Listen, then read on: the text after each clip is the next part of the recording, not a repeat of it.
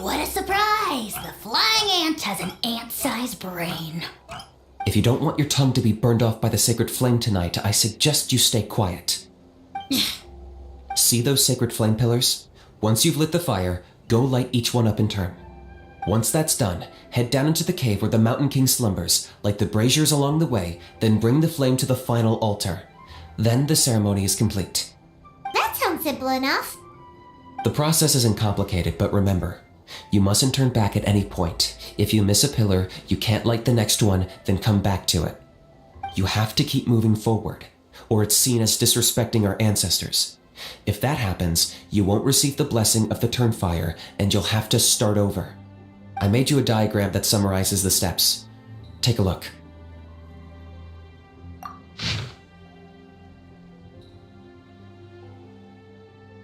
So that's our part. What about you? I'll be with you the whole way, and once you've lit the altar, I'll start summoning the rift.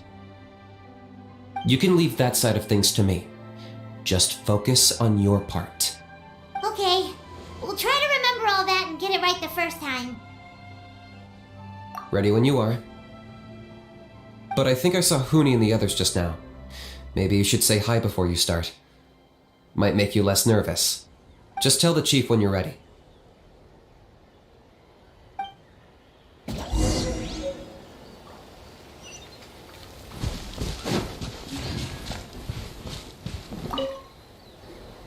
How are you doing?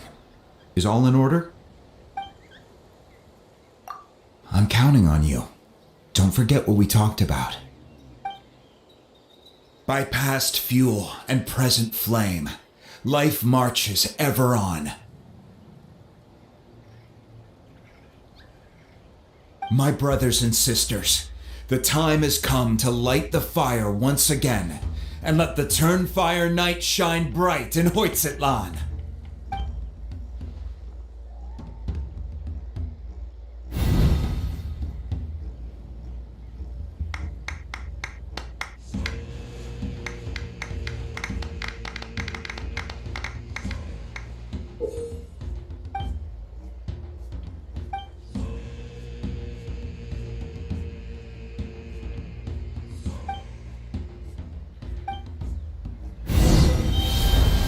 Go get the sacred flame.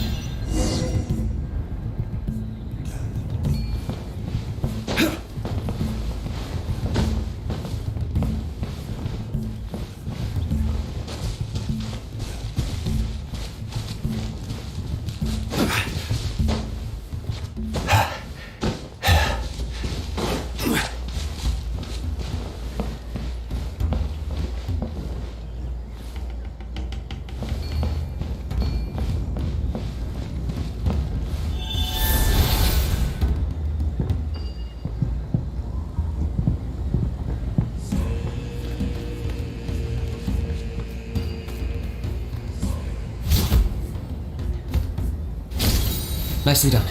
Off to a good start.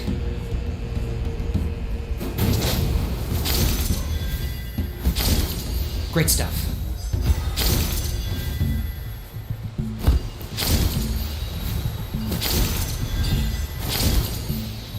You're over halfway. Keep it up.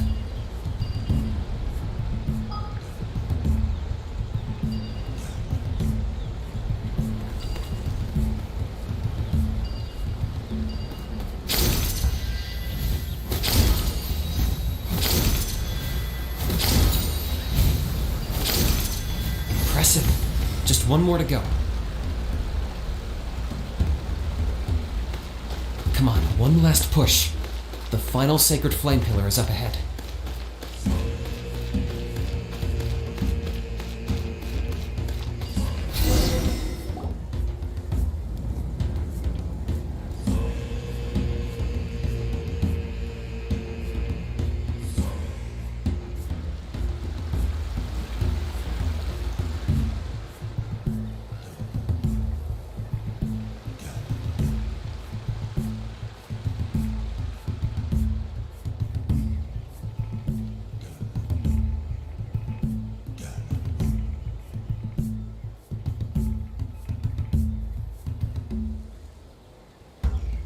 Great! All the pillars are alight. Next, it's down into the canyon and head for the Mountain King's cave.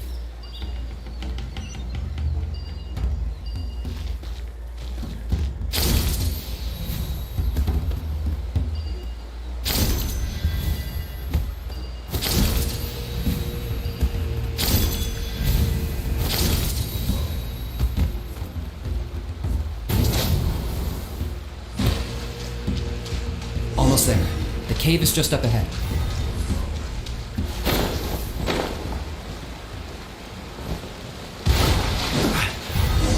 The Abyss presence is growing strong. We should deal with the contamination first.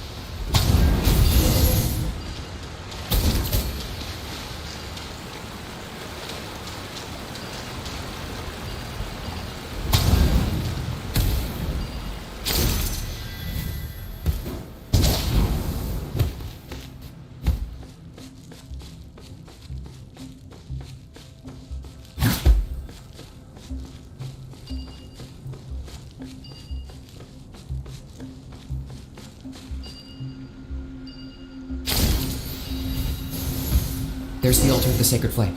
Remember, light up the torches around it first.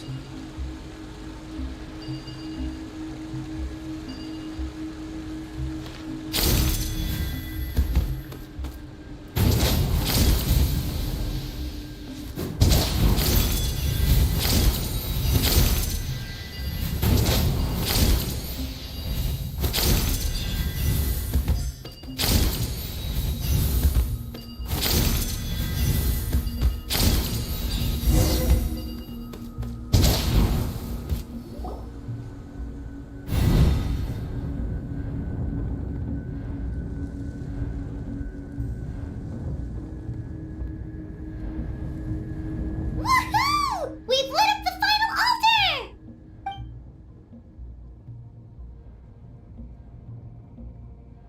That's the Mountain King up ahead, right?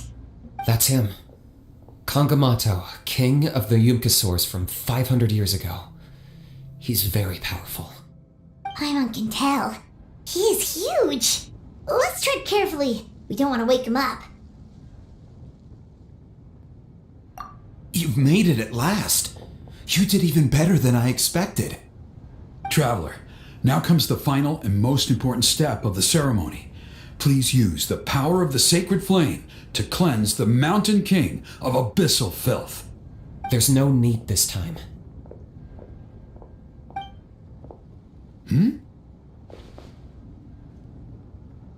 Such strong abyssal power. What is that thing? Kinich, what is the meaning of this?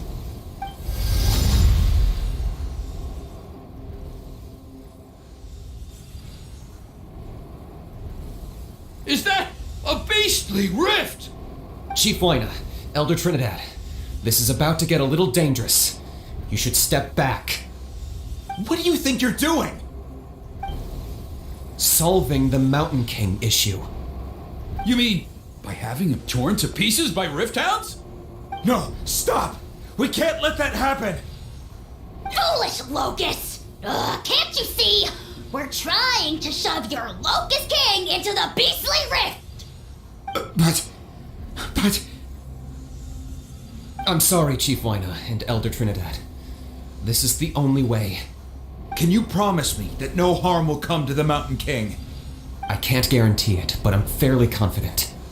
Traveler, this is not what we agreed on. You must cleanse the Mountain King of every last trace of abyssal contamination.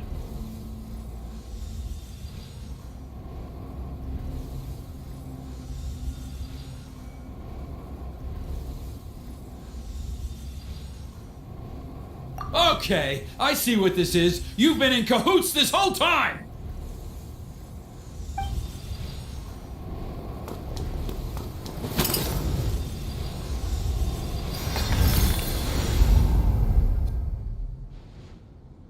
Ugh, you imbecile! What have you done?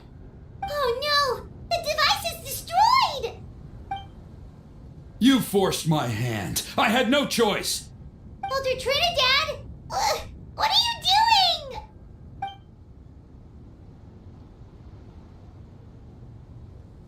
No!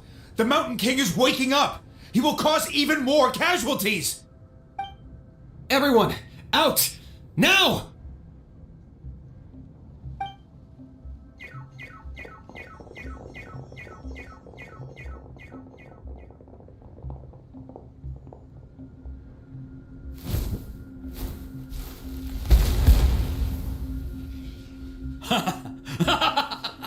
Oh, it seems there is only one way to awaken you all from your willful blindness. More sacrifices must be made.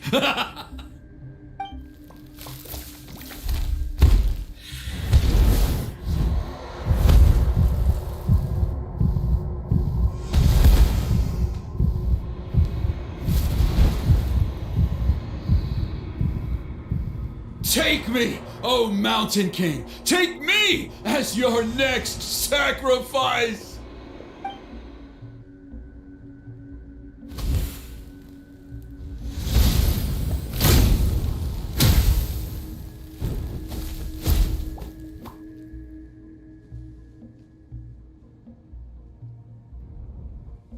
Everyone's still outside.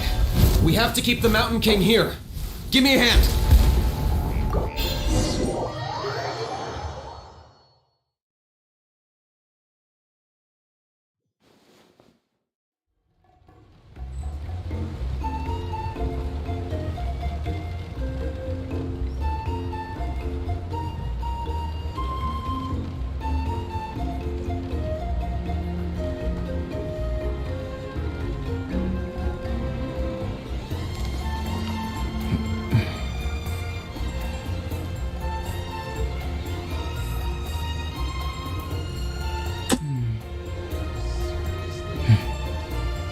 Test 1.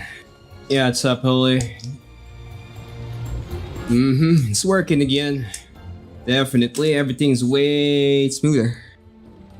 But of course, oof on the wallet. What of you? Giant hole. Very big, very oof. I saw you leave the ceremony site and was worried you might get lost, so I came to check up on you. Yeah. Knew everything, because it's a very old PC. CPU is no longer compatible with anything for like more than 6 or 7 years now. So here we are with a brand new CPU. Not super top end, but high enough that it should last me quite a while. Okay, let's go.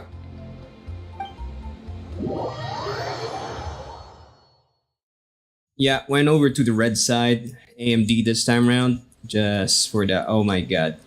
I restarted the whole event, shoosh. But I was looking at something in the background and it clicked, fuck. Oh, never mind, over here. Yeah, the old one, i7-3770, currently in RIP Status: the motherboard completely unresponsive, and that's about it. Can't do anything. I'm gonna have another second rip at it because I need to learn how to, what do you call that again? Fix stuff on the higher level, because right now, oof. We've lit up the final altar! $200 higher. It's higher, my dude. The Mountain King up ahead, right? That's him. Yeah, try again. Guess how much this costs. 100 years ago. He's very powerful. Paimon can tell. He is huge. Let's tread carefully. We don't want to wake him up. I wouldn't say everything. You've made it at last. What got replaced was because it's the motherboard that died, and Now comes the final. it's a socket issue. You need to replace the CPU, so you had to buy new RAM, new motherboard, and new CPU. Mountain King of abyssal filth. And another new hard drive. I'm already on an NVMe as well. Such strong abyssal power. What is that thing? Kinich! So go for it. Guess how much?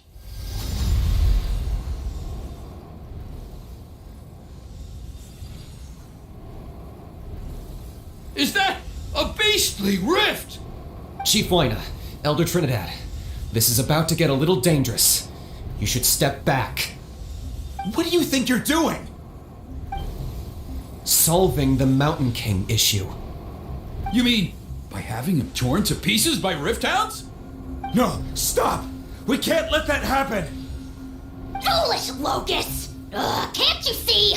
We're trying to shove your Locust King into the beastly rift! But...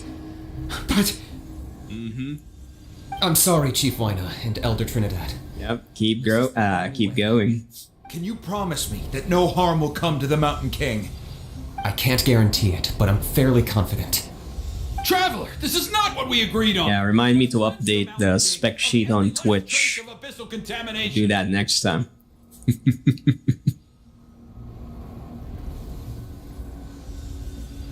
Okay, I see what this is. You've been in cahoots this whole time.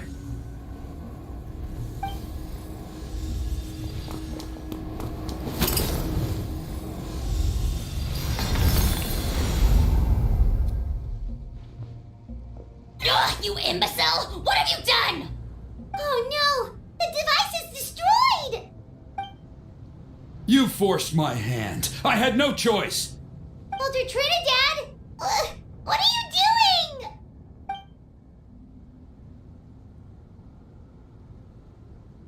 No! The Mountain King is waking up! He will cause even more casualties! Everyone, out! Now! Discord. Discord's the one. That's the one that I kind of updated. Twitch is gonna take a while. I kind of did an embed with an image, so I cannot edit it directly. I'm gonna have to open it up on the Photoshop.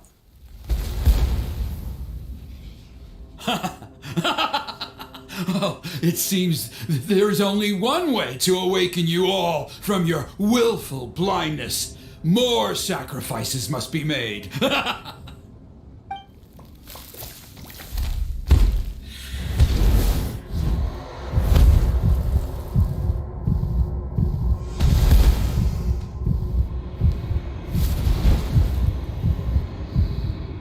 A little bit higher. Oh, Mountain King, take me as your next sacrifice!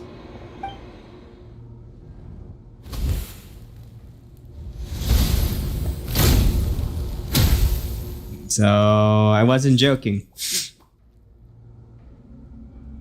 I wasn't joking. Remember the last reply I told you?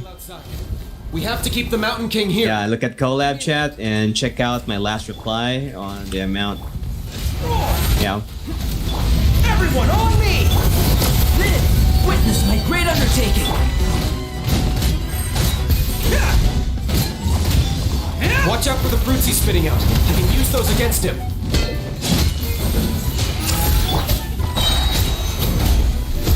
Shit. Bad pull.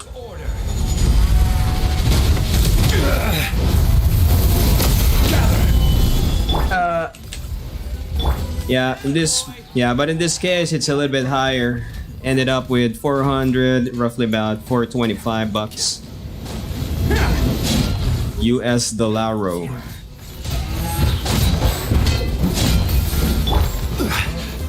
Solidify! Burst forth! And I'm not supposed to be spending this much. But because everything got borked hard, I cannot exist without a computer. That's the long and short of it. And not good. Yeah, this ain't about just playing games, but dude, I got adulting issues. Let's roll!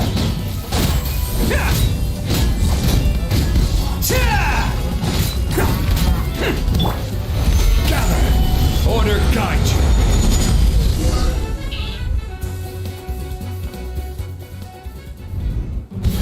So major, not good. Actually, it's about $430 even.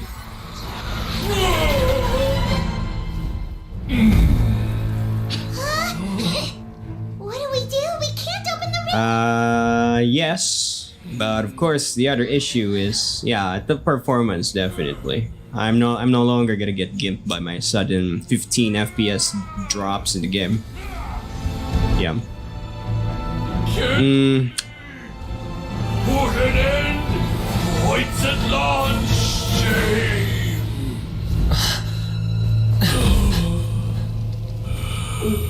Yeah, I should be able to add more fancy shit at some point.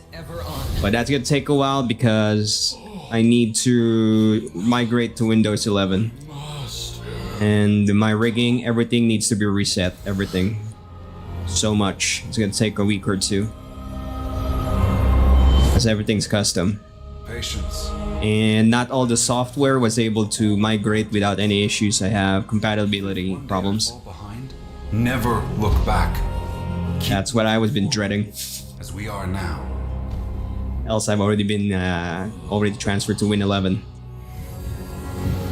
Live with your guilt and shame. This is the price to pay.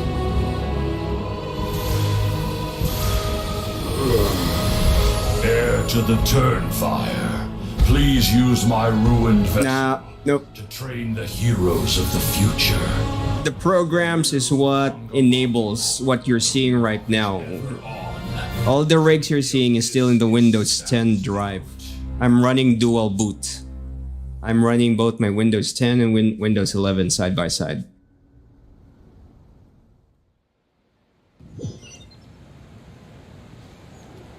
And if you're thinking I'm using programs to boost performance, no.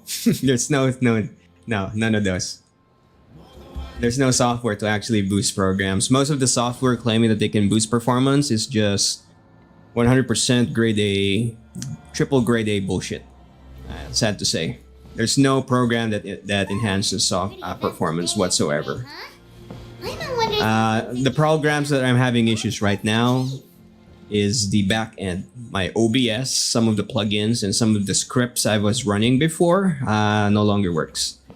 So I need to find a way to fix those before I can get back online on the Windows 11 NVMe drive. I have some good news for you. Trinidad's condition is stabilized. He suffered burns on much of his body, but we believe he'll survive. Guess that's the best news we could hope for. Paimon has to ask, is everyone in your tribe such a risk taker? First Kanich, then Elder Trinidad? Is this the scions of the Canopy's adventurous spirit in action? We're simply not afraid to charge ahead into the unknown. So right now, since I'm running on Windows 10, I'm just stress testing the new parts, the motherboard, the CPU, yada yada yada yada.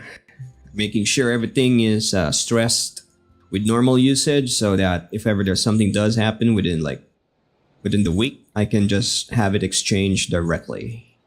He's fine. Don't worry. That's what you should always do. Get new stuff, stress the hell out of it. After the incident yesterday, Its damage will only pop out formed around the Mountain King's body. when it's really loaded. Behind it. But the shell appears to insulate him against the influence of abyssal power. It is somewhat akin to a scab. But yeah, long story short, The abyssal energy I have bleeding out, practically 10 times the computing power now. seeping in and infecting him. We've never seen anything like it.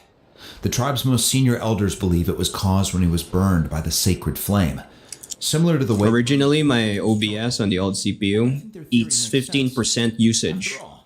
we've this never thrown thing, the Mountain King directly into 1.5, 2.4%. Made a barrier against abyssal energy?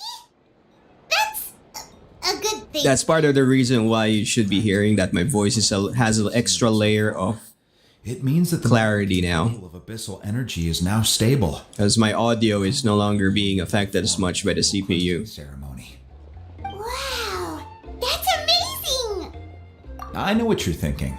The young people in the tribe are already speculating that yesterday's ceremony was a Turnfire night like none other in our history.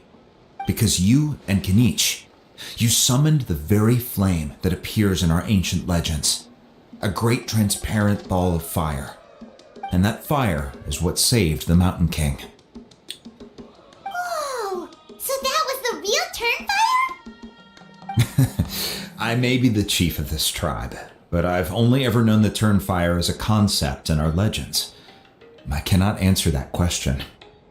If anyone can answer it, I suspect it would be the bearer of the Malipo name. He is in the Mountain King's cave as we speak. Ah, so Kenichi then. Why don't we go see how he's doing?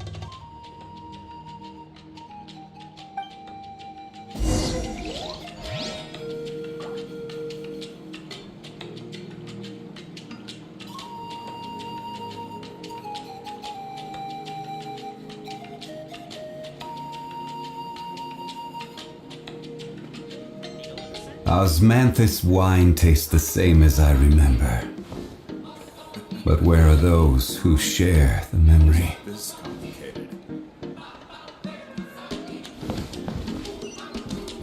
There's Kenichi. Oh. Other side of the world. He just got back home? Alrighty, holy. Go for it. Sure. Just pushing my Genshin just to, clear things and stress test the hell out of this thing. Yeah, if ever we do play like games like Level Extraction, I'm 100% okay now. Doing okay after yesterday? I can run it now. Ask you the same question. You scared Paimon half to death when you rushed into the fire. Sorry, I couldn't just stand and watch the Mountain King get burned alive. So you thought you'd try and extinguish the sacred flame with Dendro? Or is that an attempt to make the almighty Dragon Lord Kahulahow die of laughter? The sacred flame only possesses a fraction of the Pyro Archon's power. It's not as if I was fighting the Pyro Archon herself. Kenichi, when you went into the flames, were you intending to, Intending to what? do the same thing as Burkina? Sacrifice myself? Of course not. My focus was on keeping the Mountain King alive, not on what it would cost. But now I'm curious. What made you think I was going to sacrifice myself? Well, because everyone's saying the Turnfire is what saved the king last night. And Panche's theory was that summoning the Turnfire is a tit-for-tat exchange, right? So, Paimon thought you decided to pay for it with your life. So you've heard that rumor too. I'm afraid I can't say for sure. What happened yesterday was a first for me too. Well, even if you don't know, there's probably no one in the world who does. What I would say is, if that really was the power of the Turnfire, I'd sooner believe that the Mountain King summoned it himself. The Mountain King? Then, what price did he pay?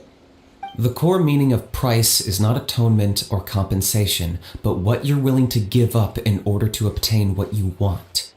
It's easy to die for your sins. Much harder to live with the guilt and keep on going. In the end, the Mountain King chose the latter option. For Burkina and for the tribe. That's the price he paid. Alright, so how is the Mountain King doing now? Health-wise, there's nothing to worry about. He'll enter a fighting stance whenever we set foot in his territory. But his attacks are gentler now and not as crazed as before. Like he said yesterday, he just intends to be a sparring partner for people to practice with.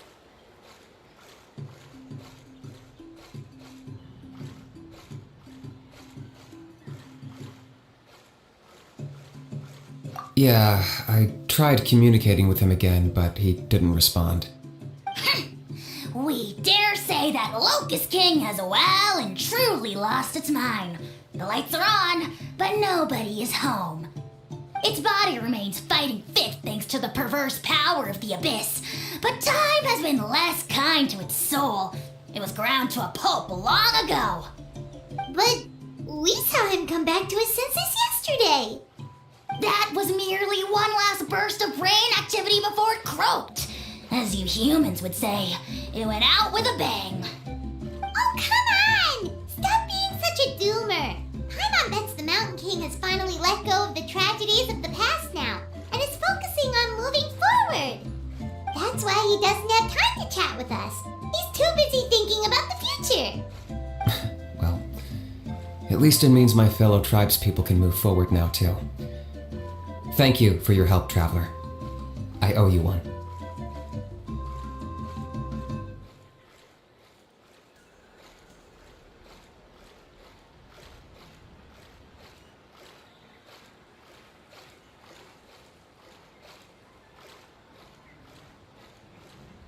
Yeah, that's right. You caught Enjo for us, remember? But he ended up being completely useless. It's not a fair trade if you lost out. That's on him. It's not your fault he's useless. Besides, we're friends now. You don't know us anything.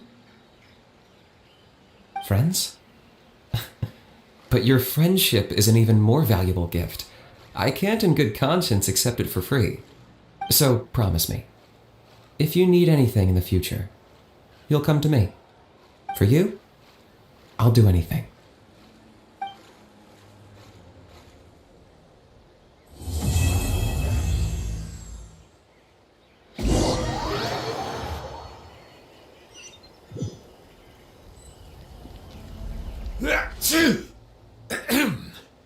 So, in the end, only poor little Hoonie got the sad ending? Yeah, everyone's happy except me. First Nana, then my dad. Why does everyone in my family have to suffer? Pony, it'll be okay. Your dad will get better soon. Toba, you're my friend, so I shouldn't say this to your face. But it was all the Mountain King's fault. Huh? Now hold your horses, kiddo. If you promise not to fight, Uncle Sanka will tell you a story. Okay, before you roll your eyes out of your skull, I promise you can trust me. I almost got my eyebrows burned off by the turnfire after last time. That's why I came back, to make it up to you. Alright, I'll just get to the point. Do you know what Uncle Sanka loves the most about your people? What? Your extreme sports. Huh? On my first day here, I got hit by someone falling out of the sky. I believe you call it bungee jumping? It's a dangerous sport, to be sure, but the courage it took to make the jump impressed the heck out of me. So, I introduced myself to the jumper, we made friends, and I even helped treat her wounds. Oh, such a nice friend. Of course. Anyway, the good times didn't last, because I got captured by a powerful foe, so we had to part ways for a while. In the hands of the enemy, I was scorned, scolded, and nearly given away as a gift. Oh, it was so humiliating. A horrible experience to look back on. Why does Uncle Sanka always have to suffer, I thought. So I feel your pain, Hoonie. I was in the same position. But in the end, I made it through. and I left all of those painful memories in the past. I even managed to reunite with my friend. Is that it? The moral of the story is to look forward in life, right? Yeah, we've heard that one millions of times. Sorry, Uncle Sanka, but you're not cut out to be a teacher. Very smart, Huni, but not quite smart enough. What I'm trying to tell you is that after I reunited with my friend, I found her injuries were all healed, but she really missed her family. So, I thought you might like to see her too. She's right behind you. Turn around and see. Another trick about not turning back? I'm not falling for that one again. Huh?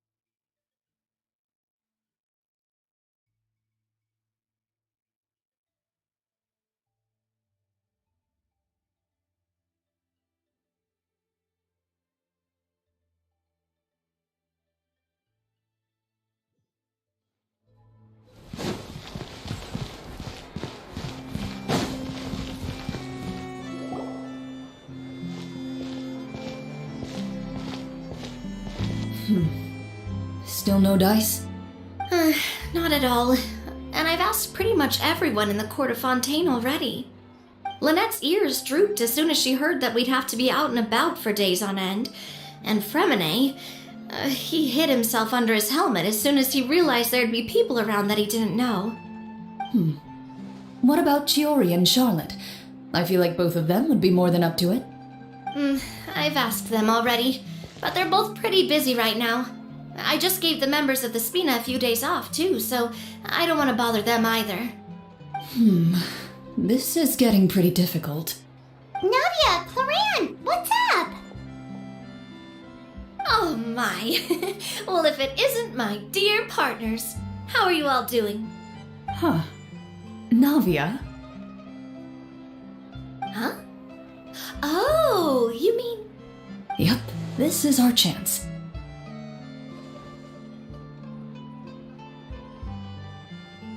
Do you need our help with something? Oh, precisely. My dear partners, we've got a huge problem right now that only you can solve. Whoa, for real? Absolutely. We've already exhausted all our other options. Traveler, Paimon, would you join us and play Marechaussee Hunter Judgment Day? Marechaussee what now? It's a new game script by the Tabletop Troupe, a local roleplay adventure club. Ever heard of the Tabletop Troupe? They put out games that allow you to participate in a story and roleplay characters with your friends. Oh, I've loved their stuff ever since I was a kid. That sounds super interesting. Clorand and I are both veteran members of the club.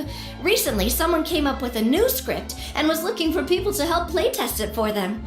And when they asked, of course I couldn't refuse. I mean, come on, a brand new script? Nobody has ever played it before. Generally speaking, scripts at that level of development have a lot of issues, but I think this one is pretty solid. The author obviously put a lot of work into the story, and the world building is also quite credible. Whoa. I know I was the one that handed you the script, but some of us haven't read it yet. No spoilers, please. Anyway, the script calls for a team of 4. Ah, yes. We're missing one final player right now. So, you're saying you'll help us out? I knew I could count on you, partner. Paimon and the Traveler are kind of a package deal. Is that okay? That's not a problem. I'll adjust the pace based on the actual number of players and ensure that everyone has a good time. Well, Traveler, what do you think? Wanna play? Paimon will follow your lead. Well, that solves our problem. You have our thanks. Woohoo!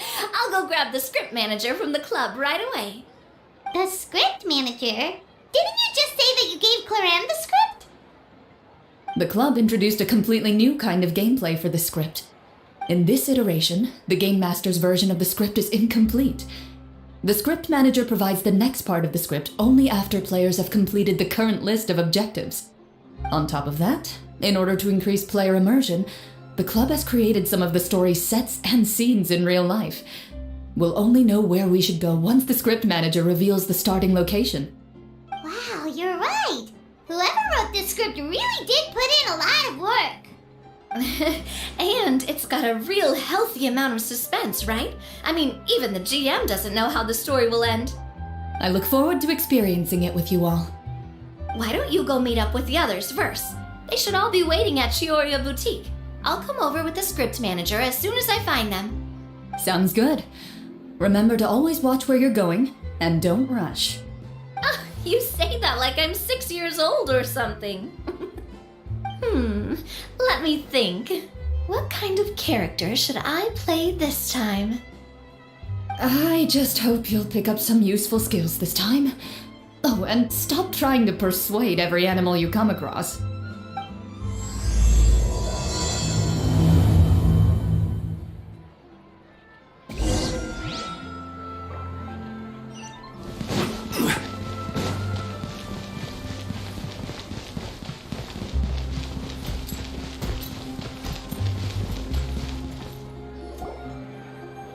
Oh, sorry to keep you waiting. You're back! Huh? And you've got the Traveler and Paimon with you too! What a pleasant surprise. I assume you'll be joining us for the game then? Linny, Farina! Paimon didn't know you were playing too. Are you also members of the tabletop troupe? I'm more of a casual member, if anything. I haven't taken part in many formal club activities. Lynette Fremine and I play something similar at the Hotel Bouffe Tété sometimes, but I'm usually the GM. Still, I'm sure it'll be fun being a player for the first time. I'm looking forward to it. Well, I'm not a member of the club at all. Clarion simply woke me up first thing this morning, said there was a good script worth experiencing, and asked if I wanted in. If you're interested, I can give you a referral. That should give you a 40% discount on membership fees. I think I'll wait to see how this experience plays out first, especially when it comes to the quality of the script. If it's sufficiently fun, then I'll join. Do you participate in a lot of tabletop troupe activities, Clarion? You could say that. She's actually one of the few senior game masters of the troupe. Right. I knew about that even when she was still my subordinate. It's nothing. Really, just a small hobby of mine. Wow. Paimon's so used to seeing you be all upstanding and intimidating as a champion duelist. Surely you jest. I would never intentionally make things difficult for my players. I maintain a clear boundary between my professional and personal lives. The me you see at court represents the law and order of Fontaine. I put all personal feelings to the side and grant a fair duel to all who seek to defend their honor. But in my personal life, I'm just an ordinary person. Someone who feels anger and sadness, just like everyone else. Well, you say that, but for all the time I've known you, I don't think I've ever seen you cry. I've seen you get angry, sure, but now I'm wondering whether you were actually mad or if it just looked that way from the outside. I was probably in work mode during those times. Is that so? Well, in any case, I just feel like even in your personal life, you don't get emotional very often. So you want to see me cry? That might be a little difficult. A show of anger, though, that might be something I could accomplish. No, that's not what I meant.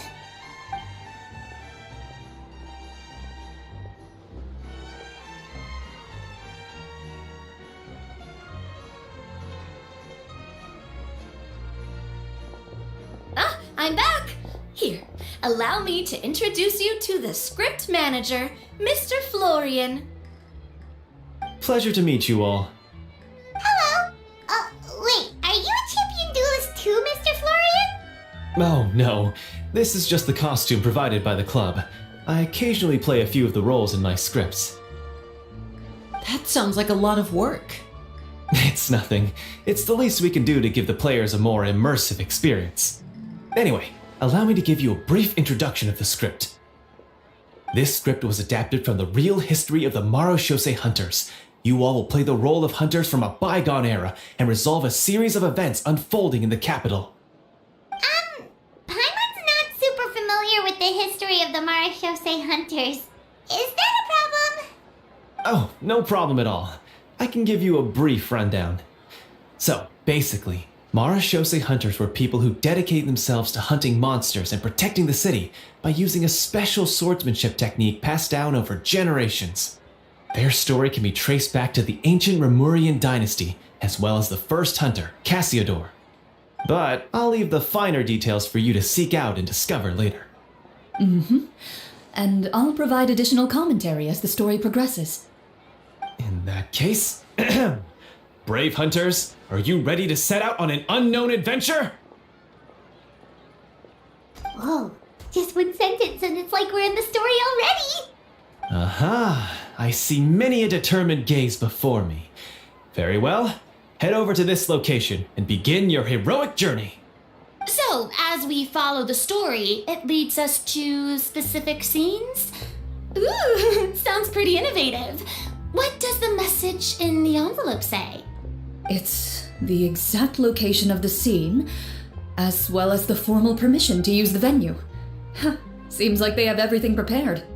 Please check all your belongings, everyone, and make sure you haven't forgotten anything. Once you're ready, please follow me to the designated location. Sounds good. Hunter Squad, move out!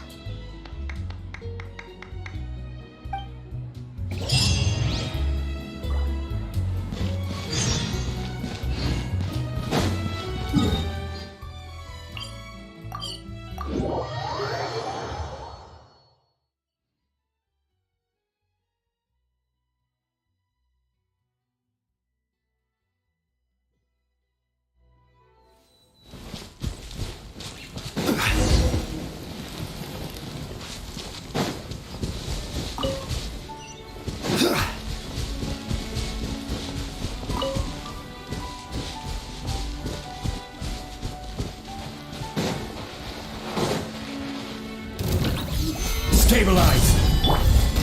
Feel this ancient power! Charge! Attaboy!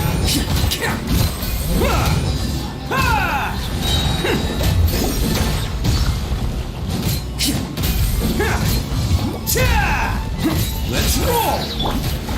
Solidify! I will have order!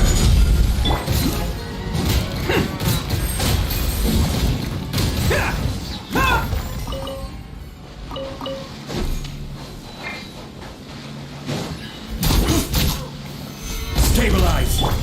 Coming to be! Witness my great undertaking! Advance! Rally!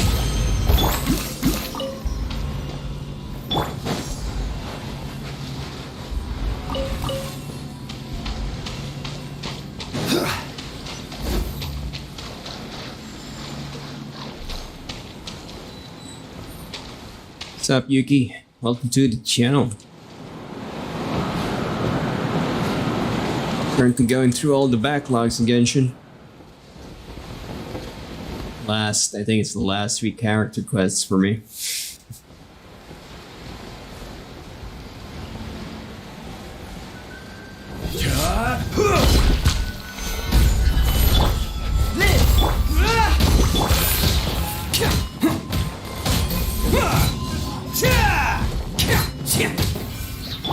Yeah, we're running with the Golden Boy setup.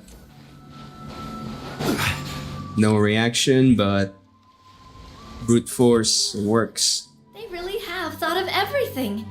Even the Fatometer is here and ready to go for us. The Fatometer? What's that? It's a card that's used to determine action success or failure. We'll need to use it when we try to use certain skills. And what about all the dessert and tea? Is that for us as well? That's what the message said. Oh, really? That's so nice. It feels just like a tea party with friends. Those snacks have Paimon's name written all over them. I think you might be more of a snack hunter than a Marashose hunter, Paimon. Snack hunter Paimon reported for duty. If there are delicious snacks to be found, Paimon will track down every last one. The desserts are great, but I'm still looking forward to the story more than anything. Very fair. Then, let us begin. First, please pick up the blank character cards in front of you and write down your name and profession. You can find an abbreviated version of the rules printed on the back of your character card. If you have any questions, feel free to ask me. In this story, everyone is a Marashose hunter. To reflect this, the club has prepared a small badge for everyone. Ooh, nice! As hunters, you have proficiency in swordsmanship and fighting by default, so there's no need to allocate any additional skill points to those areas. Swordsmanship? So there's a fighting part to all this? Paimon's not sure she can do all that on her own. Maybe Paimon can just stick with you? Why don't you share a character card then? The Traveler will be the Marashose hunter, and you can be his little floating assistant. Kinda like in real life. So, for the name, do I fill it out with the name of my character? Yep, it can be any name you like. You can use your real name too if you want. I do that whenever I get too lazy to think of a new name. Oh, so it would be like experiencing a different life, but still as yourself. That's not a bad idea. In that case, I think I'll continue to use the name Linny then. Next up is the skill sheet. You have a limited amount of skill points that you can use to learn a number of skills. The more points you invest in a particular skill, the easier it will be to pass associated checks. I'll take Persuasion and Investigation. Those are must-haves when it comes to missions like these. Oh, those skills sound like they'd be useful for gathering intelligence. Good idea, Navia. Just as expected of a veteran player. So should we also take those skills then? Not necessarily. Since we're working together as a team, we could leave the negotiations to Navia and use our skill points to pick up other useful skills. For example, I think I'll take Stealth and Sleight of Hand. That will give us more options if we run into any situations we can't negotiate our way out of. Oh, interesting. I wasn't thinking about it like that. I suppose it's not so different from an acting troupe. Everyone has their own role to play. Let me see. I'll take art and performance. I'm not quite sure what use they'll be, but I'm not as knowledgeable about the other skills, and I'm not too confident I'd be able to roleplay them well. Well, that leaves us. What do you want to learn, Traveler?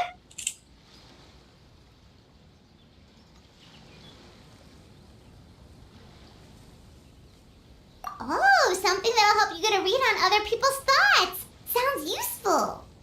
Ooh, so you want to help people when they're injured. That's nice of you. So what do you think? Are you sure you want to learn these 2 skills?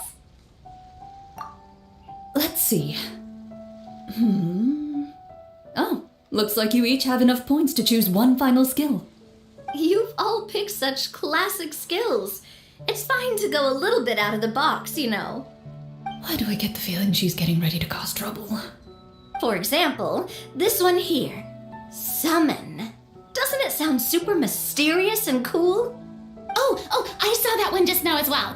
The description says, this skill can be used under certain circumstances to summon characters or creatures that fit the script's world-building rules. The script's world-building rules, huh? But how are we supposed to know what a Marashose hunter can summon? Oh, that's not for us to worry about, my friend. Just learn the skills that interest you, and the GM will take care of the rest. Alright, you've convinced Paimon. Let's learn summon then. Paimon can't wait to see what kind of thing shows up. Well, now that everyone's more or less finished creating their characters, we can begin. Since 2 of our players are doing this for the first time, though, let me ask. Would you like to play on easy mode or authentic mode? What's the difference between the 2? Well, in role-playing games, the story sometimes changes based on the decisions of the players and the results of the Fatometer. For example, if you fail a check, that means you cannot use the target skill in that scenario. A critical failure may even result in further negative consequences. If you choose to play in authentic mode, every time you elect to use a skill, you'll need to use the Fatometer to see whether you succeed or fail, and face any consequences that may follow. If you choose easy mode instead, every check will be successful by default, and you won't have to worry about luck playing a factor.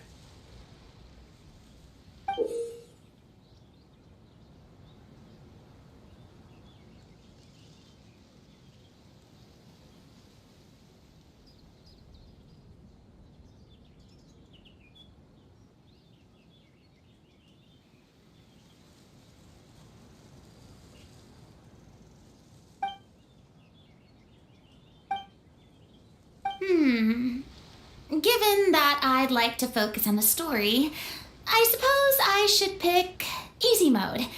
I'd feel bad if I brought the team down by failing my checks. Huh? Oh, come on. Don't worry about that. RNG is the lifeblood of role-playing games. I'm going with authentic mode for sure. Never knowing what you might have to overcome. Ugh, doesn't that sound exciting? I'd rather be mentally prepared for what might happen. All right, then I'll mark down Farina for easy mode. All her checks will be successful by default. As usual, Navia and Linny will play on authentic mode. What about you, dear partner? How would you like to play?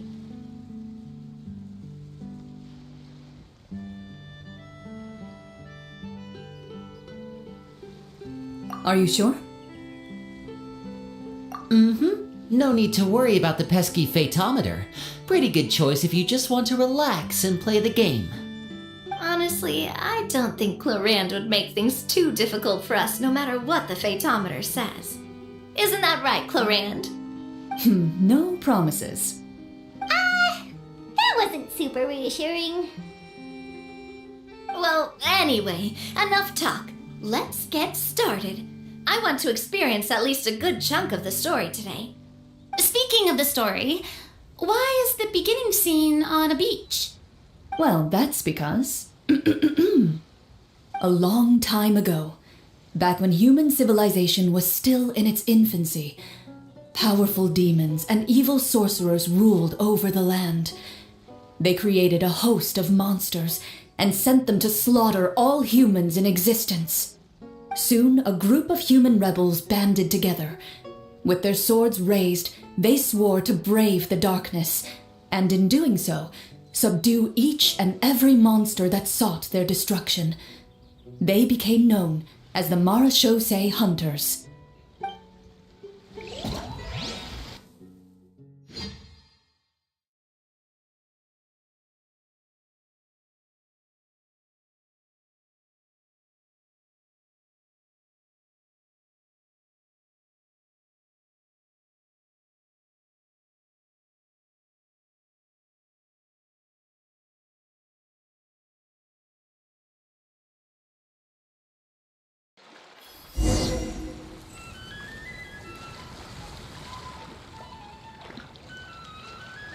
Sometime later, as a member of the Marashose Hunters, you receive a commission. Following the address provided on the message, you take a boat and arrive at this strange city. As you inhale, you can taste the slightly salty air of the docks as you begin to survey your surroundings. There aren't many people in the vicinity, but you do take note of a few others who, like you, seem to be sizing up this place. Your eyes meet, and you realize these people are fellow Marashose hunters, likely led to this location after receiving the same commission as you. You're all Marashose hunters too, right? Allow me to introduce myself. The name's Navia, monster hunter by trade and helpful neighborhood businesswoman on the side. What say you to traveling together? We can help each other out on the road. Okay, count me in. My name is Linny. I've been wandering since I was little and picked up a few less than legal tricks along the way. I was adopted by a Marashose hunter and later chose to follow in his footsteps. Is this where you introduce your character to everyone? It sounds like they've done this dozens of times. My name is Farina, and, I grew up in a noble family. I always had a strong interest in performance and the arts. Even though I'm a Marashose hunter, what I really want is to be a performing artiste. Hey, that's really cool. You can do it, Farina. That's exactly how it's done. Paimon is Paimon, a good friend and companion to this Marashose hunter right here. I've been studying medicine ever since I was a child. I want to do my part to eradicate these monsters and use what I've learned to heal others. Oh, welcome. When we face the monsters, I'll make sure to charge in front to give everyone some cover. You can take care of the healing at the back. You open your envelopes at the same time. The message reads, "To the honorable and trustworthy Marashose hunters, our kingdom is currently facing a grave crisis. The lands outside the capital have been overtaken by monsters, and our people are being led astray by forces of wickedness. We beseech you, please help us resolve this crisis and return peace and stability to our home." The layout of this city looks super familiar. It kind of reminds Paimon of Mondstadt. The scriptwriter must have used a real-world city as a reference when coming up with the map. As experienced hunters, the layout of the city reminds you of places once traveled. You recall the sight of tree-lined streets and the gentle tranquility of days gone by. Yet, as you regard the city in front of you, it appears to be little more than an empty shell. Its hollow gates are open to you, beckoning you to come forth and bring salvation back to the town. I carefully read every line of the letter and turn my attention to the signatures at the bottom. Who issued this commission to us? You see a long string of unfamiliar names. It would seem that many of the residents of the city issued this commission together. They sensed that things were not right within the kingdom and sent a distress signal to the outside world. In that case, why don't we take a walk around the city and see if we can learn anything from the local residents? Oh, good idea. We might be able to get some leads on the monsters and bad guys we're after. You look up and see a tavern nearby. It appears to be open for the day. Why don't we go check out that tavern? If the novels I've read are anything to go by, taverns are usually full of information.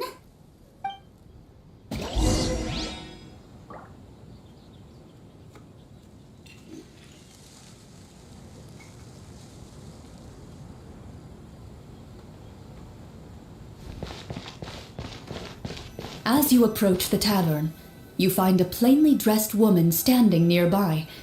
She appears to be rather troubled about something.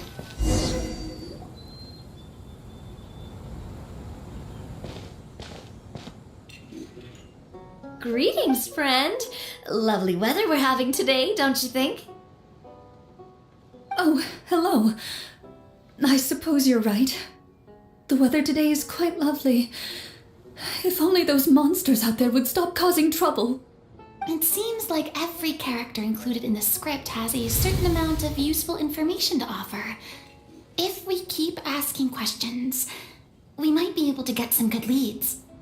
Oh, come now, don't be sad. Life is all about optimism. Oh, that reminds me. What did you have for breakfast this morning? Huh? I don't think that's the kind of question we're supposed to ask. Nothing turns a frown upside down like good food. How about some macarons? I could make you some. You didn't even take cooking as one of your skill proficiencies. That's not necessary, miss. Excuse me for saying this, but you don't really look like a chef. Besides, I'm not really a fan of sweets. So you're someone who barely smiles and doesn't like sweets. You're really starting to remind me of this one friend of mine. Hey! Did she just... me? Chlorianne must have broke character for a second. This isn't getting us anywhere. Traveler, maybe you can think of something.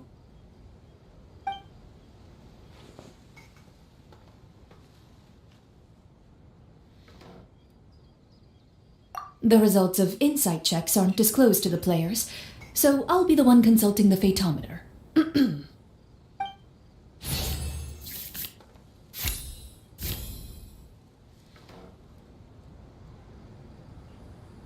You recall all the lessons you've learned in your time and begin to carefully observe the woman's mannerisms. You notice that when she's quiet, she has an empty look in her eyes, as if her thoughts have drifted to a place far, far away. And when she speaks, she often subconsciously reaches out to touch the ring on her left hand.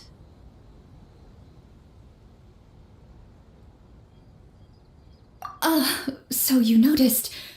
That's a little embarrassing. A horde of monsters suddenly appeared near the capital recently, so all the guards were dispatched to fight them.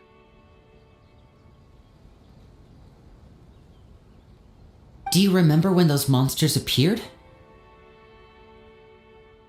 I'm not completely sure. All I know is that my husband was dispatched to fight them 3 days ago. Do you know where he was sent? It all happened so fast.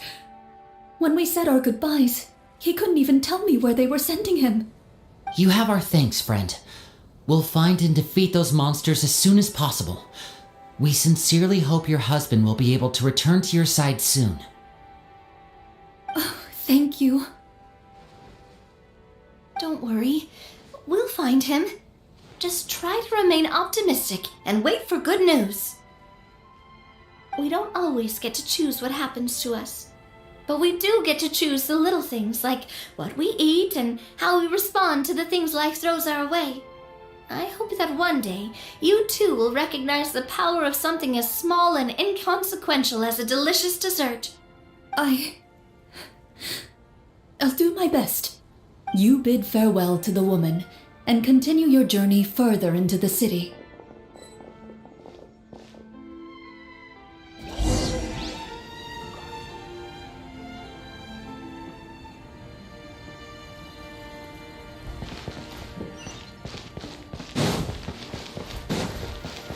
As you venture further into the city, the streets appear largely empty. An elderly woman walks past. You see her shake her head as she puts away her wrinkled wallet. A nearby merchant folds his arms and gives you a disdainful look. You get the impression that he's someone who has long gotten used to the sight before him.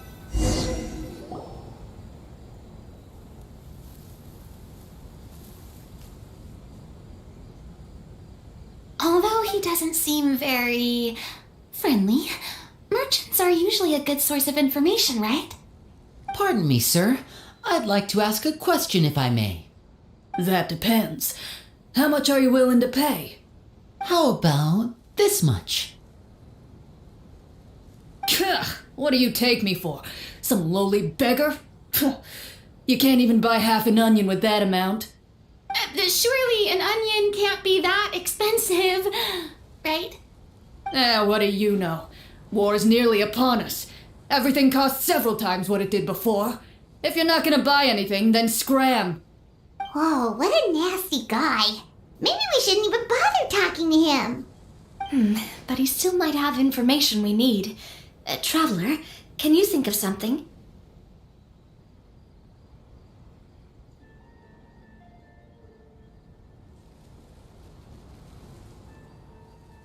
A performance? I've never played a role-playing game like this before, but even I can tell that suggestion is pretty far-fetched. Is a performance check really going to help here? Alright. Ahem. By the harbor's grace, a lone boat lies in rest. Let the moon give chase, for here begins our quest. In the dark of shadow, our heroes seek to find where creatures born of evil. What's up, Maria? Welcome to the channel. Blocked And in the game. such as our hunter's plight. Yet with sword and courage in hand, they march forth to pierce the night.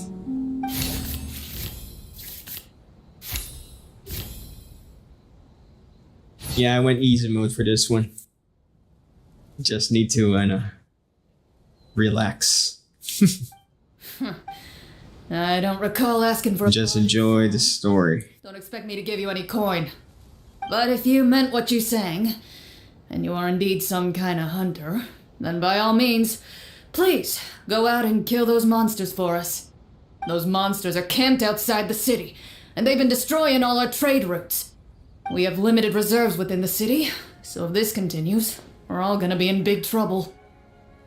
Wait, you're saying no one has put a plan in place to distribute supplies or maintain order? We could all starve and those nobles in the palace wouldn't even break a sweat.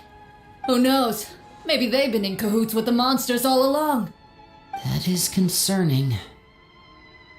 Yeah, alright, I think I've said more than enough. Be on your way now. Got it. Thank you, sir. Don't mind him, Farina. He just doesn't have enough taste to appreciate your art. No. I was just thinking about how those nobles must be so cold-hearted. It's like they don't care about their people at all.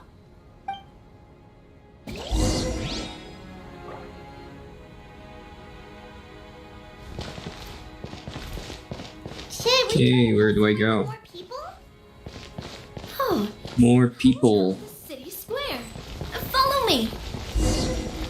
Before you lies the city's central square. You see a man with a slightly anxious look on his face, pacing back and forth, his head hanging low. He doesn't seem to notice your approach. Still immersed in his own thoughts, he shakes his head and lets out a long sigh. This guy seems promising enough. Maybe I can get some information out of him. Hello, sir. Is there anything I can do to help you? Kanish or Raiden? Wait, Or Raiden? What are we talking about? Character design or character skill set? you're a Marashose hunter! You recognize us? Are you one of the people who wrote the commission letter? Yes! Oh, I didn't expect you to actually come. Oh, what great news! The city is saved! Best in what regard? Alas, we once lived comfortable, carefree lives. This city used to be free of monsters. The first Marashose hunter, Casiodor, the Golden Hunter, he was the one who drove them back. However, monsters have once again surrounded the city. Perhaps the seal that kept them at bay has lost its power. Or perhaps an evil sorcerer has been meddling in our affairs. All I know for sure. Well, as far as I know, they're both single target. This city of any chance at peace. Are there... So if we're talking about boss killing, they should be within the same spectrum. Not a question of numbers. But in terms of character design, I prefer Kinesha's style. Most people my age have never even seen one of the monsters, much less been trained to fight against them. What's worse, many of us don't even know the history of the Marashose hunters anymore. When I was a child, though, my grandfather would tell me... And the other question is the synergy.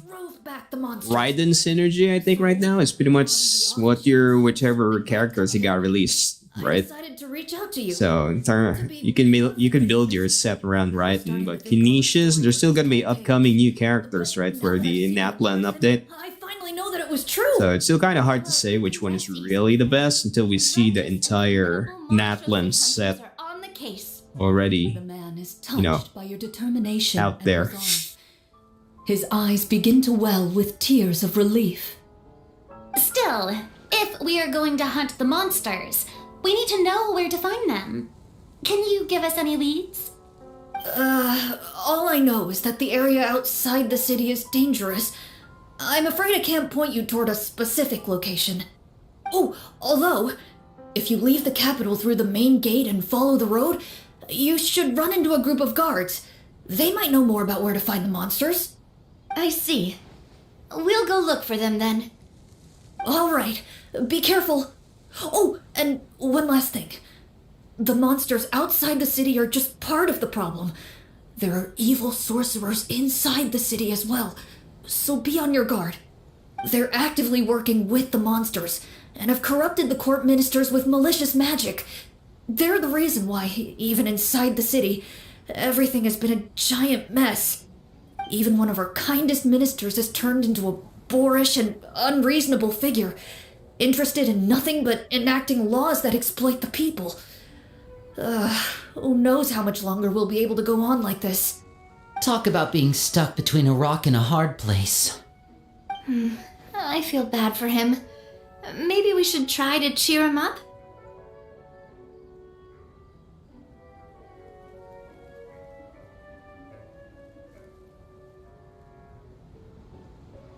Hey! Not everything can be solved with food! I appreciate your kindness, but for now, it's more important to focus on the crisis at hand. Well, it was worth a shot. The future of this kingdom to you.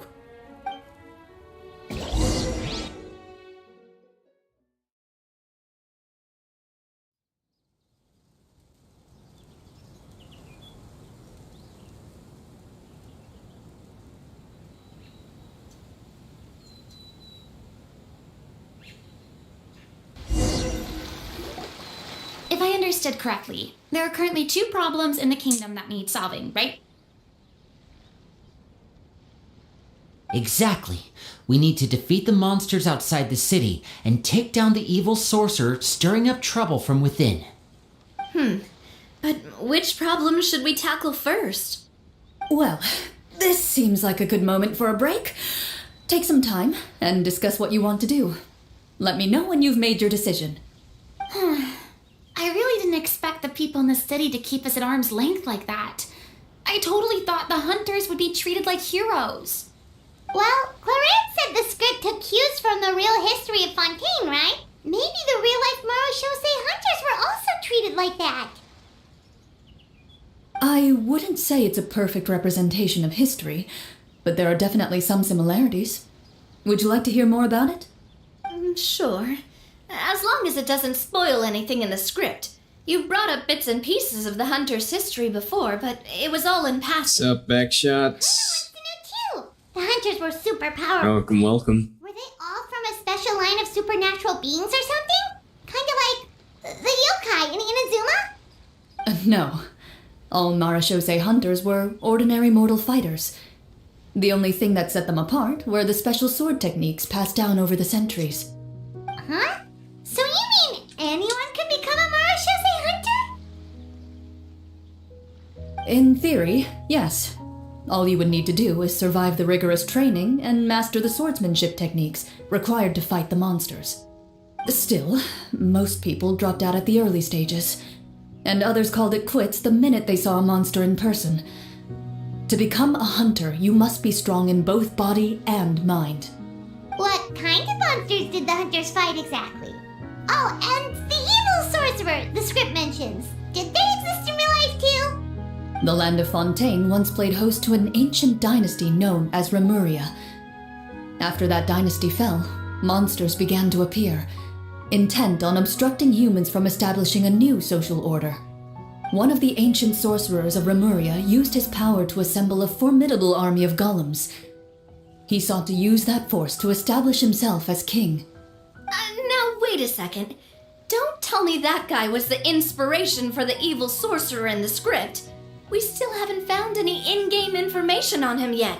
So, why don't you talk about someone else for now? Well, I wasn't planning on going into anything you might be able to find out in the game. But if you want me to talk about something else, then... How about Casiodor, the Golden Hunter? Or Egeria, the ex-Hydro Archon?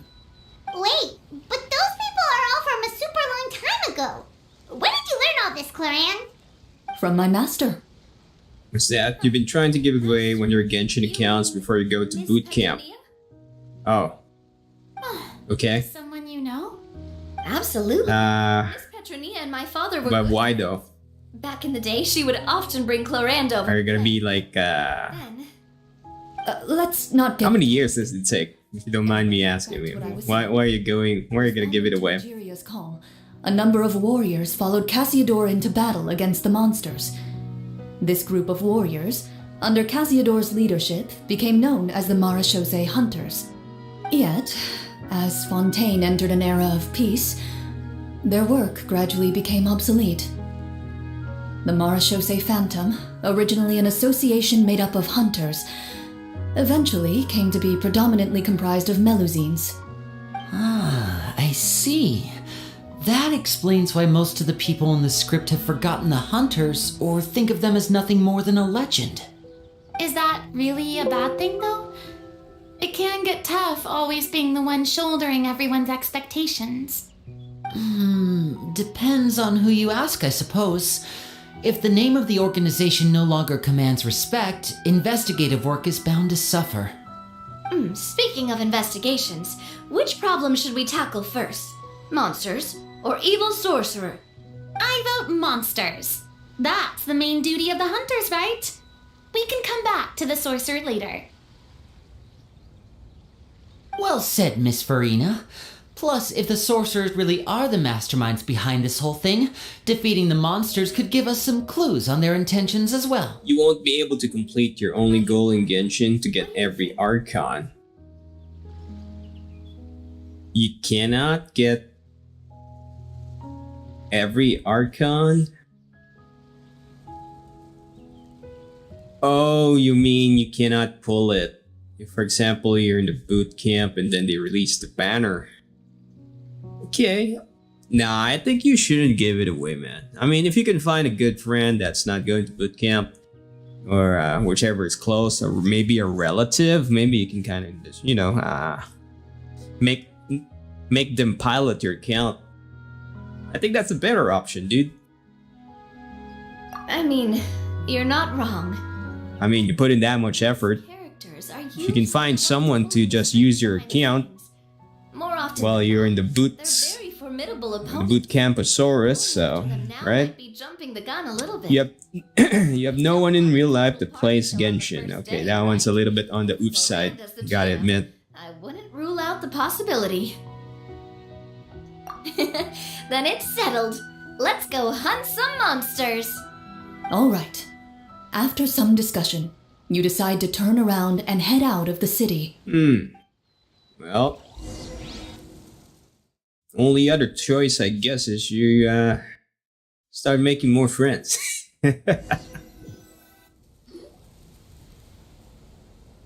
For real though, I mean, I really feel that you shouldn't. Yeah, one person with their one, AR1. Outsiders, halt! Who's there? Well, again, they're just piloting your account anyway, right? So why not? He has a tall, muscular build and a He knows how to determined pull expression in stuff. his eyes. Just one look, and you can tell he's fought in his fair share of battles. Although he's trying his best to conceal his current state, his uneven gait and the sweat dripping down his forehead make it obvious that he's been wounded and is in serious pain. I'm the captain of the guard. I saw you sneaking around the city earlier, so I'll only ask this once. State your purpose, or it's all redundant for the lot of you. That's your best bet. Me, myself, I cannot see myself giving an account away if I had to kind of go in a extended, forced, not vacation. Have you ever heard of the Because there will always be a rerun. Archons will rerun, as far as I know, right? That fairy tale, you mean? What, you expect me to believe you're one of them? Rerun banner, so you will have your chance. Eventually, that's the word. It's not a one-time pass. You should hold on to it. Emo. In my opinion.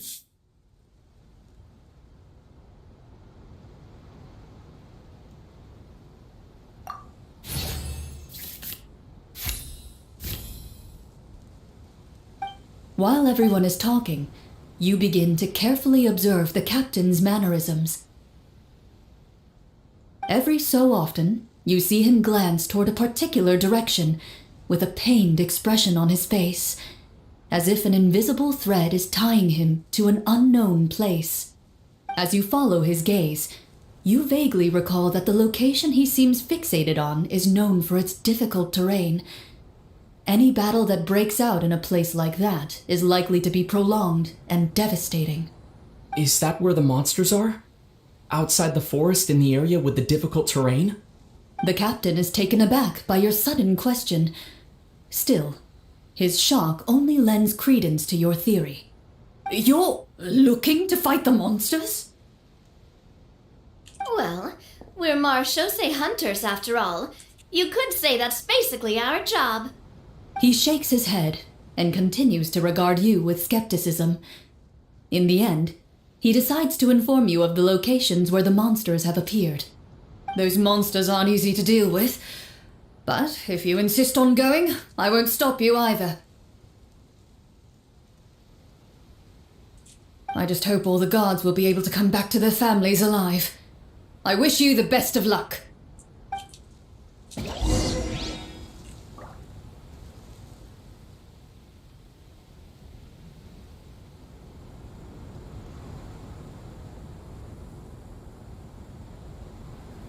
What's that? Do you understand the Ferrari that's in front of you? What's a Ferrari?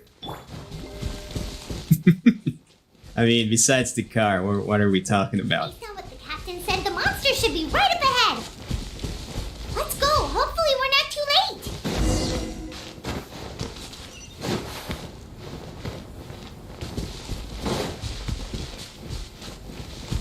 As you approach the battlefield, you see numerous people lying by the side of the road. They appear to be dressed like guards. Their faces are filled with desperation and terror. Some are screaming and cursing in vain, as if still trying to banish the monstrosities they saw from their minds.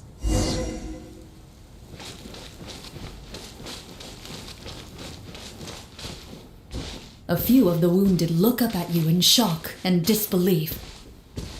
Quick, leave this place. Turn around and don't— You're a demo player, and you may have sell my soul to the devil. Are you on a phone? It doesn't think you got some words switched around. From the area up ahead, you conclude that this area is best left unexplored at this time.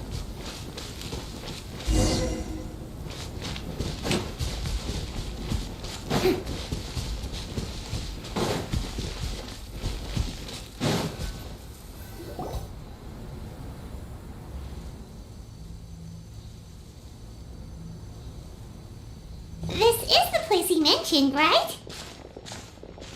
You see broken iron swords scattered all around you, and downed trees riddled with terrifying claw marks. All the signs point to one thing. A truly devastating battle just took place here. Mm-hmm. Be on your guard, everyone. The monsters might still be around. Before you can finish your sentence, you hear rustling sounds from the surrounding bushes. The monsters have emerged. They close in on you without fear. You get the impression that, in their bloodthirsty eyes, you're just another meal for them to devour. A little help here! This thing wants to eat Paimon! Your battle round begins now. Okay, this is new. Uh-oh.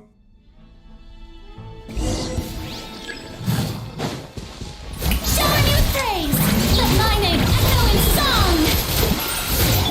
Step right up. Let's get this show on the road. The next battle round begins now. Oops. Wrong button. Coming at you! A proper send-up! From the Spino with love! At the cost is you lose 12, 50, 50 in a row. Oh, okay. The monsters let out a terrifying roar of anger and resentment before dissipating into thin Wait, air. Oh, thank what's the context? Are you a F2P player or are you injecting some Came with all those priests funds into the game? Otherwise, we would have been in some real trouble.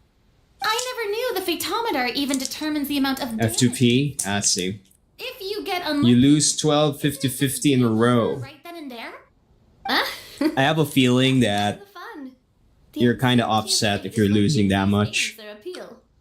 Just as you begin to celebrate your victory, a suspicious lump on the ground catches your attention. A suspicious lump. Wait, Yeah, the only way is kind of you have to skip one banner, To it. or maybe two. Just build up the primos, and then once you get that done, you should be able to adjust yourself to get any of those gold pulls that you want. That the exposed portion appears to be Because if you're always like partially in, obscured by the large form of the monster. it's for your main 3 accounts though. But why do you need multiple accounts? That's the question. Poking out of the ground like a shy flower bud. whoa, it's a treasure chest!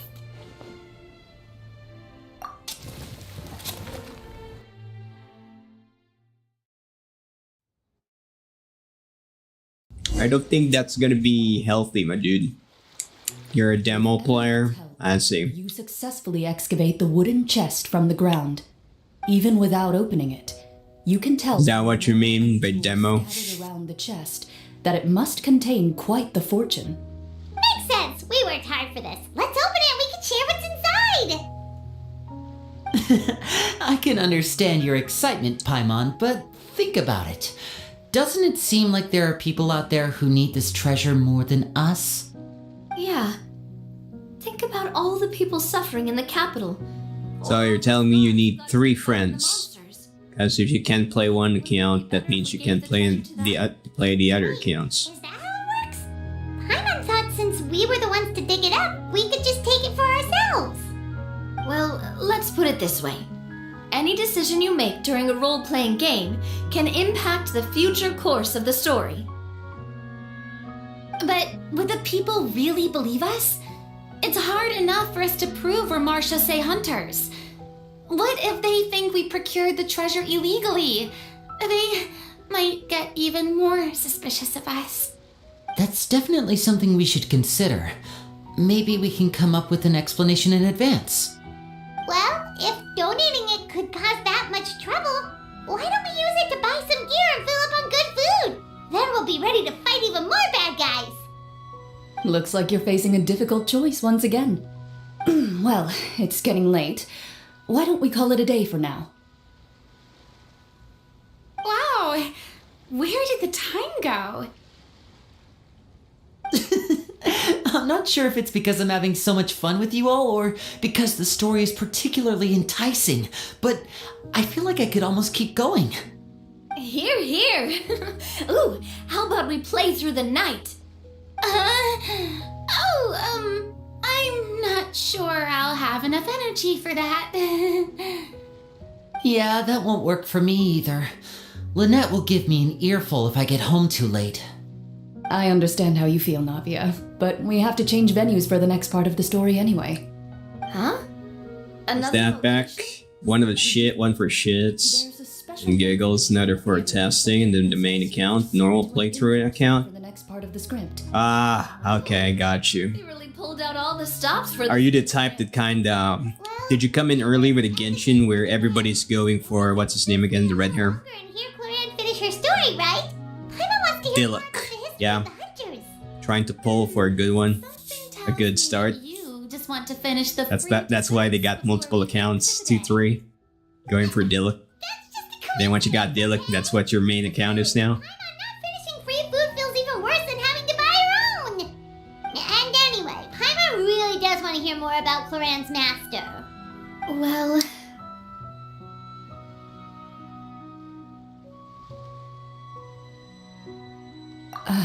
It's nothing. I appreciate the concern, but it's all in the past. It won't do any harm to share these things now.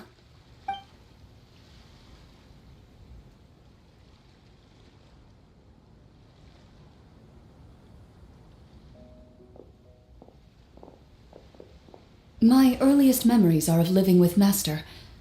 According to her, she saved me from certain people of ill repute. My birth parents had left me behind some time before that. What a heavy beginning for a life story. Master was a fascinating individual, if inexperienced in the ways of raising children. My first ever toy was a short sword, although I suppose it wasn't so much a toy as something Master removed from her waist and handed to a noisy child in need of distraction. Oh wait, so she handed an actual sword to a child? Isn't that dangerous? Did you hurt yourself? Of course I did. I cut my palm and bled quite a lot. But Master was not concerned. She just stood there and casually lectured me about it. See? You were starting to play on your main account around Jean Banner. You got her. She then crouched Oh, down next there to we me go. and said, "Give me your hand." Yeah, that's quite a while. This wound. Don't give it away, dude. You're near OG. Excuse me for asking. Yeah, I'm slightly earlier than you, I guess. Were you exactly? And slightly late from the first launch. I think I was like 2-3 weeks late from the launch of Genshin. That's when I started my account. Isn't that when most kids are still struggling? Hey, you're practically in the OG As generation. I said, Master was rather inexperienced in the ways of raising. Yeah, if you're worrying about collecting the stuff, again, the banners rerun. You'll be able to do it for sure. Experience. I didn't see anything wrong with her ways at the time. And anyway, children don't get to choose how they're raised. Oh, she did bring me back a pet from Liyue once. It was a Geovishap hatchling. A Geovishap hatchling? For a pet? That seems even more dangerous. What she said was this: make sure to get along, you two. If you really can't agree on something, just settle it with a fight. Whoever loses is the real pet. And how old were you when this happened? 5. Well, did you win? No, I lost. So you're saying you actually became the Geovishap's pet? Yes, but only for a week. By the end of that week, I defeated it in combat, and we've shared a cordial relationship ever since. That really doesn't sound like the kind of childhood someone should have. Later on, I gradually understood that Master most likely didn't. Do you want my shits and giggles account? She was a Straight shot? Sorry, my dude. No, thank you.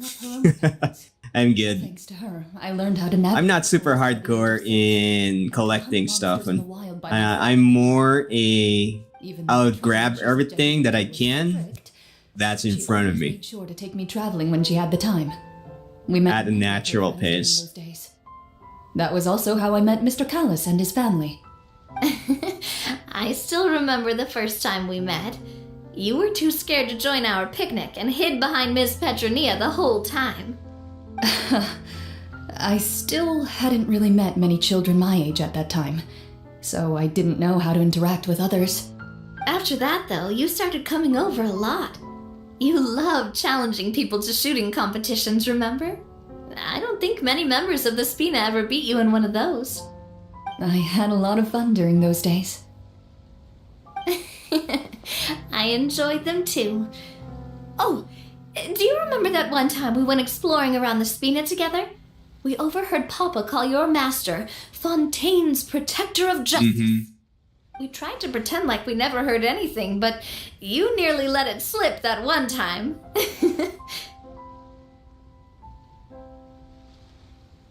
Protector of Justice.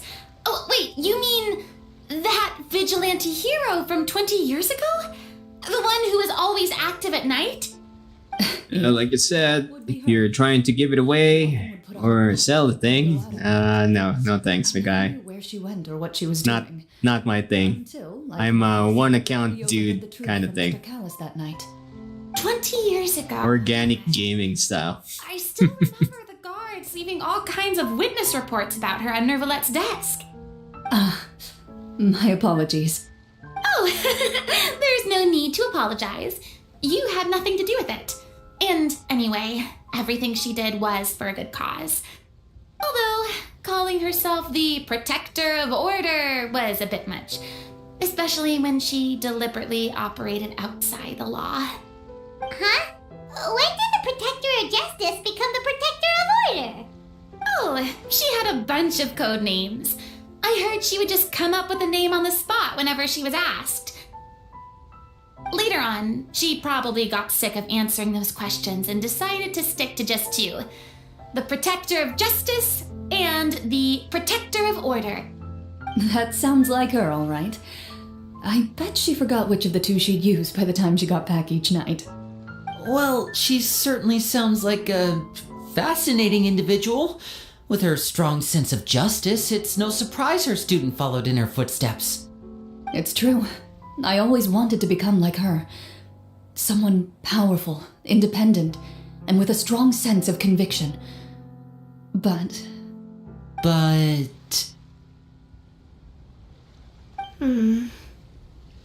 She suddenly disappeared the night I turned 10 years old. Disappeared? What happened? I have no idea. She didn't even leave a note. I was never able to find out where she went. That night, I was celebrating my birthday at Navia's house, but Master never came to pick me up. When I returned home on my own, it was to an empty house. When she still didn't appear after a few days, I went to Mr. Callis's house to ask about her whereabouts, but he only shook his head. Papa probably didn't know either. I know he sent a few people to investigate the matter in secret, but they never found any credible leads. Don't worry, I understand. To be perfectly honest, given Master's personality and way of doing things, it all made a lot of sense. If I had to guess, I'd say she probably used it as an opportunity to force me to become independent. Just like how, when a litter of kittens reaches a certain age, the mother willingly leaves them behind. Were you upset, Clorinde?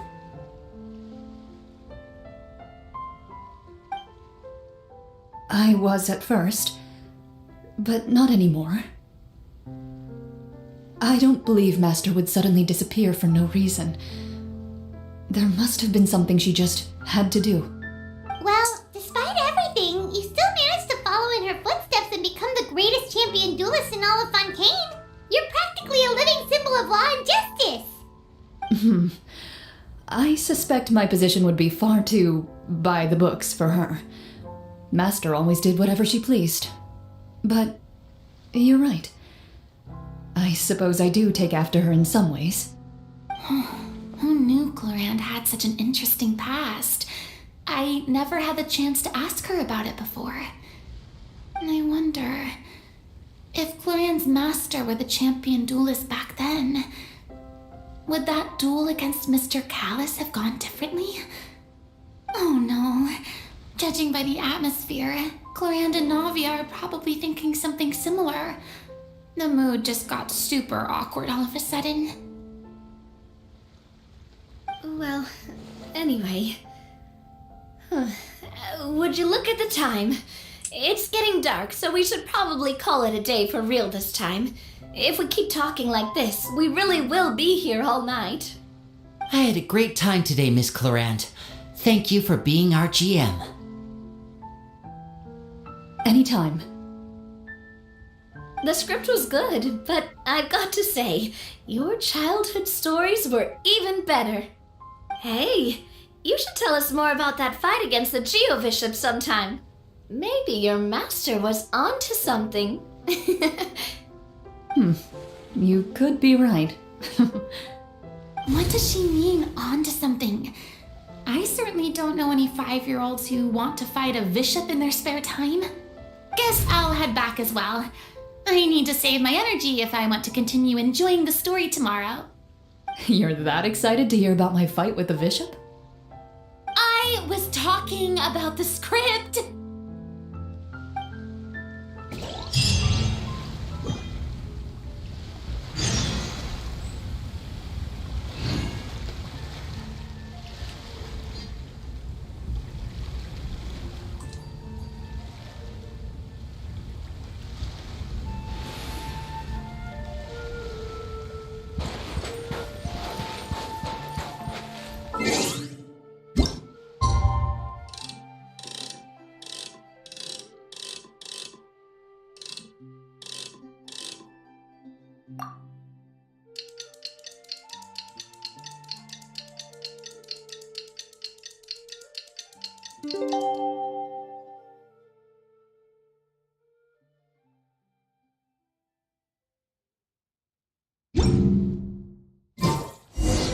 Let's go meet up with the group! Paimon's really looking forward to today's story.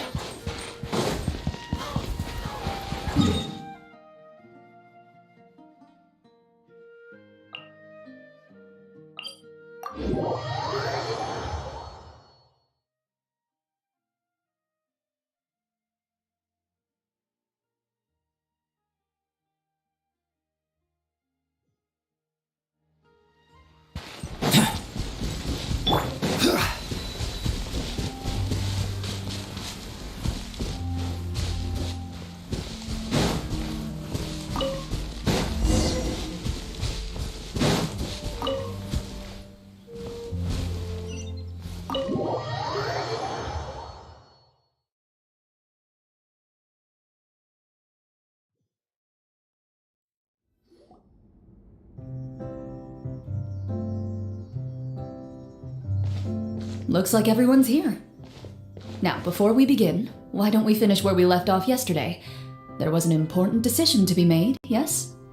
I'll pour everyone a cup of tea. Is that really the most important part, though, Clarant? Paimon's more concerned about our current surroundings. Heavy walls, cold railings, dim lights. This is obviously supposed to be a prison. I admire the work put into the set. Still, it's obvious the scriptwriter has never paid a visit to the fortress of Meripede. So the set is going to be a part of the script? Unfortunately, that is something I can neither confirm nor deny. Anyone think Clarant's smile is starting to look kinda scary? Well, whatever happens, we'll just have to push on. But first, we should really figure out what to do with this treasure. If we're worried about arousing suspicion because of our identity, why don't we give ourselves a different name, just like Clarant's master did? Yeah, it might be better to keep a low profile. As long as we're helping people, it doesn't matter who we are or what we're called. Staring at me won't get you anywhere. Or did you want some more tea? Oh, Paimon's good. Thanks. Why aren't you saying anything, Navia? Wait, what's that next to you? Oh, this is the short sword Clarant mentioned last night. I found it. Huh. I'm surprised you managed to track it down after all this time. Well, I made sure to take good care of it, considering the circumstances in which you gave it to me. Of course I had to keep it safe. Anyway, where were we? Oh, right. I was just thinking about all the potential ways for us to break out of prison. We could dig a tunnel, or try to bribe the guards. Wait, we haven't been thrown into prison yet, have we? Well, it's only a matter of time. It pays to be prepared. Just like how you should always have an umbrella on hand, even when it's sunny. Alright, Paimon's made up her mind. Let's just give the treasure away. Paimon may have wanted to keep it, but if it's going to land us in prison somehow, Paimon will be too upset to enjoy her snacks.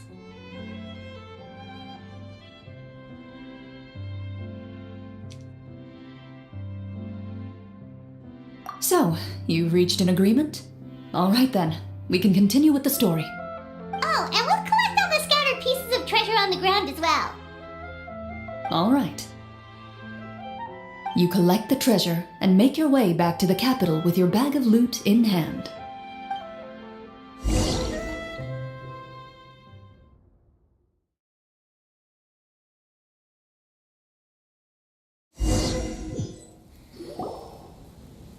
The city is still shrouded in a gloomy, oppressive atmosphere, but your spirits are surprisingly high. In places where sunlight struggles to reach, you generously share your wealth with the children, the elderly, and the poor in urgent need of help. Thank you, kind soul. The elderly woman's look of gratitude follows you as you walk away, her eyes never leaving your back until you move entirely out of sight. However, there's still quite a bit of Mora remaining. It appears you haven't made much progress. She's probably trying to tell us to speed this up. We need to hurry up so we can address the sorcerer problem. Should we go find that man again at the square? He seemed like a pretty responsible guy.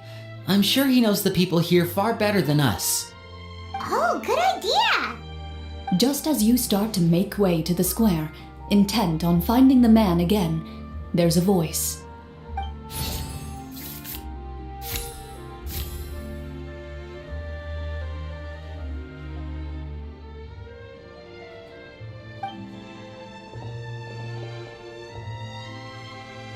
Please wait, distinguished guests. Several strange guards suddenly call out to you.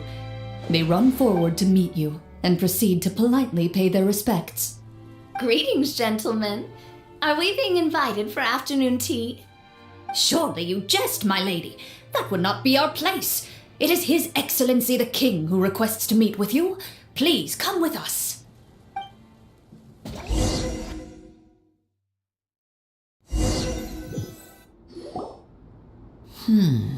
Do you think this could be a trap?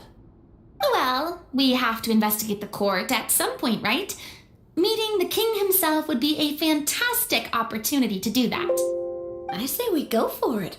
If something happens, we'll just turn the whole place upside down. That sounds a little intense. After a quick discussion, you nod to the guards and agree to follow. They lead you all the way to the audience hall of the palace. Gilded tables line both sides of the hall. The space itself is adorned with all manner of expensive antiques, glass shelves, and silver candlesticks. The items appear quite ordinary in size and dimension, yet their presence somehow makes the emptiness of the hall feel even more surreal and ominous. Wow, it's so luxurious!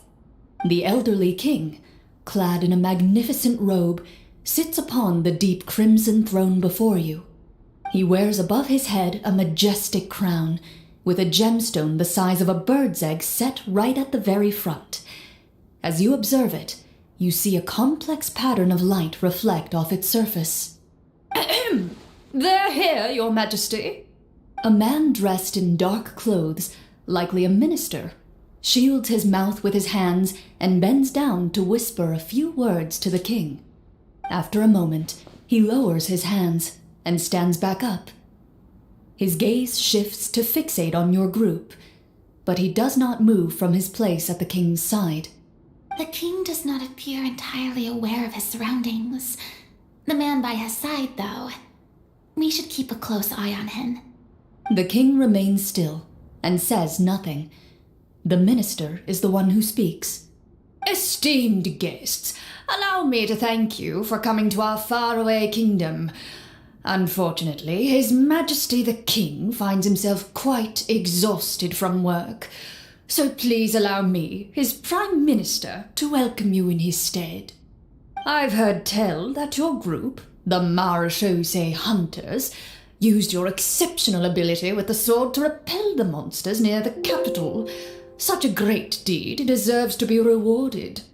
However, seeing that I was not fortunate enough to observe such a feat with my own eyes, you'll forgive me for seeking to verify the truth by speaking to you myself. Well, we've got nothing to hide. You brought us here to talk, right? So we'll just explain what happened.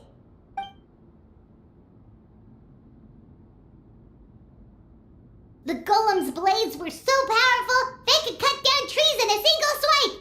It took a lot of effort to defeat them, even for trained swordsmen like us. Well, that was enough details, right? Believe us now? Your account does indeed match those of the survivors. Since you were the ones who defeated the monsters, that must mean you are also in possession of the treasure they stole.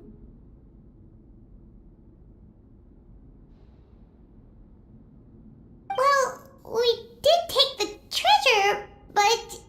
How did he know about the treasure? Then I must ask that you return it at once. It belongs to the kingdom. Wait, but didn't you just say that our great deed deserved a reward? Shouldn't the treasure be considered a part of that? Yes, that was indeed what I said. But you seem to have forgotten a very important distinction. Only that which is freely given by the king can be considered a reward.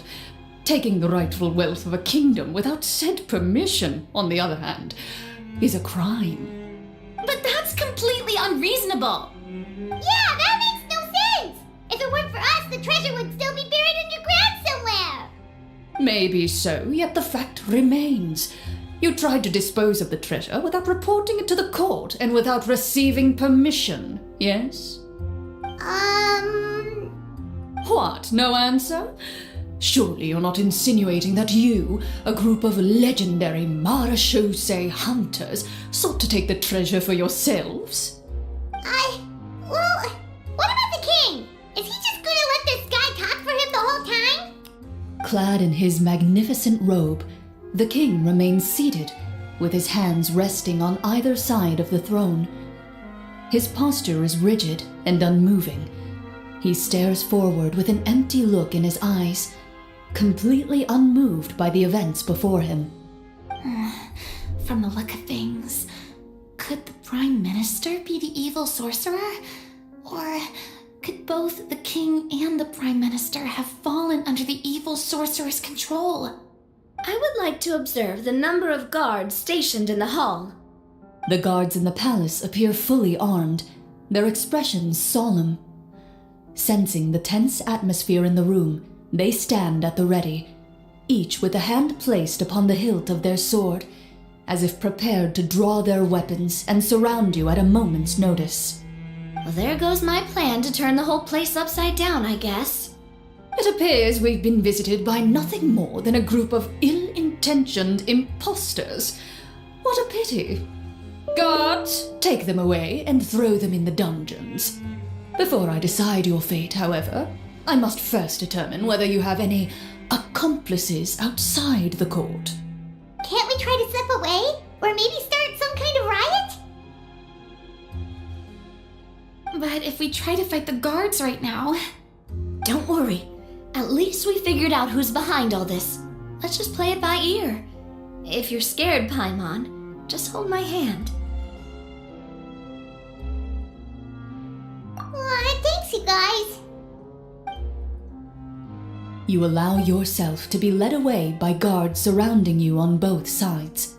It's only when you begin to feel drops of water falling from the dungeon ceiling and smell the stench of death and decay all around you that you finally realize you've stepped into a completely different world. Stay here and don't try anything funny. The guards lock the cell door and leave without looking back. Wait, sir!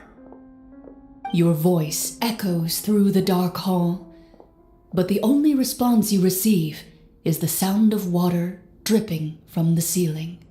No! What should we do now? Carve out a new path of fate with our own two hands, of course. I draw my weapon. You reach toward your waist, but find nothing there. You now recall that your weapons were confiscated before the guards locked you in the cell. The bag of treasure along with them. What about that knife I hid in my boot? When did you hide it in there? When I was thinking about digging a tunnel. Rejected. You failed to inform the GM of this course of action. Moreover, the guards would have conducted a thorough search before throwing you in prison. And the keys to the cell aren't anywhere to be seen? Correct. You don't even feel a lock hole on the cell door. Oh, well, there goes all our plans. Indeed. Huh? Why are you the one saying indeed? Because that statement holds true for me as well. This is where the script ends. What? But that's a terrible ending! Generally speaking, this should be the point where the scriptwriter gives the players some kind of hint, or gives the GM some kind of code for how to move forward. I mean, maybe they just really wanted us to be immersed in the feeling of being in prison? Like, they'll only show us the way out once we've grown truly and utterly desperate? That is a possibility. If only there were desserts and tea in real prison. Oh, wait, guess that's kind of how the Fortress of Meripede works if you're lucky. Oh, before I forget, Navia, the short sword you had with you earlier. I took a closer look, and the craftsmanship doesn't appear to resemble anything from this era. If I remember correctly, that style was last in vogue several hundred years ago. Wait, Cloran said that sword used to belong to her master, right? Does that mean her master has been alive that long? I doubt it. The way she went about things often made her seem childish more than anything. I'd say the sword was most likely an heirloom passed down over time. Hang on. A precious heirloom passed down to you by your master.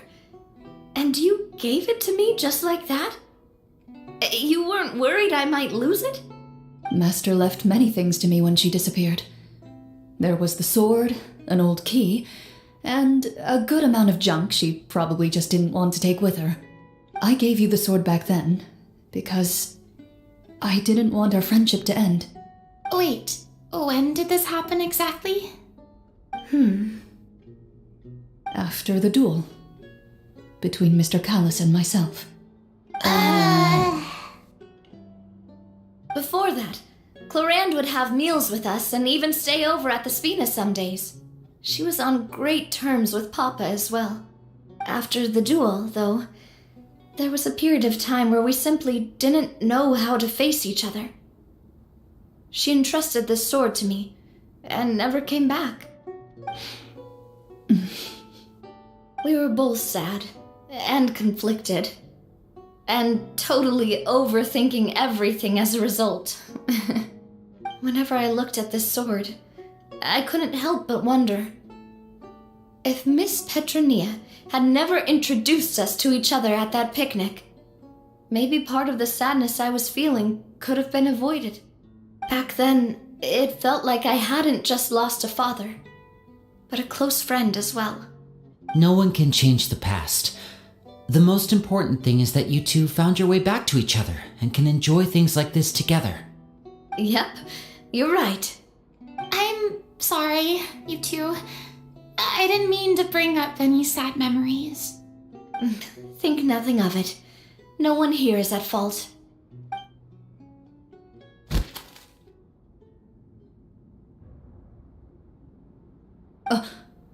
Huh?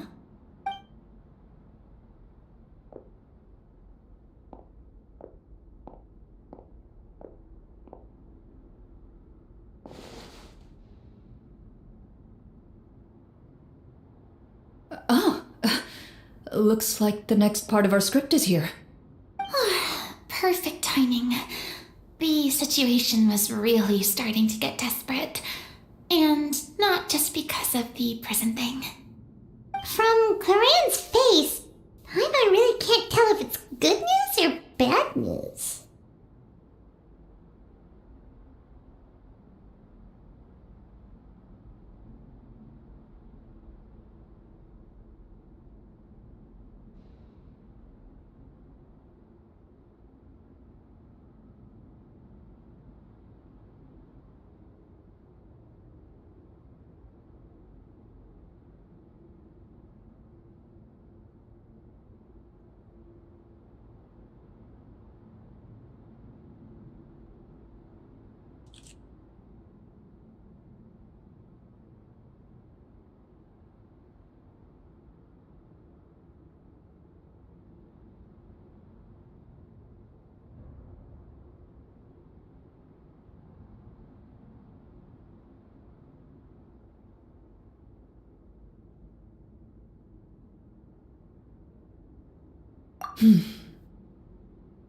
Water continues to drip from the ceiling. In this lightless dungeon, you lack a reliable way to tell how much time has passed. Eventually, you get used to the unpleasant odor of straw, mold, and rust, and find yourselves alternating between fits of drowsiness and despair. Suddenly, you hear footsteps outside the door. Heads up, everyone. Someone's coming. Gather close, everyone, and keep your voice down.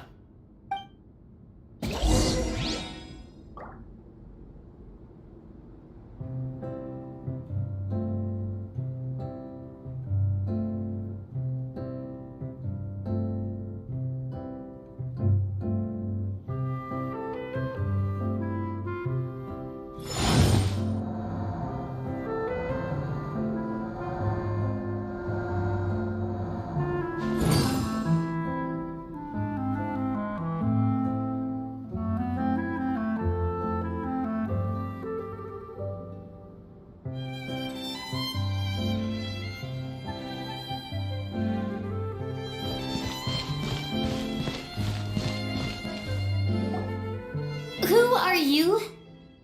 I work as a guard in these dungeons, but my true identity is the same as your own.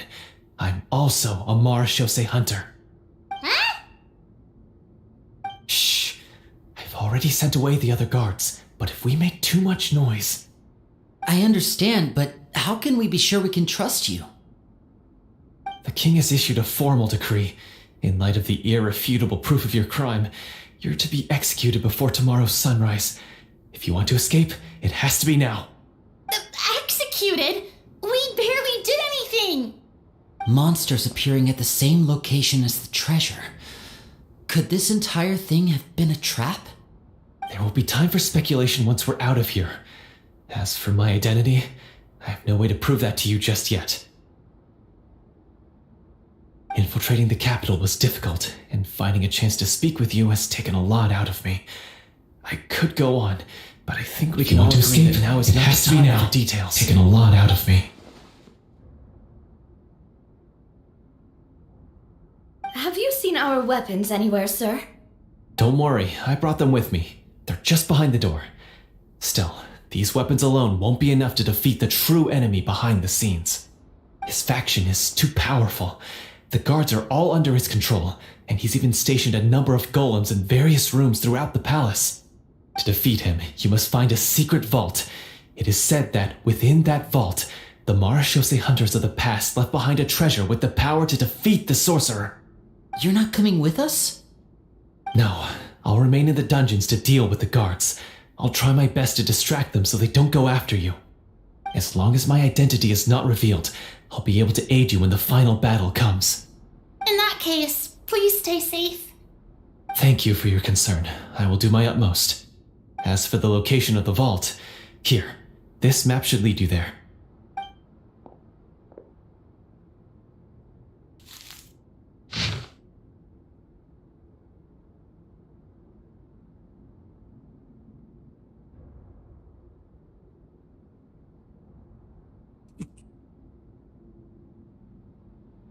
Got it. All right, Once I open the door, remember to stick close and refrain from making any noise. I'll lead you out of here as quickly as possible. You now have the chance to restore the honor and legacy of the Mara Shosei Hunters, so please, get out there and reclaim what's ours. And be sure to exercise caution. With the help of the guard, you successfully escape the dungeons. Your sense of despair and anxiety both seem to fade as you continue your quest.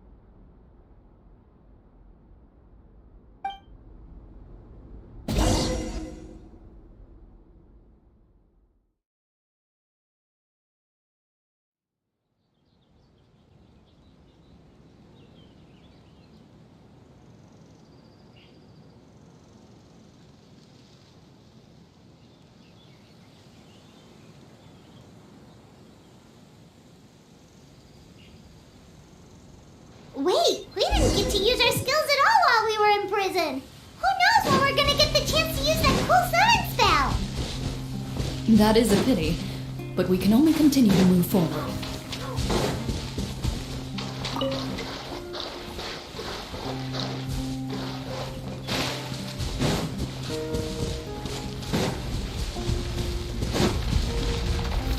Gather! Burst forth! Charge!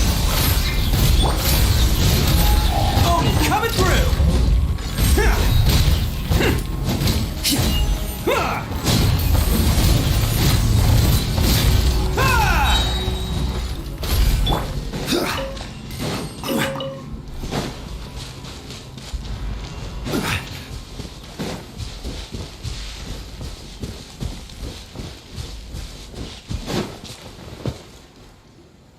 This should be the place marked on the map. This bit of rock certainly looks suspicious. Well, I'd say an investigation's in order then. Plus, if all else fails, we can just blow it up. Wow, you really meant that!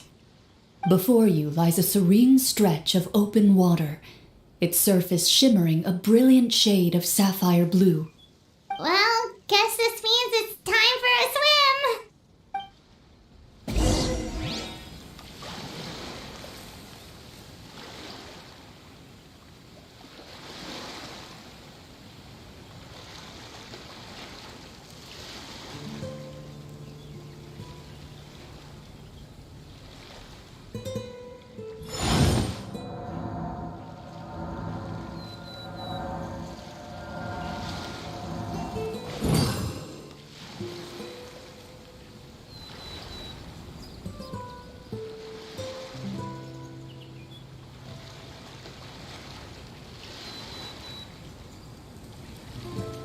Osmanthus wine tastes the same as I remember. But where are those who share the memory?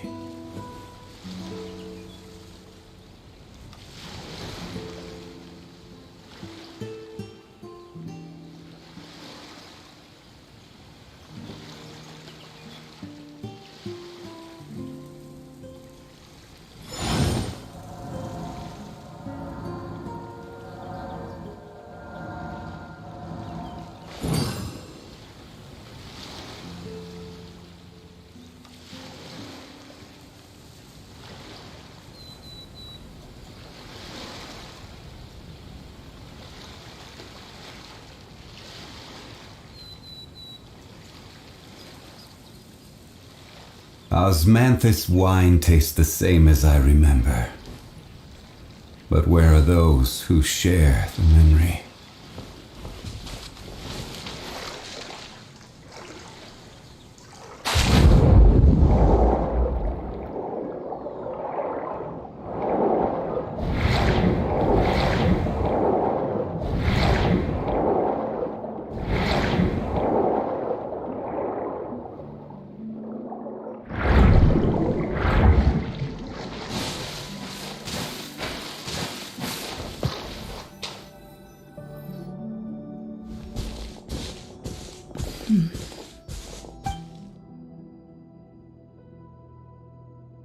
What's the matter? It's nothing. As you step into the cave, you find yourself in an eerily quiet space. Before you lies a narrow passageway that appears to trail off endlessly into the distance.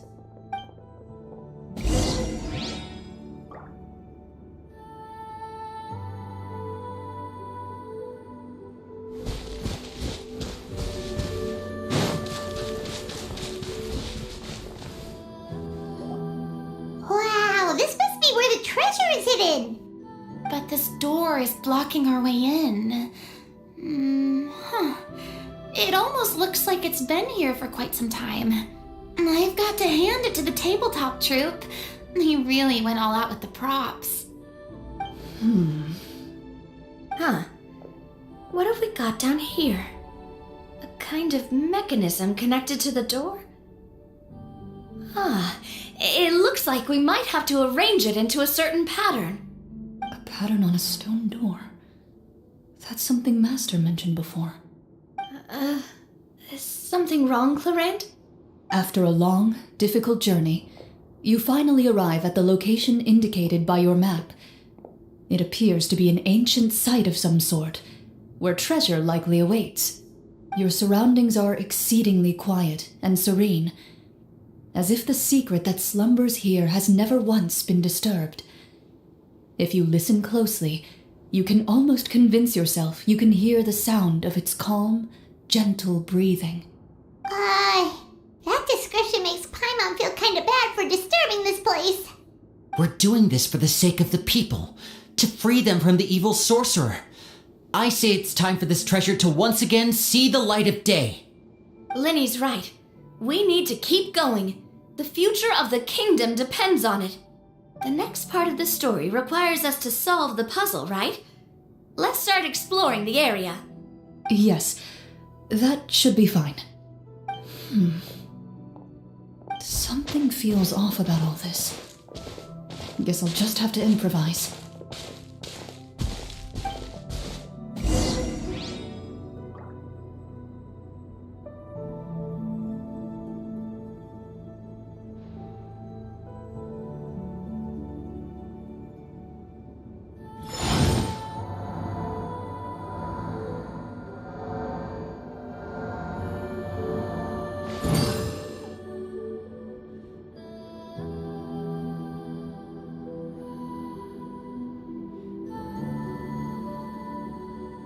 I found something! Same as I remember. Found something here, too.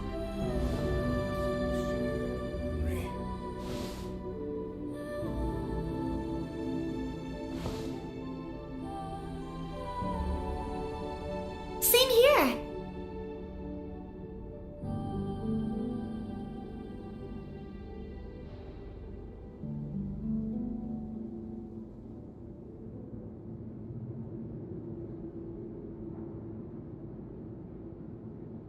Every journey has its final day. Don't rush.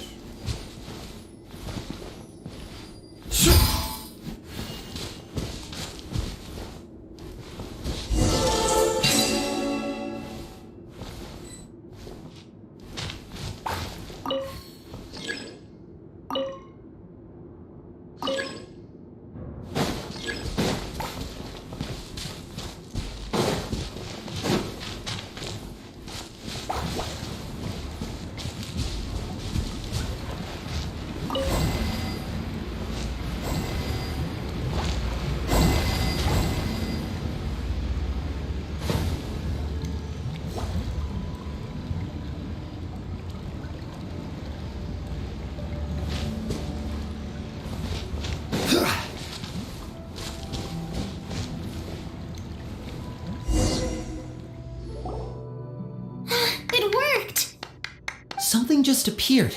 Some kind of new mechanism, maybe? By solving the puzzles, you prove yourselves worthy of inheriting the secrets of the past. At the end of each puzzle, you're rewarded with... With? a key.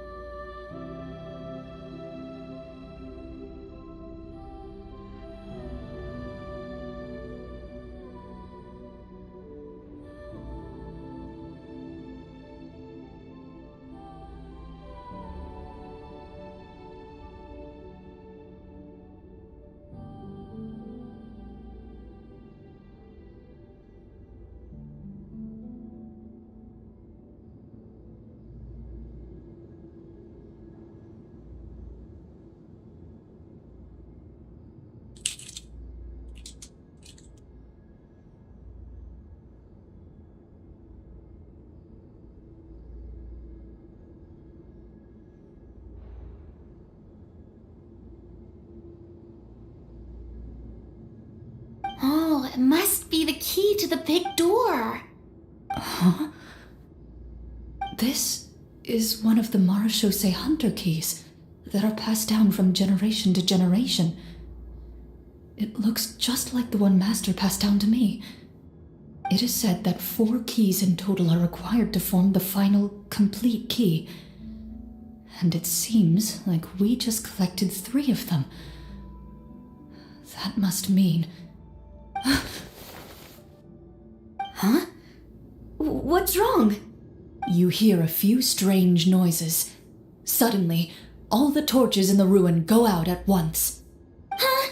What's going on? Did we fall into another trap? Go out at once. For the sake of immersion, please close your eyes, everyone. Without the torches, the space is now completely dark, and you cannot see anything.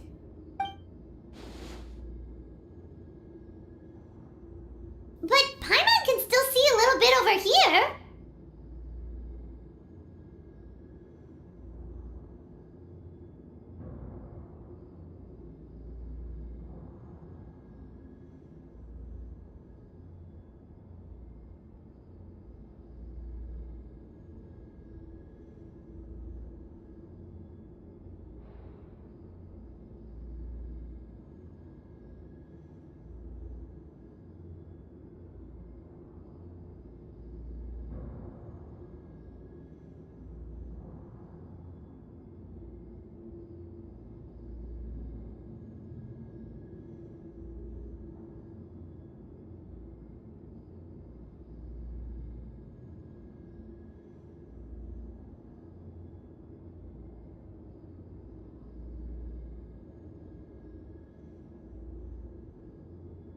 Oh, right, sorry. Suddenly, you hear the sound of footsteps pierce through the darkness. There's someone else here? Oh, this is so unsettling. I can't see anything. I've been discovered then. Wait, that voice, it's... You recognize the voice as belonging to the guard who led you to this place. It appears he now covets the treasure for himself and has come to stake his claim. Oh, so this is just part of the script. Then I can probably relax. Well, if we can't see anything, that means we can't fight to the fullest of our abilities. Should we retreat for now? Judging by the way he's holding his sword, he must be a real Marashose hunter. But this isn't part of the script. Retreat? That's not the hunter way. If it's dark for us, then it's dark for him. We choose to fight. Your choice is noted. Please keep your eyes closed until I tell you the torches have been relit. This battle will be in the dark. You got it. Well then, let us begin.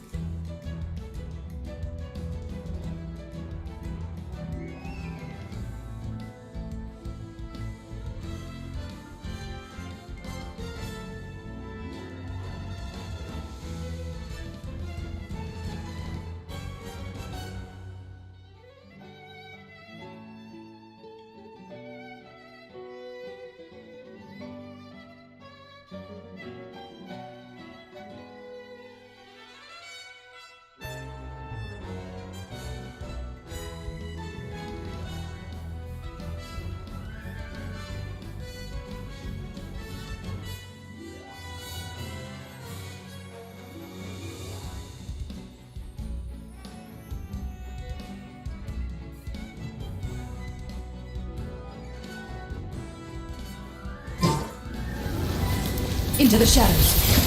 Hunt them down. I'd like to try to hit him with my sword. Your strike is successful. Ha! You're facing a veteran marechaussee hunt. Is he still standing? Goodness, he sure has a lot of HP. Is it over? Can we open our eyes now? The enemy is strong and relentless, but the battle is nearing its end. The torches have not been relit. What about now? Final strike. Ha!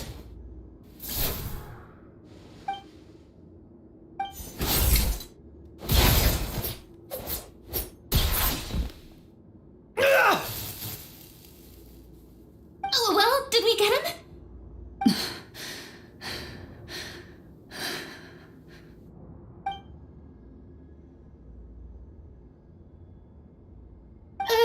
Glorianne?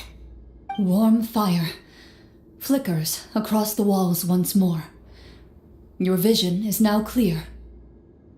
In an impressive display of courage, the four of you successfully defeat the uninvited guest. That look in his eyes. It's like he became an entirely different person as soon as I defeated him. Huh? Mr. Florian? Oh, wait. We're supposed to be role-playing. I should stay in character. Speak your name, guard. Why did you lead us here just to betray us?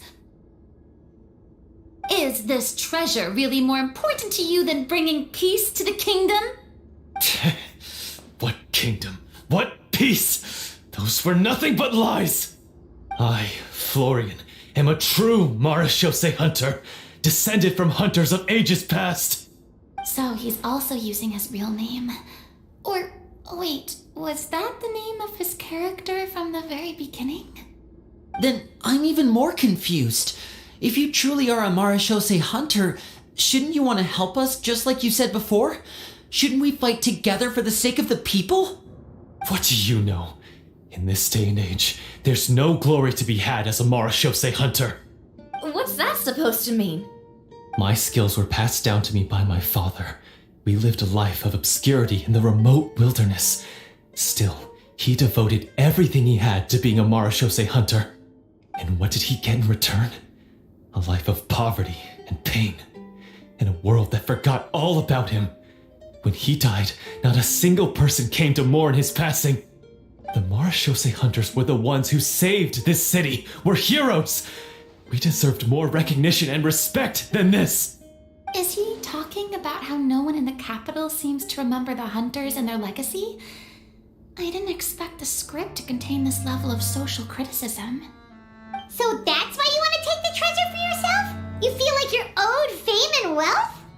If you already knew where the treasure was located, why didn't you just come down here and take it? Because I still needed the final key. Only a true marechaussee hunter is capable of passing through this final door. As someone who sought to hurt others for his own gain, Florian lost that right long ago. Okay, but what is this treasure anyway? We've got all the keys, right? So can we just go in and take a look? You're sure you want to go in? We've been talking about it for so long. Of course we want to see what's inside. And we've already defeated Florian, right? So he won't try to take it from us anymore. Pesky brats. Watch yourself. Then let's open the door together. All right. Your choice of action is confirmed.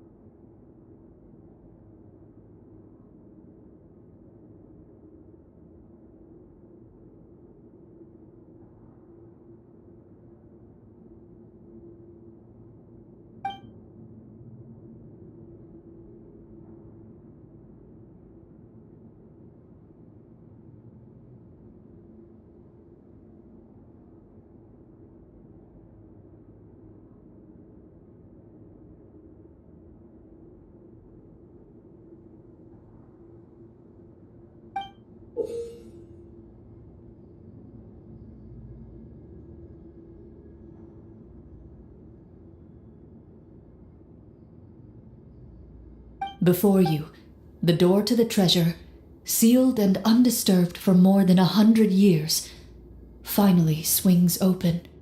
You hear the shrill wail of the door hinge as it rotates for the first time after years of disuse, almost like a sleeping giant letting out an extended yawn. You get the impression that the secrets buried behind this door might be just as heavy as the sound you just heard. It's open! Come on, let's go in! Paimon wants to see what's inside! Ooh, me too!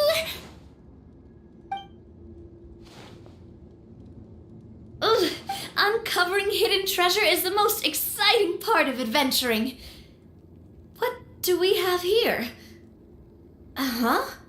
A stone tablet? And some shabby weapons? You call this a treasure vault? Looks more like an abandoned warehouse!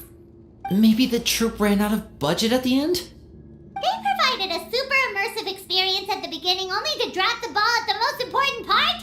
They could have at least filled this place with cardboard Mora or something! Wait, I get it now. Paimon, this is the real Marashose Hunter treasure. Huh? This is it? The Marashose Hunter treasure is just a stone slab and some broken swords? I can't believe it. I refuse to believe it!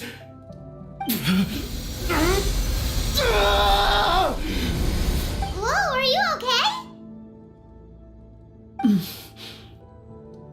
The Marashose Hunter before you appears to suffer a serious mental breakdown. He needs to leave the room for a moment to collect himself. One of you seems to understand the significance of the treasure already. If the rest of you wish to follow suit, you may remain here in the meantime and explore your surroundings.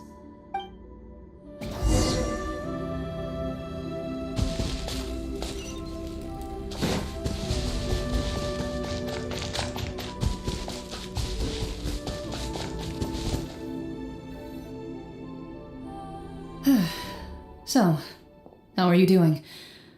Feeling any better? What just happened? Do you remember how you got here? Or what happened to your body just now?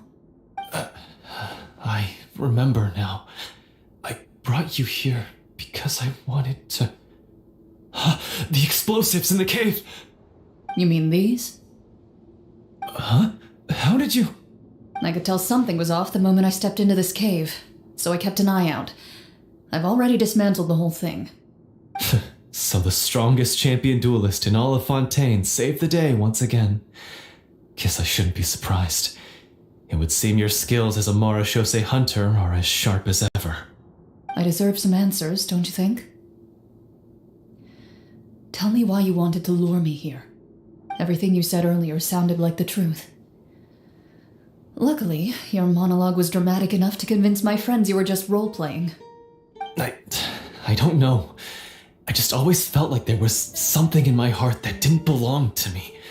Something agitated and angry. Who knows?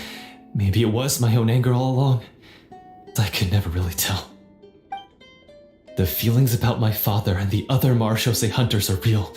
It just wasn't fair. I was angry, bitter that no one remembered them or praised their accomplishments. I don't know when it started, but at some point, my anger came to completely consume me. At that point, I remembered the legend my father used to tell me, the one about the treasure. But if the treasure was all you cared about, why plant all those explosives? Wouldn't they just destroy the treasure and bury you along with it? I can't remember. My head is a mess. It felt like there was this voice telling me to eliminate the hunters, but now it's gone. From your description, I suspect you were dealing with a devorator. Devorator? Oh, your master, your father, I mean, never talked about it? It was a kind of monster that was active several centuries ago. No, I've heard of it. I'm just not sure why you suddenly... Wait, it can't be. The seal! The seal? My family has served as marechaussee hunters for many generations. But the title and swordsmanship weren't the only things passed down over our line. There was a seal as well. My father instructed me to always watch over that seal and maintain it regularly. He said it had been passed down over a truly ancient age, and protecting it was our clan's most important duty. But I neglected that duty after he died. I finally decided to come down and check on it one day, and that's where my memories become fuzzy. The Devorator would be a formidable adversary for any mortal being, even ones as capable as the Hunters. If you lacked the power to completely destroy it, you could easily fall prey to its influence and corruption. In light of this, some marechaussee hunters chose to seal the Devorator away, in the hopes that a permanent solution would come with the passage of time. I heard it has the power to amplify the obsessions and desires in people's hearts, to the point where they overtake you entirely. It would seem I'm not just lacking in skill with a blade, but in mental fortitude as well. And yet, you were able to retrieve 3 of the 4 keys. If I remember correctly, each was entrusted to a respected and capable hunter. How did you manage it? One of them belonged to my father. The second I stole from a different hunter. And the third was one that I snatched while the person was on the way home from the tavern. I nearly died in that alley. I know just how strong you are.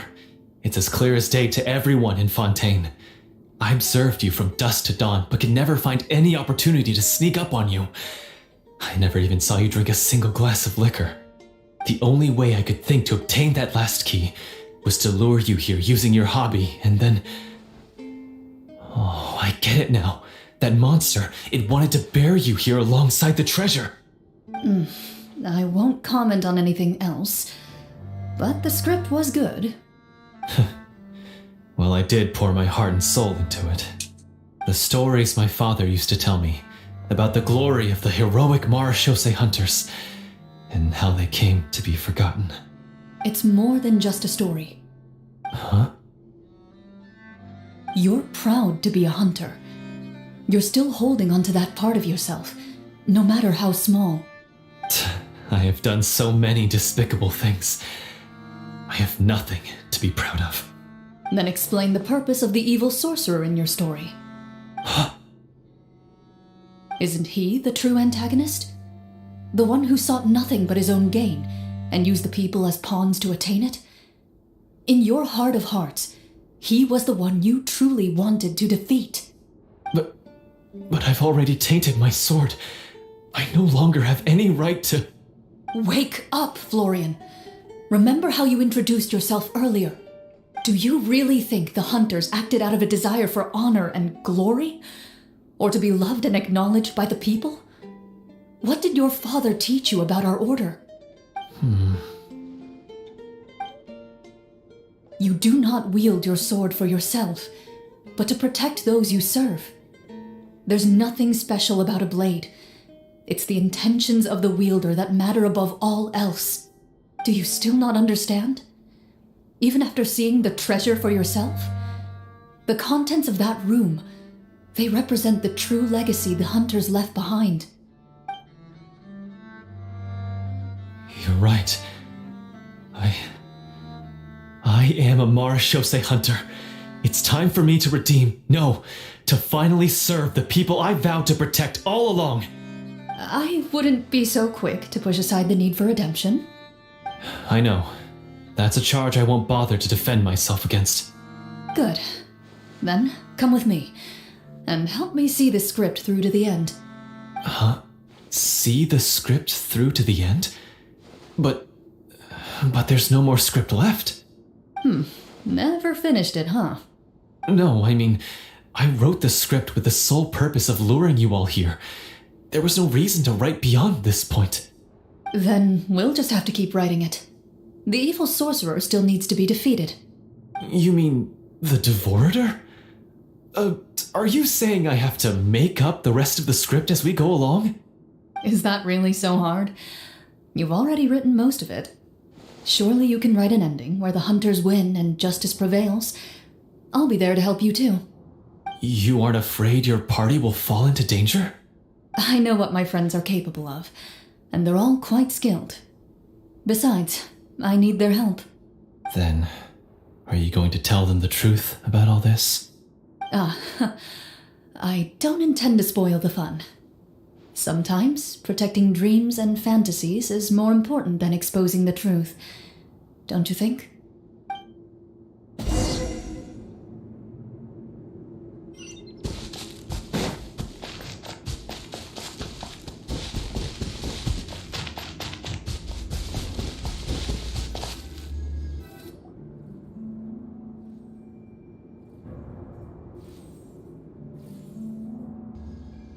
They're back!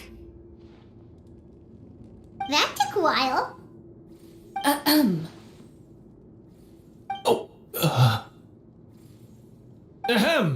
My fellow Marashose hunters, please forgive me, for I have sinned. Tone it down. Sorry.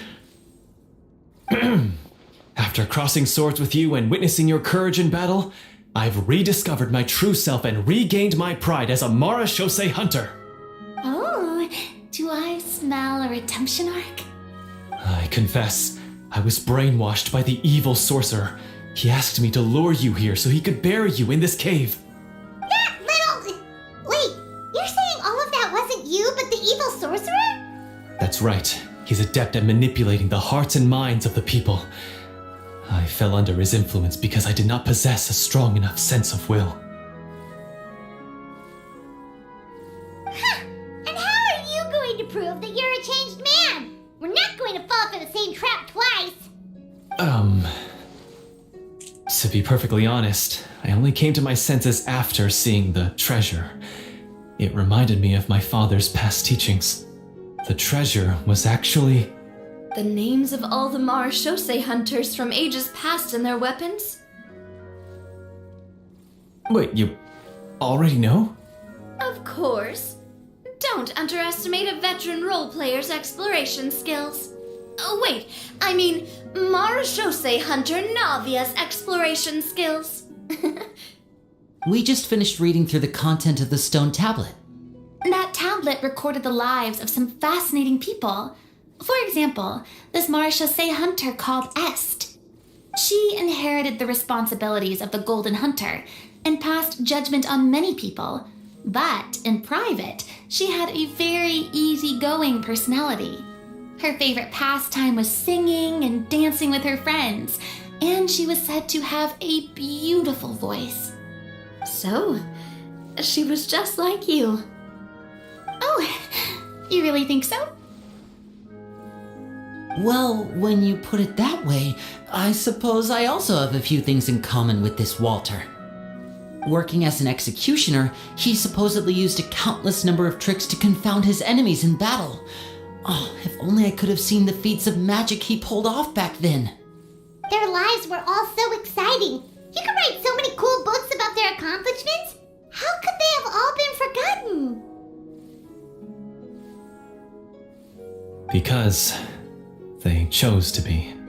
To hunt monsters that only appear in the shadows, you must also operate in the dark. To be a Marashose hunter is to willingly give up on wealth and fame. Then this stone tablet must have been left behind by their companions. That's right. Few Marashose hunters ever revealed their identity to the public. They always protected the city from the shadows.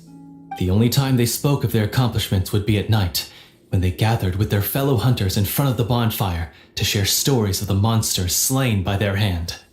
So, this tablet was created not so that the hunters would be remembered by the people, but so that they would be remembered by each other. No wonder this place was so well hidden. You regard the stone tablet in solemn silence. The names of your comrades etched onto its surface serve as a reminder that you are never truly alone.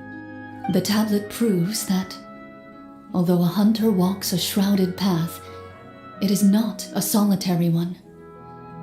There will always be those who walk beside you, a fact that remains as true today as in ages long past. Their legacies shall continue to be passed down from generation to generation, as everlasting as the stone onto which their names are carved. Father, you once told me that I should seek out the treasure if I ever became lost. So this is what you wanted me to find.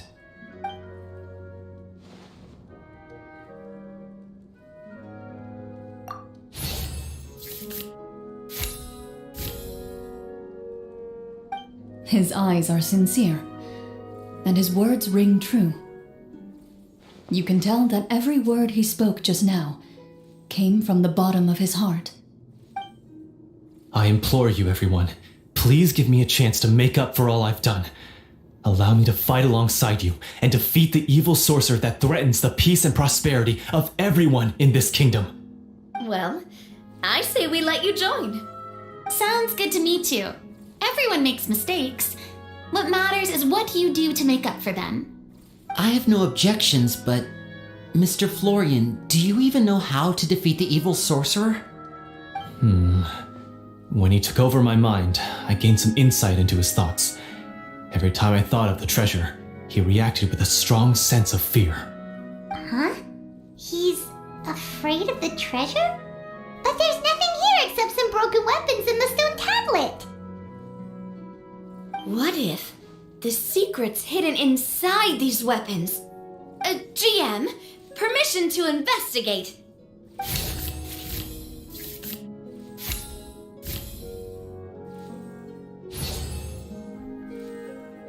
At first glance, the weapons appear absolutely ordinary.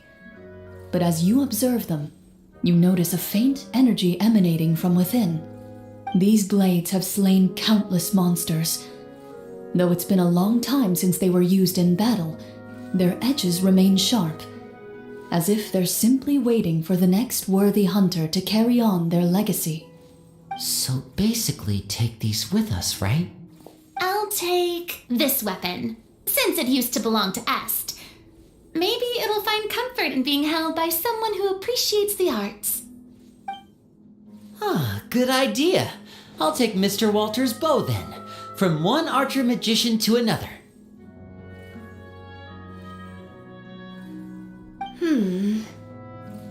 Paimon's gonna pick a cool weapon too!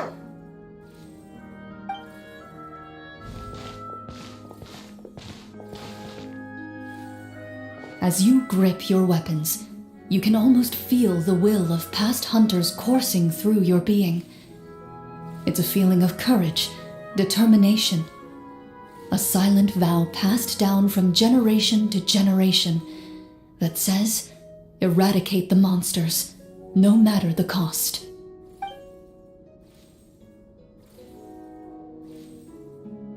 Mr. Florian, do you know where to find the evil sorcerer? I was able to see his surroundings when our minds were connected.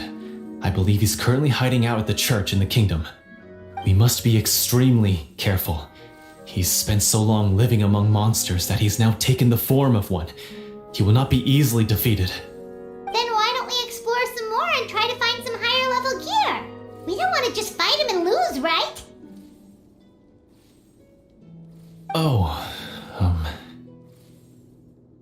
No, we have to strike now. He was greatly weakened when I managed to break out of his control. If we let him rest, he might have time to escape. I agree with Mr. Florian. We've got to act while we have the advantage. Don't forget, the people of the capital are counting on us. Yeah, now that we've got a plan, there's no point in waiting. The longer this drags on, the worse it will be for everybody. Yes, that's what's called... Yes, that's exactly right. Alright, you've persuaded Paimon. Mr. Florian, please lead the way. Of course. Follow me. He had to set up so many scenes today, and now he has to join in for this last part. I really don't envy his job. Finally, you decide to slay the evil sorcerer and bring peace back to the kingdom once and for all. As you walk away, you feel the gaze of the stone tablet at your back, as if all the hunters of the past are wishing you success in the battle ahead and awaiting your triumphant return.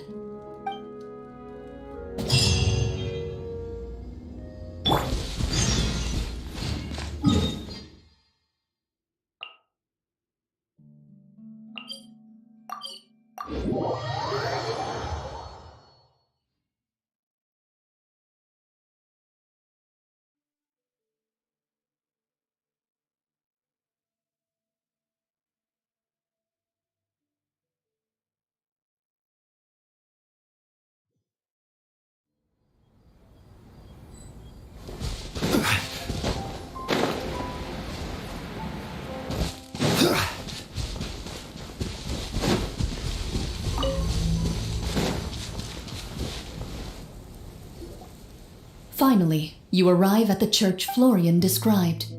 As you approach, an ominous aura surrounds you. You get the sense that your enemy is close at hand. How strange. This uneasy feeling seems so real. How did they manage that? Now, it is time for the final battle. Let's go!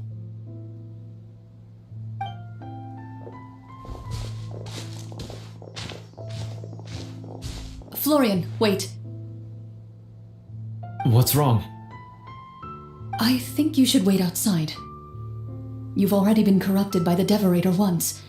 It could easily re-enter your mind and take control of your body. I don't think it's a good idea for you to be this close. If it corrupts you again, it's possible you might take on a new form entirely. That's exactly why I have to go. Why I should be at the very front. You mean... Yes. I intend to lure it into my body. That's too risky. If things get out of hand, I might have to kill you. Do you understand how dangerous this is? I understand, but if I do this, you'll have a clear and visible target. The Devorator will have a hard time passing up a chance to enter a body it knows how to control. You won't have to worry about any of your friends being taken over. You're not like me, Miss Clorand. You're a just and powerful Marachose hunter. The monster broke free due to my error. It's only right that I shoulder the responsibility for its destruction. This is something that I have to do. Consider it a duel to restore my honor. My only request is that you give it your all.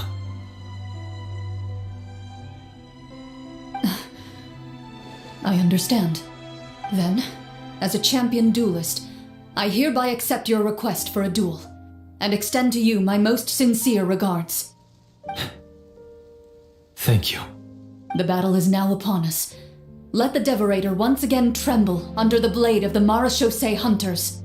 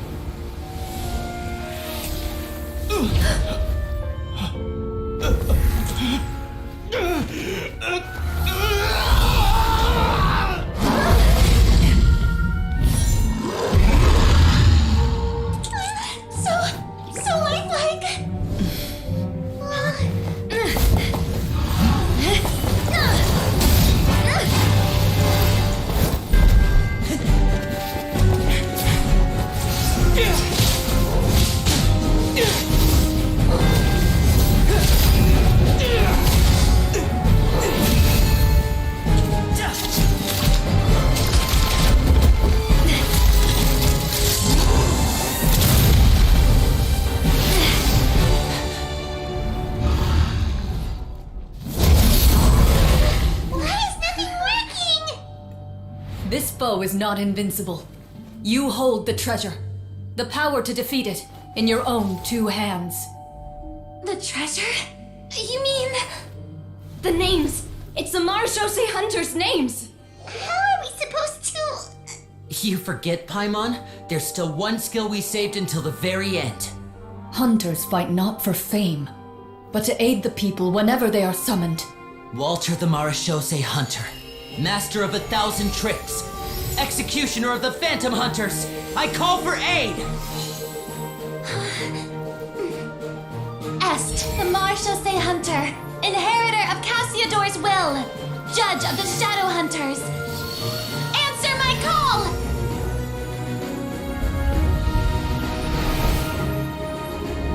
Petronia, protector of justice and order, the hunter I respect the most. Thank you for saving my friend, the best one I'll ever know. Please, lend us your strength.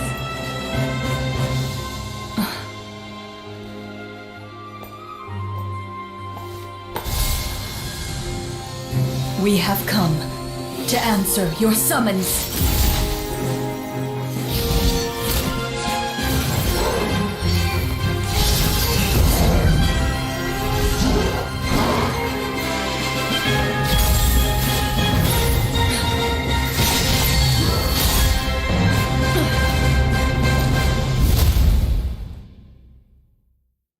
And so, the monsters were eradicated, and the sorcerer was defeated. Peace soon returned to the capital.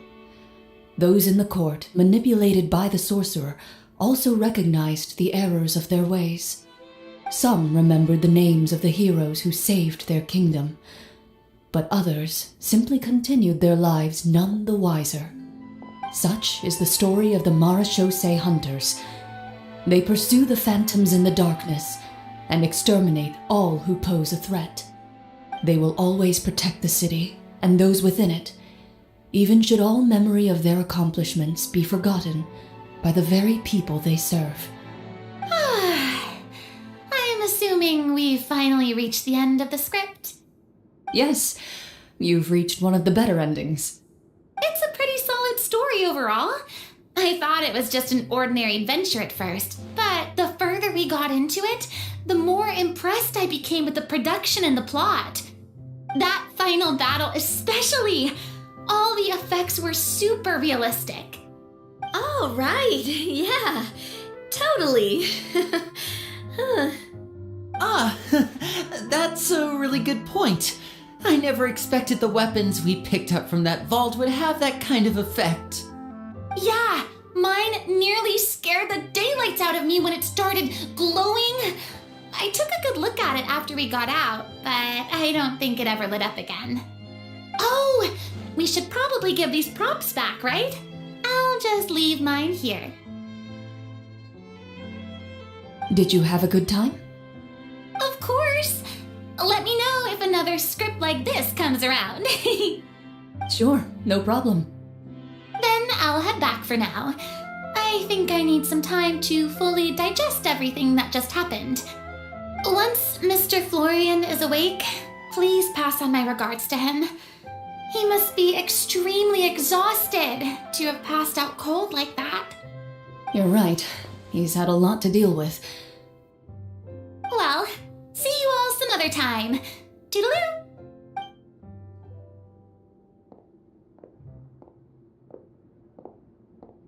Okay, so, can I ask now? I think it should be fine, yeah. What in the world was going on back there? So you saw through all of that? That time in the cave when you told us to close our eyes, it'd be weirder if we didn't notice anything. I was dying of curiosity the entire time. I mean, you did a pretty bang-up job of pretending nothing had gone wrong. Farina actually looked like she thought all of it was planned. Guess none of us wanted to be the one to break the illusion. What are you all talking about?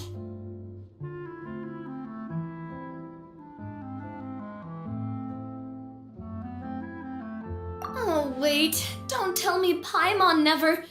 Oh, this is all my fault. It's not too late to cover your ears. Here, Paimon, I'll do it for you.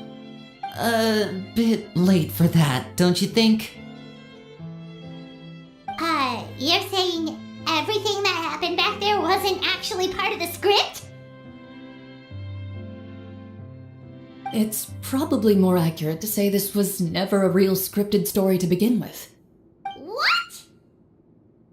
So loud. My head. Hey, you! Get up right now and explain yourself! No shaking, please! Oh, my head.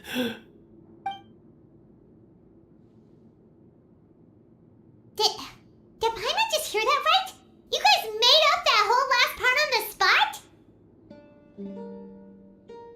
It's not nice to lie to people, but Paimon's gotta admit that was a really good story, Florian. Oh, and nice improvisation, Coriant! Yeah, it was like watching a magician improvise a spectacular magic trick after forgetting an important prop. If Paimon knew something was wrong with that vault, she would have floated straight in the opposite direction! Everything was under control. As if you've ever described a situation as being out of control. I'm pretty sure any situation you consider to be easy to handle would scare a reasonable person half to death. Guess I'm just used to it. You must run into a lot of unexpected situations then. That explains why you're so good at coming up with things on the spot. As for you, Florian... I know there's no excuse for what I did. I'll turn myself into the guards at once, confess my crimes, and accept any punishment that comes my way. I would say you've already suffered more than enough.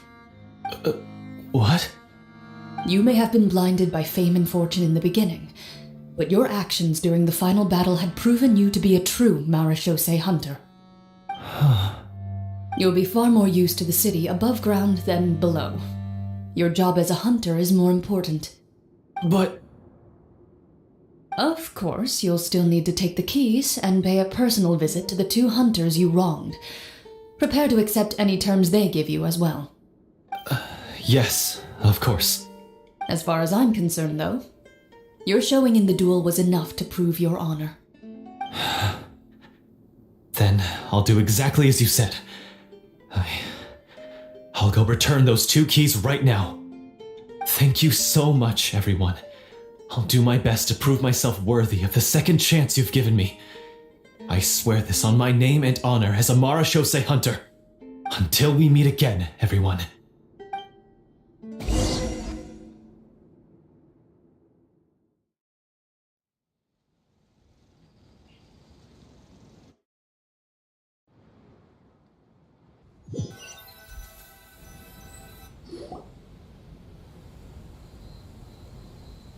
Speaking of Marechaussee hunters, what should we do about the treasure in that cave? Leave it be. Are you sure? We could show it to people, make it so that the hunters are remembered. Don't you want that? No. Every name on that tablet made the same choice. All hunters know what the path entails. I am no exception. My identity as a Marechaussee hunter is not something I need people to remember. I wish only to be recognized as a champion duelist. Nothing more. That's certainly very different from the path of a magician. Still, I admire your decision. Wait, I just remembered something. If there were no special effects involved, why did our weapons begin to glow during the battle? That's because the Marechaussee hunters of ages past would often imbue their weapons with special enchantments to suppress the monsters. Whenever a monster was nearby, their weapons would start to glow. Oh, so that's why they had an effect on that guy near the end. I really thought the summons were doing all the work. Well, I'm sure the summons were a part of it too. Oh? How so? This particular devorator probably hailed from the same era as the hunters we saw in the room. The names you recited all belonged to the bravest hunters. Countless monsters fell to their blades. That's likely why the devorator visibly reacted when you said them out loud. So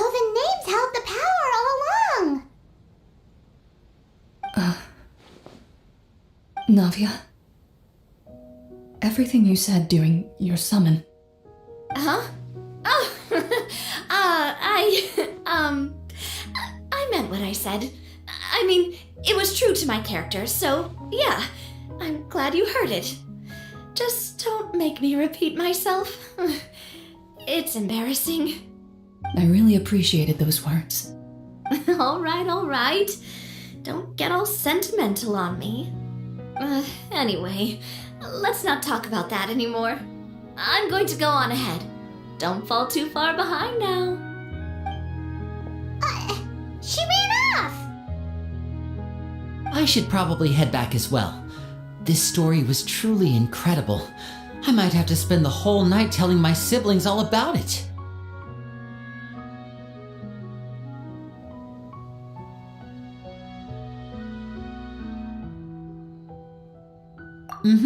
Goodbye.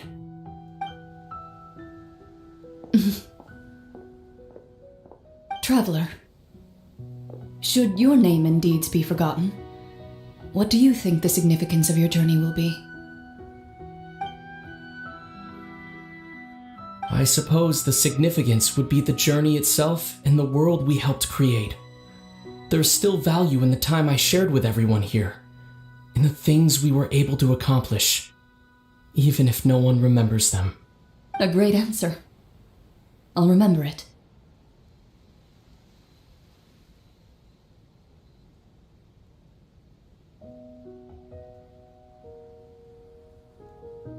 Me? The Marachose Hunter says nothing in response to that question. Perhaps her answer lies in her silence, an unspoken vow left to echo through the night. The path she walks needs no explanation.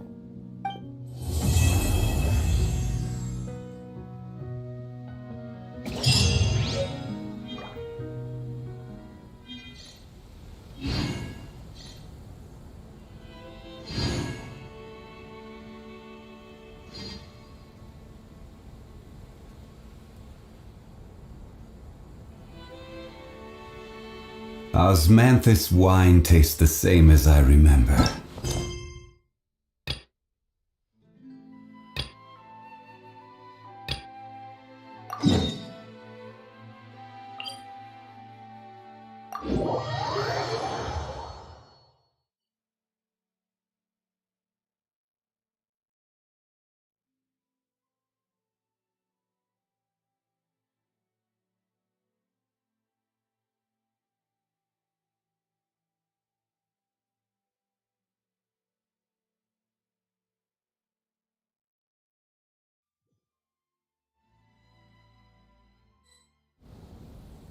Where do you want to go next? If you'd like to see Liyue's tourist spots, I have a few references.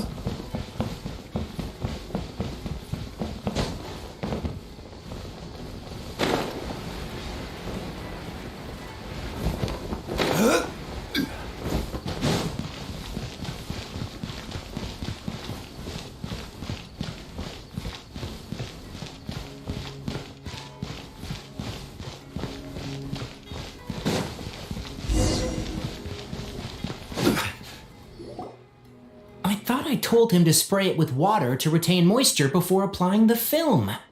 You can't treat a glaze lily like a cactus. If Sanjay does this again, the loss will have to come out of his food expenses. I'll go talk to him. At this rate, he won't even be able to afford eating cacti for much longer. Hey, Tainari! Oh, it's you two. It's been a while. What brings you to Port Ormos? We didn't have anything to do, and this place looked pretty lively, so we decided to stop by. But, what's with all the flowers around here? Well, Port Ormos is currently organizing a flower exhibition featuring flowers and plants from all over Teyvat, so I came to help out. The exhibition includes flowers from every corner of the world, each with their own unique properties and needs. With that in mind, the curator commissioned a flower pot from Kasharawar capable of retaining heat and moisture. Even so, An expert is still required to develop tailored transportation and care plans for each type of flower. Oh, and that expert is you, right? Not this time, no.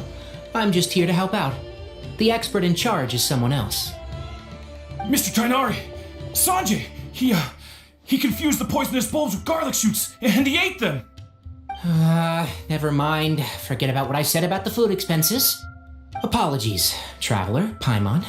Looks like I've got something to take care of. I'll be back in just a moment. Tainari's busy no matter where he is, huh?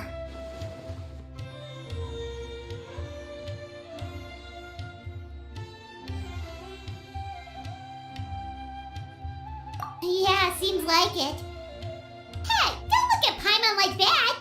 Paimon is super careful about what she eats. Well, looks like Tainari might be busy for a while. Let's take a look around the port in the meantime.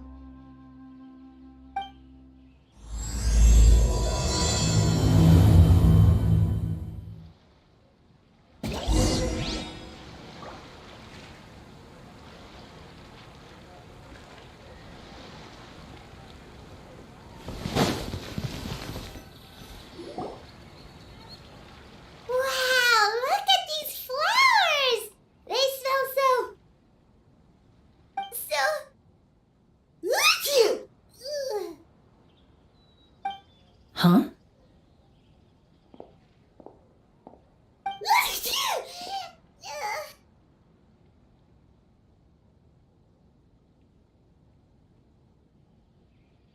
Paimon's... fine. She's just got a little... Achoo! Rainbow roses, glaze lilies, and Cecilia's? No wonder.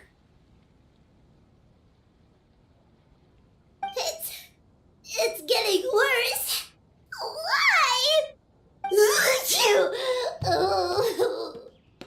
But, I was fine just a moment ago. She didn't even eat anything weird. A moment of your time, you two? If it's not too much trouble, perhaps you could try this incense.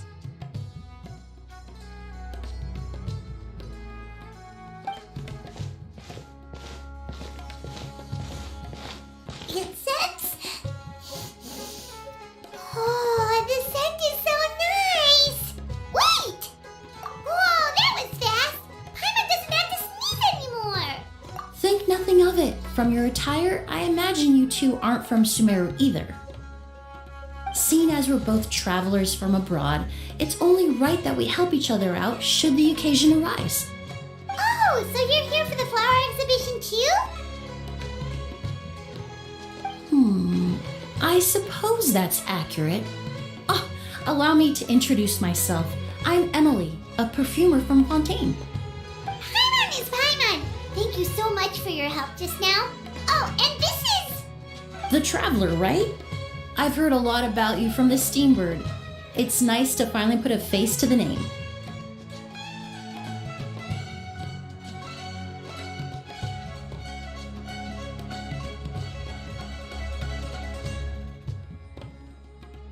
What happened back there? Why did Paimon start sneezing all of a sudden? Have you ever heard of hay fever?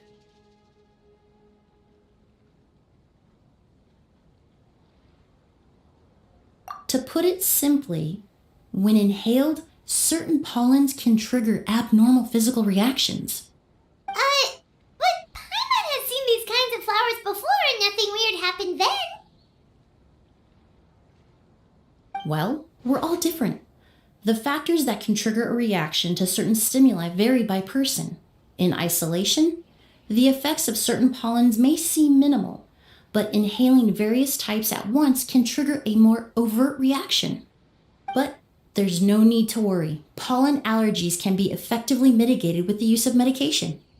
Oh, well, that's good. Traveler, Paimon, there you are. Is everything all right? I left in such a hurry, I forgot to warn you about all the pollen in the air.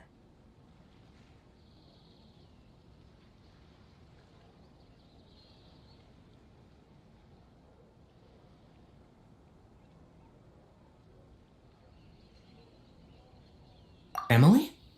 Ah, what a coincidence. Looks like my worry was misplaced then. The Traveler and Paimon are in good hands.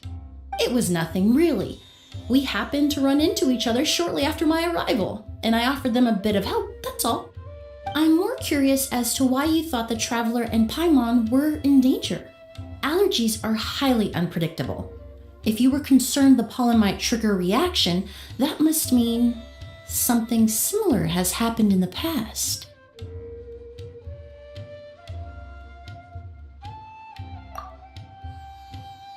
Remember the first time we met? You fainted after inhaling Spirit Borneal.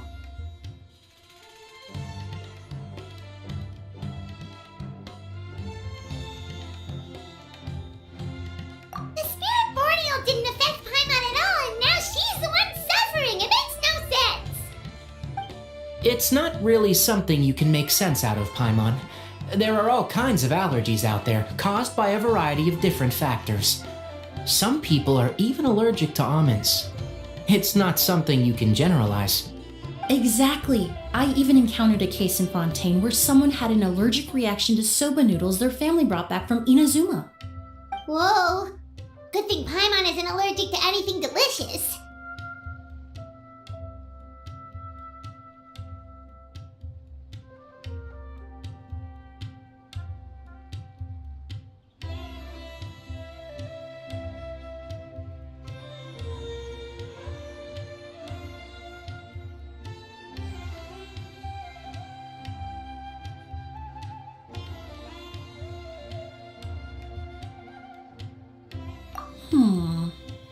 In a manner of speaking, although you could say the patients I deal with are rather unusual.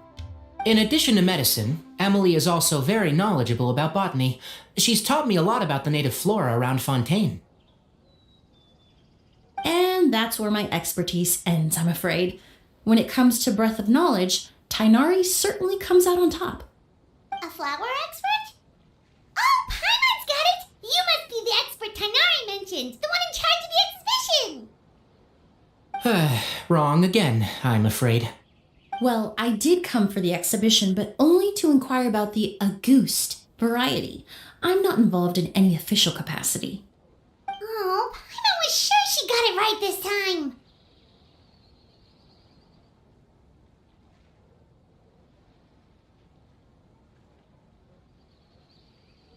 It's a kind of flower that was once popular in Fontaine. The perfume made from it also bears the same name, Auguste. Auguste, huh? That's not a name you hear often nowadays. In an ancient language, the word is said to mean sacred or noble. It's sometimes used as a name for people as well. Ah, that reminds me. Are you familiar with a historical event in Fontaine known as Perfume Mania?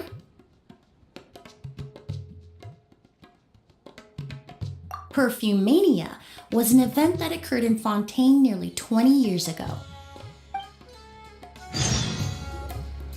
It all started when several merchants released their own lines of high-end, expensive perfumes, marketing them as must-have luxury products, the very symbol of elegance itself. No one anticipated the absolute frenzy this would create on the market, causing the price of perfumes to skyrocket. The demand was twofold. What some saw as a status symbol, most saw as a money-making opportunity. You could take advantage of the soaring price by hoarding them and reselling at even higher margins. The value of these products became so inflated, regular bottles of perfume were even going for hundreds of thousands of mora. This resulted in countless disputes and scams. But at the end of the day, perfume is just perfume. The market value greatly exceeded the intrinsic worth of the product, creating an economic bubble that was never going to last. Luckily, the Palais Mermonia recognized the danger and intervened before the craze could truly spread. Many profiteers and scammers were thrown in jail as a result. In the end, only a few wealthy families were affected when the bubble popped. What does all this have to do with that Auguste you mentioned earlier? Well, during the craze, the most popular perfume was none other than Auguste. The demand far exceeded the supply, to the point where it once sold for 10 million mora a bottle. 10 million? Then what about now?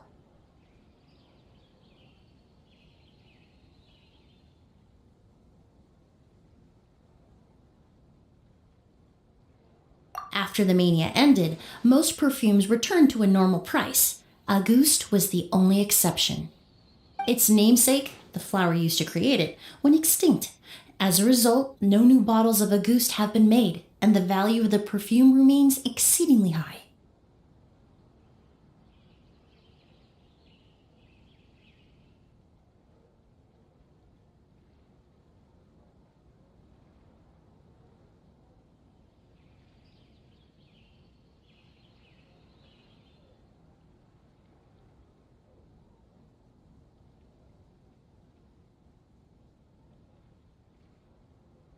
Indeed, the Auguste flower was not a natural variety, you see. It was specially cultivated for use in perfume making. When the bubble popped, all the flower beds used for its cultivation were destroyed in a fire. The variety has never been seen since. But didn't you say you came to the exhibition to look for it? Ah, yes. I came to investigate a certain rumor that the Auguste flower has reappeared in Sumeru. It's causing quite the stir in the Fontaine perfume market. Traveler, we should help Emily look for it.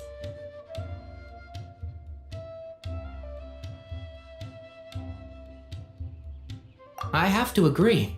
Emily wrote me to ask if I could look into the rumor, but the forest rangers haven't received any reports of new plant species recently. Even if I can locate the flower, I'm afraid you'll be disappointed, Paimon. I don't have any grand Mora-making endeavors planned. Divine, noble, one of a kind, all beautiful sentiments to be sure, but to me, they overshadow the very essence of the product. When it comes to perfume, I want people to forget the price and the prestige and focus on the beauty of the fragrance itself. Wow, so noble! Of course, there's also a more practical reason. In recent years, low-grade counterfeit versions of Auguste have been popping up on the Fontaine perfume market. Every so often, someone will claim to have recreated the unique scent of Auguste, and the rumor mill will start comparing the counterfeits to my own work. Okay, that's more like the reason Paimon had in mind. Ever since that rumor started, 3 new perfumes claiming to be made from the Auguste flower have appeared on the market. If I can dispel the fanaticism surrounding Auguste, even just by proving the rumor to be false, Fontaine's perfume market can finally start to get back to normal. Then I'll be free from all the stories and added meaning and just focus on making what I like. That makes sense. Oh, I would of course be grateful for your help, but I wouldn't want to trouble you. Well, you said it yourself. We're both travelers from abroad, so it's only right that we help each other out. I suppose you're right. Then you have my thanks. Based on the information I have so far, it's unclear if the rumor is true. Mr. Edgar also thinks it's too early to say, but you could always go talk to him. He was there all those years ago, after all. Maybe he'll know something. I was just about to pay him a visit at the hotel. Edgar? Who's that? The person you've been trying to guess this whole time. The flower expert in charge of the exhibition. He's also the most respected and experienced perfumer in the area. Back when he was still working in Fontaine, Auguste was his creation. I should also mention, he was my teacher, the one who taught me the basics of perfumery when I apprenticed in Sumeru. So this guy was a famous perfumer in Fontaine, but then he came to Sumeru to teach people from Fontaine? It sounds confusing. It's a long story. If you're interested, we can talk more about it when we see him. He should be staying near the hotel.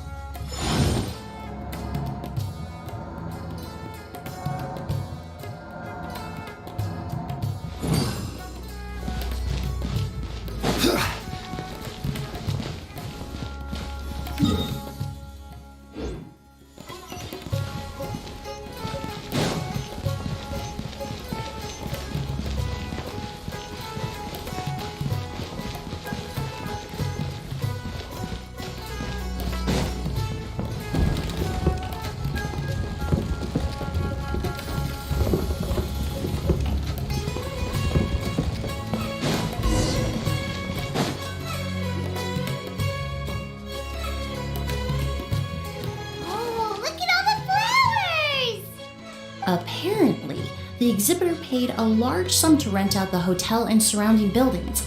They're being used as temporary storage facilities and lodging for exhibition personnel.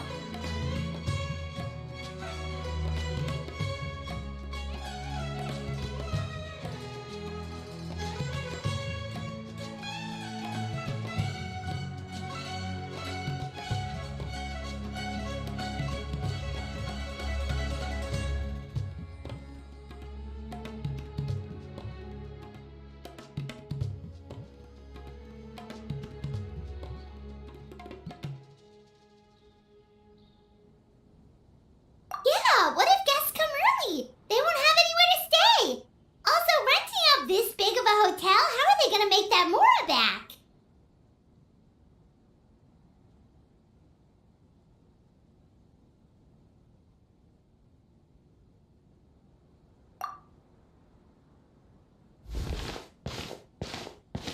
It's been so long, I almost didn't recognize you, Edgar.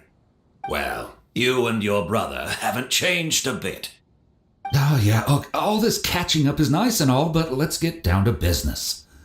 We need to talk about Kyria. Is he... Hold on, we have guests. It's nice to see you again, Master. Emily? Is that you? Oh, it's been years. Look at you. You're all grown up. I've heard you've become quite the famous perfumer in Fontaine.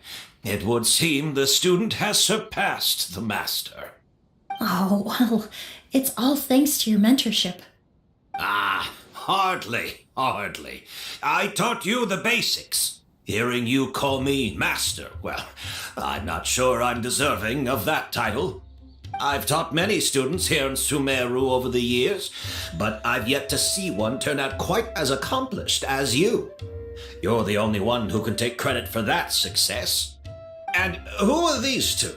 I don't recall you mentioning them in your letter. Ah, they're my new friends, the Traveler and Paimon.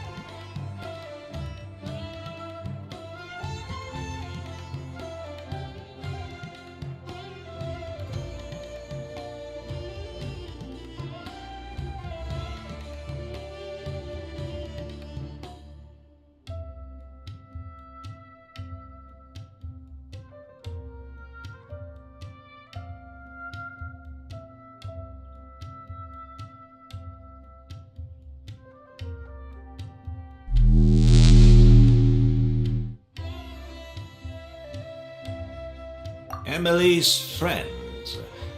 Well then, the pleasure is all mine. And these two gentlemen? Are they friends of yours, Master? Of course! We're perfume merchants from Fontaine. Thanks for the raid. And this here is my younger brother. Solo rated. Edgar, and the two of us are old friends. Isn't that right? Yeah, still appreciate it. No, Every single one counts. Merchant Brothers? You must be. Yeah, just going through the storyline, finishing up all the backlogs. So many Hoyo games. I'm playing all of it. Well, what respectable perfume merchant hasn't heard of a Ghost? Anyone in the business would be interested in the rumors. I'm guessing you're here for the same reason, Emily. We were just about to get into it, so you three might... So much content for Genshin Impact. It's insane. If I leave it for like a month or two, I come back and there's a mountain to go through. The August flower. That being said, there are people in Port Ormos who claim to have smelled a unique fragrance on the streets. Definitely floral, but still distinct. Some of them were merchants who lived in Fontaine 20 years ago. According to them, The fragrance smelled exactly like the August they remember from back then.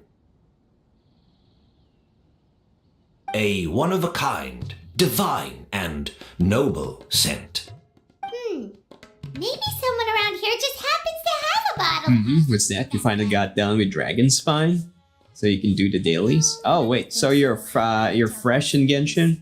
Even if someone had a bottle that was never opened, the fragrance of the I haven't heard of Dragon Spine for quite a while. perfumes can go decades without a change in scent. No, I just need to do those to get the wings. I see. Only a few bottles still exist in Fontaine, and their scent. Yeah, if you're fresh for the game and you just hit Dragon Spine now. Oh, your AR55. I see. I thought you meant the storyline. Or in accord with the same bass notes. Impossible! Wait, how did you do that? You're already that high. It would never have sold for such a high price all those years. But you just got done with Dragon Spine? What am I missing? It has to be. Technically speaking, the scent wouldn't be impossible to imitate.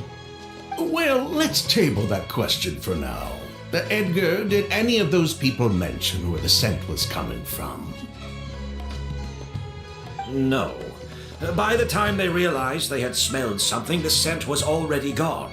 If I hadn't asked about it, they probably wouldn't have given the experience a second thought. Compared to things we see and hear, smells can be much easier to overlook. It almost sounds like someone wearing the Auguste fragrance passed them on the street. You watched the guide to find the Crimson Agate. You were missing. Oh, I see. Just thinking. Oh, you mean, okay, you're scouring the world map. Okay, gotcha now. Much to go off of right now, but we can't rule out that possibility. I know, right? We'll send some more people to investigate. Yeah, just imagine the guys that are making the guides, assuming you're not stealing from everybody else. I mean, so they had to do it manually, and they're literally recording it one by one. Do we get free lodging too? Ah, my apologies. All the rooms in the hotel are accounted for, I'm afraid. Most are being used for storage ahead of the exhibition, you see. I managed to tidy up one of the rooms for these two at the last minute, but by the time Emily wrote to me, there was no more space left for her to stay. Oh, and we just showed up out of the... Yeah, that took me quite a while, but as myself, I'll be honest, I had to actually use the guide. I should have been more considerate. Here I... Because I'm also playing the other HoYo games, Star Rail ones, offer you to stay. Zenless. It's insane. It's hard to juggle. Remaster. I can You applaud those people because you would have gone crazy. It would give me the opportunity Agreed. to collect some plant specimens while I'm here in Sumeru. Ah, even better. Although, would it be possible for me to leave some? Then again, if they're the completionist OCD types, that's even their definition of fun. That's their idea of about that. Of a good time. Literally sweeping every corner of the map one by one. Of course, no trouble at all. My brother and I will keep an eye on them for you, as long as you don't mind, mademoiselle. All right then. Oud, why don't you take Emily inside and find a suitable place for her luggage? But yeah, on that note, just imagine the newer guys playing this game. They just got into Genshin Impact. So much landmass now, so much content. That's scary. Right? It's insane.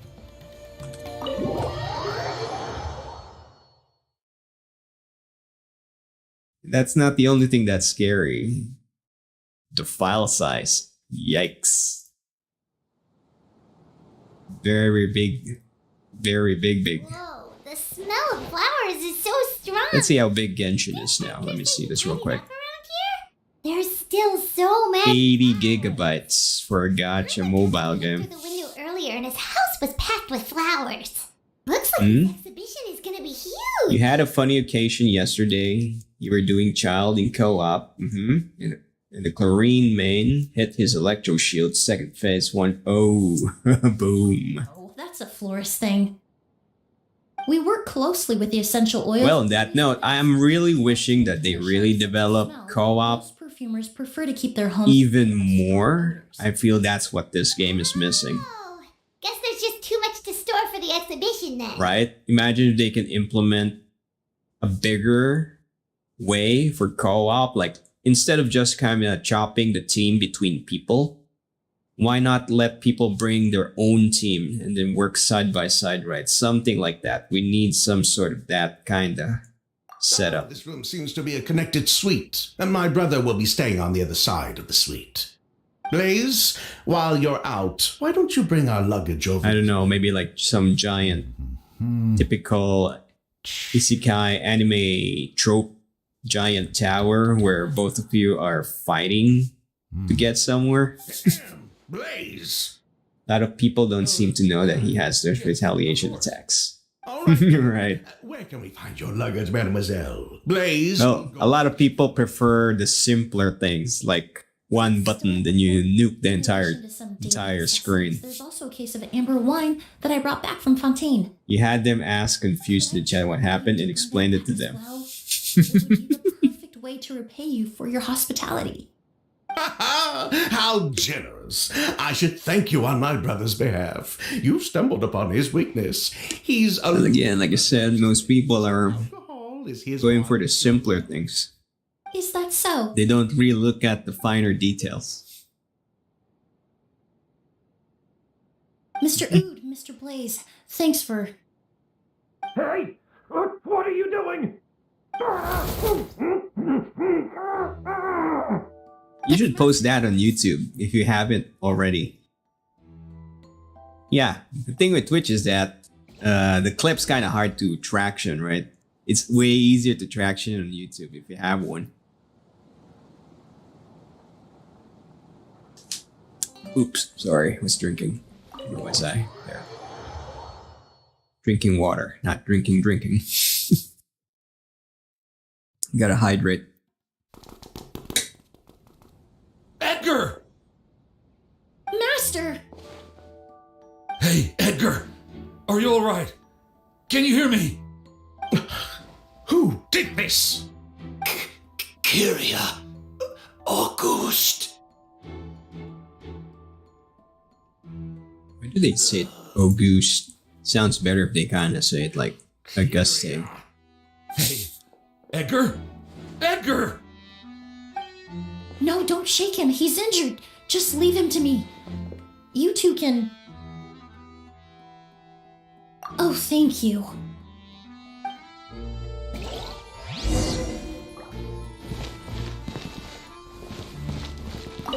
I checked. It doesn't look like anyone passed through here. Oh, but that's impossible. It's not like that kid can just grow some wings and fly away.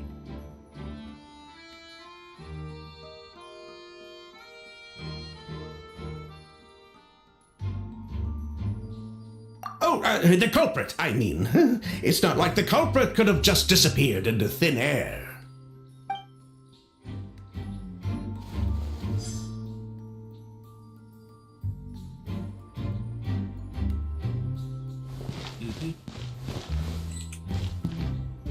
Oh, there it is. Okay, didn't see it. That strange smell around here. Is it coming from this bottle?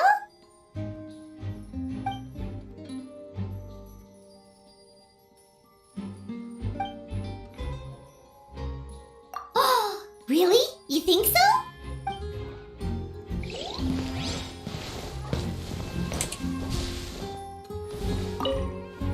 It's not a bed, that's a bush. Was hiding in the flowers before they attacked Edgar?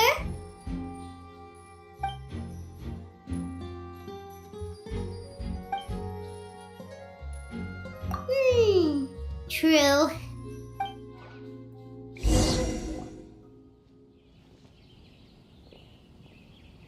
Well, we looked all over, but the only clue we found was that bottle.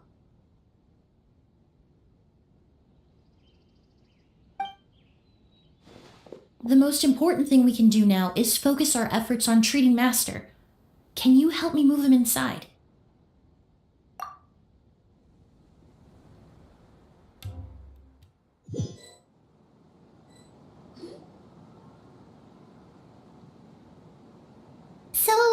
how's he doing?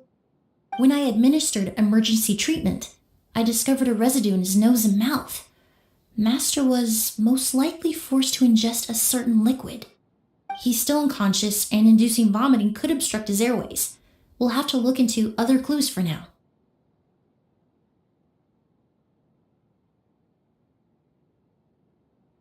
Ah, yes. The scent is the same, but the chemical composition is still unclear.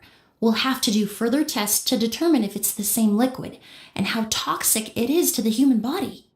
But first, I do believe there are two people who could shed some light on the situation. Mr. Sylvain, Mr. Lucien. Wait, you know... Hey! Were you talking to us, mademoiselle? I'm afraid we'd never heard of those names before. Before arriving in Sumeru, I asked a friend from the Special Patrol to look into the creators of Auguste. There were 4 people in total. The perfumer, Edgar, the one thrust into the limelight, and 3 others. A researcher from Sumeru responsible for cultivating the Auguste flower, and 2 merchant brothers responsible for promoting the product on the market. The 2 brothers capitalized on the mythos surrounding Auguste. Their actions lured in numerous speculators and profiteers, inflating the price of Auguste even further. In the end, they were sent to the fortress of Meripede for falsifying their accounts and destabilizing the market. If you do the math, they should be out of prison by now. And what does that have to do with us? There are countless merchant families in Fontaine. You gonna accuse them of being criminals too? Every time your brother called you Blaze, it took you several seconds to respond. But when I called you Lucien just now, the name registered immediately. Miss Emily, out of respect for your position as a famous perfumer in Fontaine, I'm inclined to believe that was simply a poor attempt at humor. You have a bright future ahead of you. You wouldn't want to develop a reputation as someone who throws around false accusations, especially among merchant circles. You claim to be regular perfume merchants, and yet, when I brought up amber wine, you took it to be alcohol. What?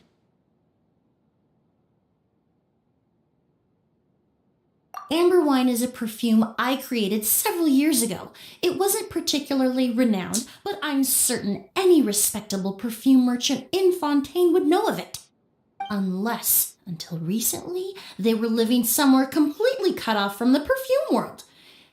Somewhere like the Fortress of Meripede, perhaps? Emily, you little...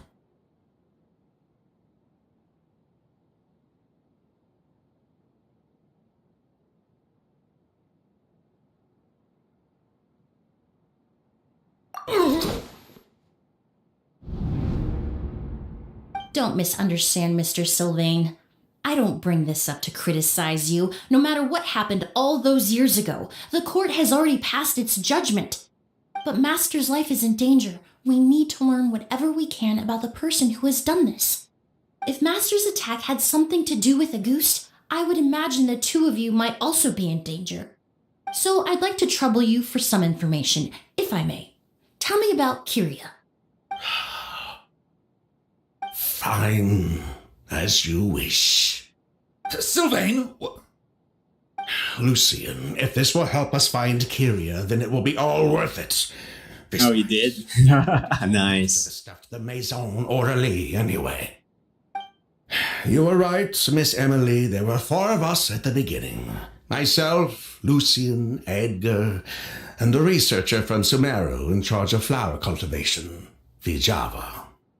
Sometime down the road, the Marechaussee... It also was not your best play because you took Bennett for the heels. Okay. Into our books. They did their meddling, and my brother Edgar and I were forced to serve time in the fortress as a result.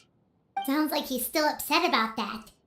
Wait, then how did Edgar end up in... Did you upload it as a YouTube short? As an accomplice, so he only had... YouTube short is kind of like TikTok. So that he could put those events behind him. Yeah, if it's like within like a minute or 2. Master was depressed or 3, for a long time after that's the that. better option. Making new perfumes and focus on introducing students to the craft instead. Yeah, just saying.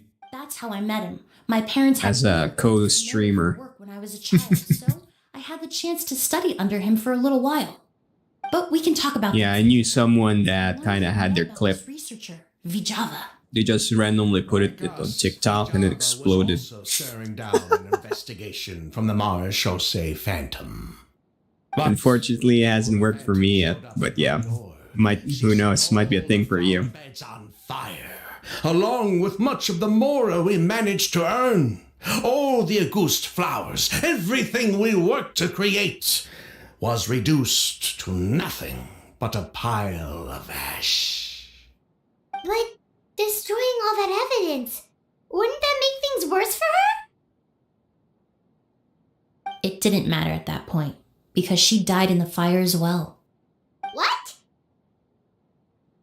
Sounds like you did an investigation of your own. Why even ask us if you knew all of this already?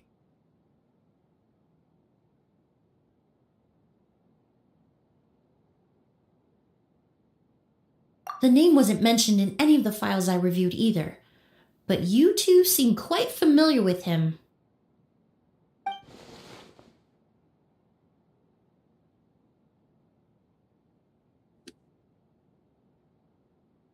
Kyria was Vijava's younger brother.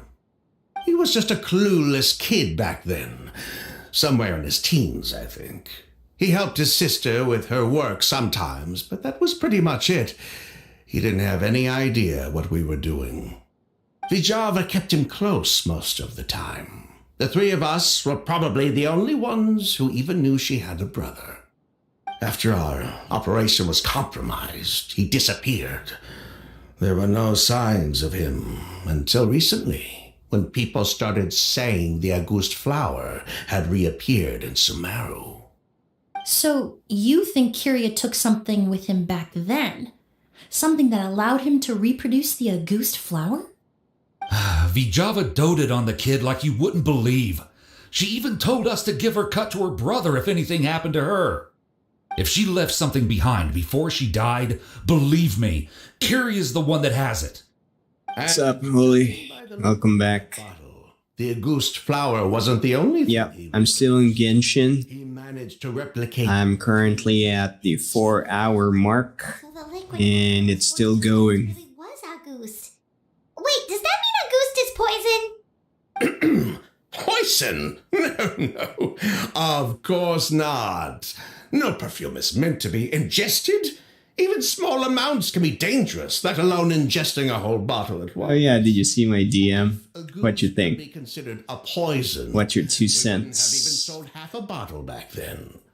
Edgar fell unconscious because Kyria forced him to drink perfume. It just happened to be Auguste. Not yet. Okay. He probably thought we had something. Do you wanna check it out, or let me just tell it to you here, because it's pretty simple. No idea why she did all that. We're not looking for Kyria because we have it out for him. We just wanted to see how. Well, short version is I'm kind of floating the idea that I want to try and make my own. Okay, yeah. Go read it first and then tell me what you think. Manipulation. It had nothing. No, there's no real. It's not really something to read. I gave you a link to the product back to a website be like honoring his sister. for a certain software That's why you never mentioned Kyria during your that seems to be potentially customizable, but I don't know where to start Anyway, that's because I'm not a full programmer. If you're looking for information on what's in Auguste or what to do if you This is not within the realm of my comfort. people to ask, Edgar or Kyria himself. Well, at least we're able to say for certain that the substance Edgar ingested was in fact Auguste. That gives us a direction for further testing. Well then, I'd say that was a very enlightening discussion. Well, glad to hear it. Lucian, let's head back to the room and rest a bit. With everything that's happened, there are things that need reconsidering. Yes, of course.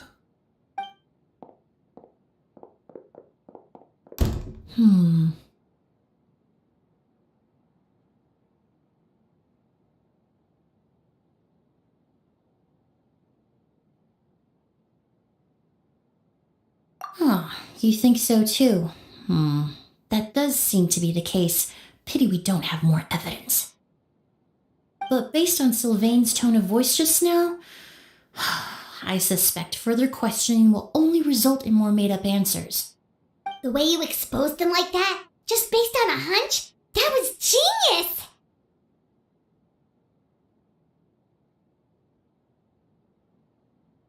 Oh, right! Earlier you said you were only sort of a doctor, and that your patients were unusual. Oh yes, that's because most of the patients I encounter are already dead. So you're a forensic doctor? Close. I'm actually a forensic cleaner. Once the forensic team and the Marachese Phantom are done collecting evidence from the scene, I'm in charge of clearing away the final traces my patients leave on the world. In fact, with just a small alteration to the formula, the same tincture used as the base of perfume can also be made into a cleaning agent. Basically, there are two sides to forensics. Those who collect evidence to expose the truth, and those who clean up the smells, bloodstains, and other substances left behind at the scene. I've learned a lot in my line of work, and I've witnessed a lot of death. But this time, we may still save the patient. Actually, Traveler, could I trouble you to report back to Tainari and the officers at Port Ormos? We should update them on the situation.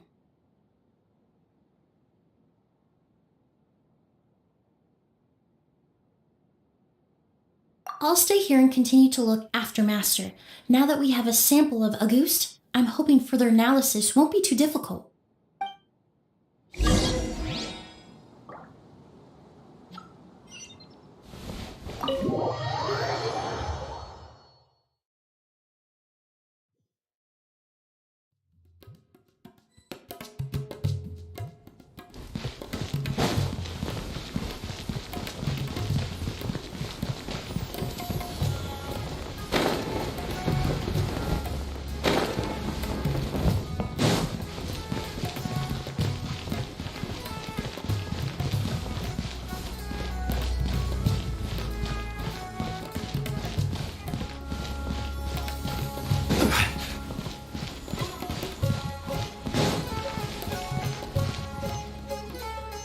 Whoa, why the rush? Did something happen? What? Edgar was attacked? He's the most famous perfumer in the region. Someone who's helped countless people around Port Ormos. How could this happen? Sheriff, have you received any reports of a suspicious individual fleeing through the bazaar? No, but we've got eyes all over the area. I'm sure someone's seen Kiria. I'll start gathering my forces. We won't let him get away. What about you, Tainari? Do you have a plan? I'm sure the sheriff can handle things over at the scene, and I doubt Emily needs my help looking after Mr. Edgar. But she said she's not a real doctor. Then she was far too modest. She may not be a doctor by trade, but she has a deeper understanding of human anatomy and pharmacology than most scholars from the Amurta Darshan. Not to mention the fact that Mr. Edgar's condition is related to perfume. Emily is certainly in the best position to help him. As for me, I'll head to the academia and see what I can learn about Vijava and Kiria. Oh, that's right! Vijava was supposed to be a scholar from Sumeru. Do you recognize the name? From Emily's letter, certainly, but that was the first time I'd heard of it. The academia produces a lot of scholars, and there are plenty of graduates who choose to pursue a career outside their darshan. I didn't have time to look into it earlier, but now it seems like Vijava's past could be critical to getting to the bottom of what happened to Mr. Edgar.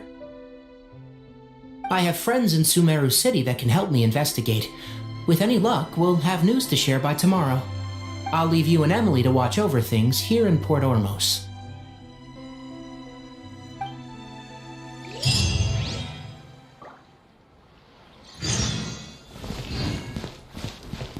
Yeah. welcome back. You made it a shorter full clip. If you like to see it, you could like it. Oh, link it. Currently my auto mods will deny the link. But if you can kinda not make it look like a link, it might work. Not sure how to turn it off from here remotely. I gotta dig into the dashboard somewhere else.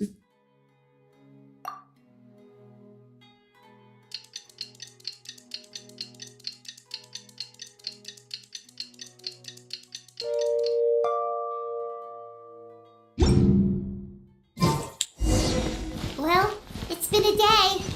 Wonder if Tainari's discovered anything. But things weren't looking good with Emily's master yesterday. Alright, yeah, sure, go for it.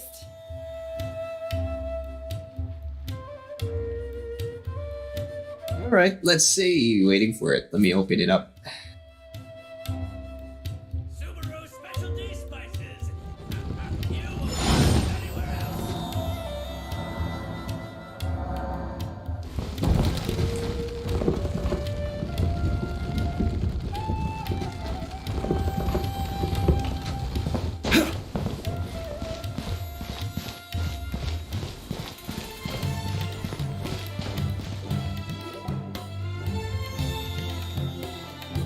Started it. Alrighty, uno momento. Let me pause this real quick. Oh wait, no, it's paused. Perfect.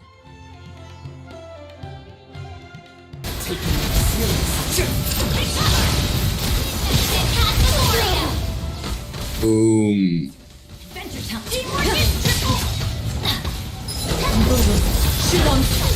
This realm.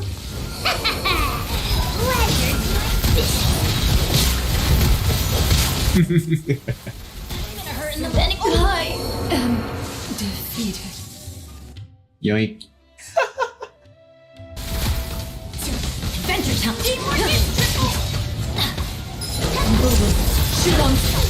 This realm.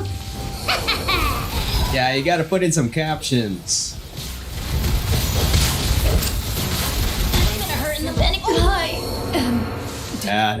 That last one was a yoink.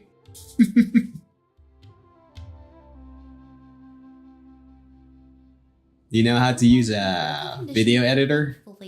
He's still very weak, but with a... Maybe you can put up a temp source to show those, yeah.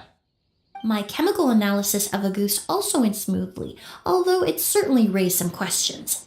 I was able to identify the components that give the substance its fragrance, but I also noticed an abnormal trace... Yeah, literally... Sample.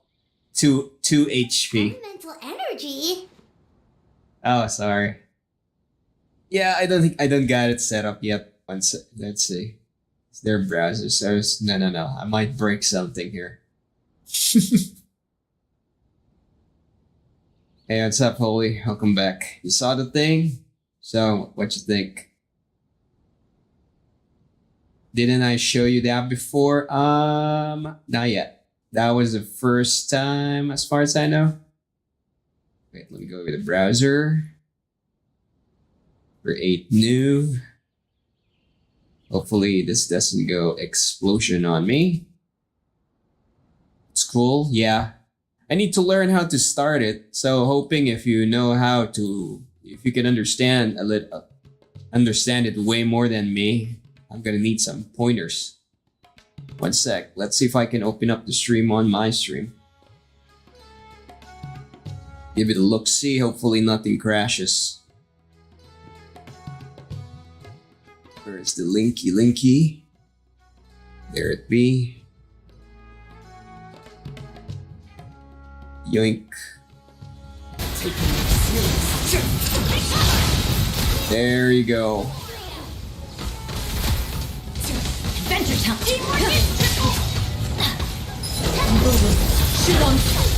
This realm.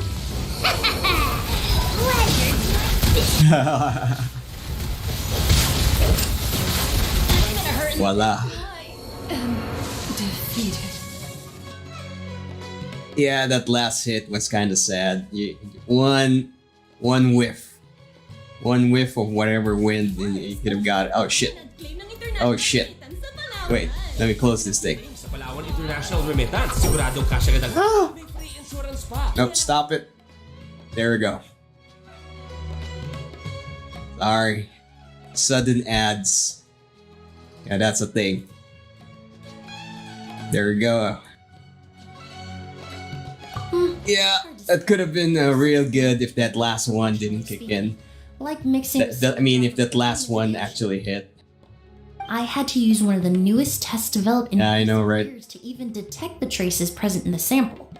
Unless you were abnormally sensitive to elemental energy. He's normally easy as long as nobody uses the same element as you each use the phase. products every day for 10 years. That's a big if. Master's condition Was that guy a public match or a friend? Are you in comms? Because It's still too early to never play in pubs. Pubs is always a bad idea. Find you? Maybe we could ask him to take a look. I received a message from him. The same can happen in the first phase. The message said It's he was public, looking into some right? information Yeah, not surprised. That explains it. Thought he might have stopped by to see you first. Excuse me? Is Miss Emily here? Yeah, remind me to set that up on my next update. I need a viewer YouTube link browser thingy. I'm gonna put that on paper. Make YouTube link browser thingy for viewer. Of course. Viewer requests. He's mentioned you many times. And there you go. And On paper. no need for formalities. Emily is just fine. Is that you usually use Alhazen? So it barely happens to you. Emily, Why'd you end up with Bennett? send you here, Colin? There you got your Sino one shot when you first fought him in the story. Chance to rest. I'm fast on my feet, so it only made sense for me to come. Yeah, child is a pain in the butt. Anyway, based on what they reviewed, so Especially for early accounts, for sure. no indication that Master considered that Even for but the name midways. dead end. Master tried to track down people with a similar research. Child, I think, is the first boss that kind of feels like Dark Souls. How is that possible? No sustain, huh? That sucks. I didn't even search her from Starting to seem very likely. If we want to figure out her true identity, I'm afraid another conversation with those two merchants might be our only... Hey! Lucian! It's Sylvain! Wait, you don't think Curio came back, do you? That seems impossible. If someone came in or out of the hotel just now, we would have seen them. It was Kanish, Fischl, Clarine. Eeh. Yeah, oh, I see. That explains it.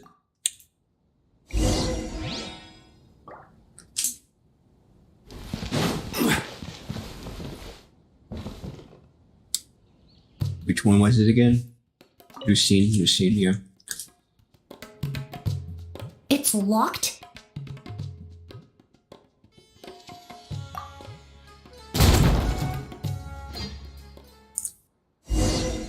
Well, that's what you call main character syndrome, right? Lucian. Everybody wants to be the one, the DPS. Wake up! I'm the front guy.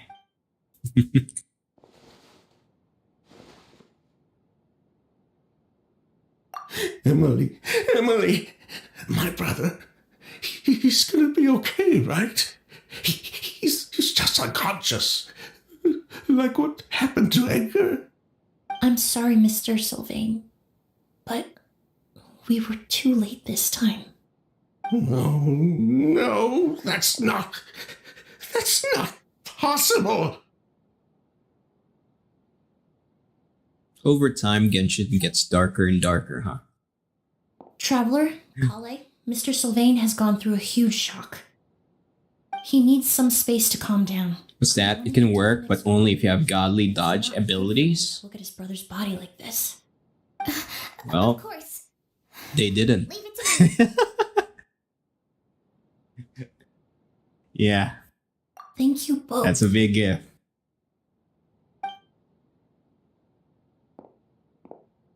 Mr. Sylvain, let's get you up. Here, take my hand. Nice and slow. We'll take things from here. Just focus on getting some rest. Here, this way.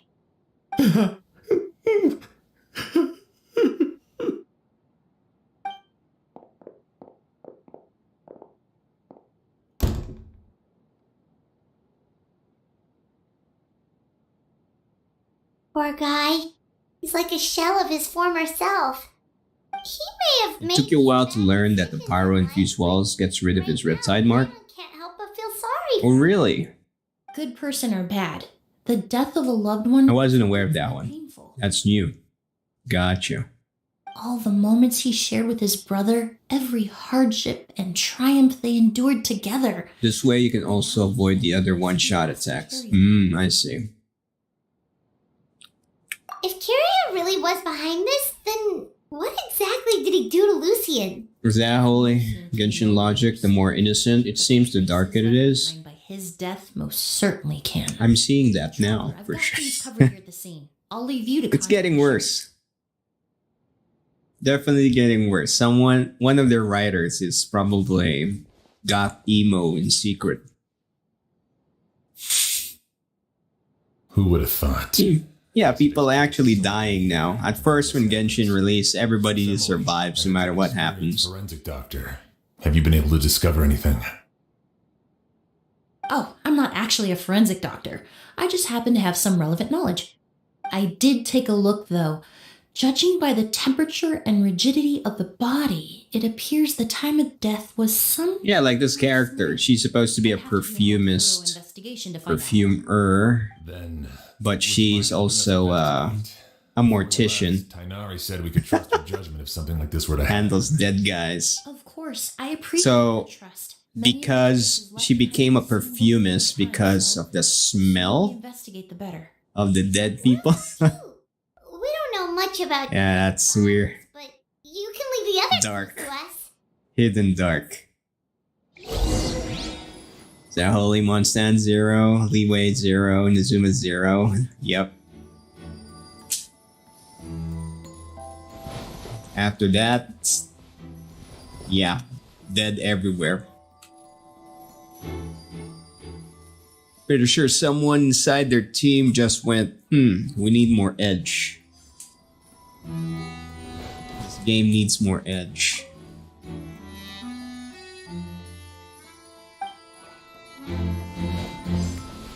Pupils are dilated, skin is flushed.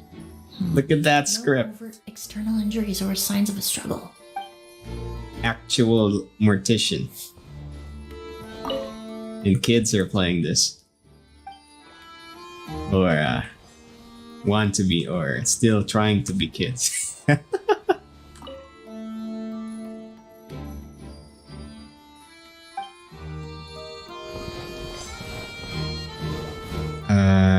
Where's the last one?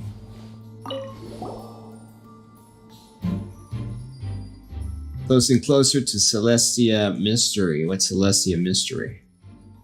And the windows are shut tight too. Seems like the only way to get Was in. that Rui? Inazumi also had a few deaths. You recently saw a short where someone explained that Goro broke someone's back. Investigated as much as we can. Let's go report back. It's been a while, I don't remember, but if it's just in script, that's a difference. It's like there's telling the story and actually playing it out as dead. Like this one. Dead, right? More gory and dark stuff shows. Yeah, there should be more. I want to start seeing, what's that word again? Body parts flying around. Nah, that's gonna kill it for the kids. I'm pretty sure it's gonna get started. Genshin's gonna get banned. I can show you. Here, it'd be something like this. Is that Rui during the cutscene of the Watatsumi Island fight? Really?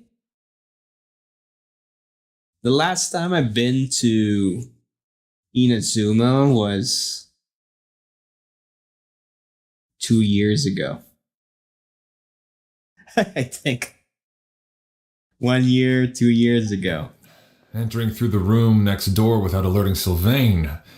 Wait. It's been a I while. think Sylvain could have been the one who. No. Oh my god. Yeah, it's been a while. Seem genuine, and he doesn't have a motive. Then what could have happened last night? I know I mean, story-wise, the Inazuma story. Not literally not going to Inazuma ever. I agree. Also, Yeah, that's a good chunk. discoveries, so we might as well. You found a short, send it to you? Alright, let's check it out real quick. If I can pause this. Then again, I'm gonna have to reset up that browser with the hijack ad thingy. Uno momento.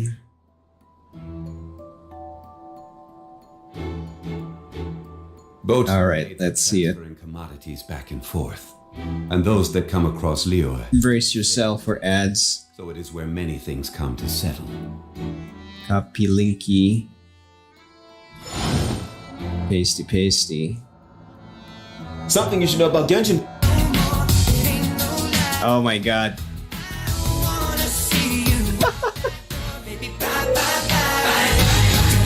What the fuck is that? You got me. You got me. How do I stop this? But where are those who share? What was that? Oh, my ears. What's that? What do you call that again? Really? So what?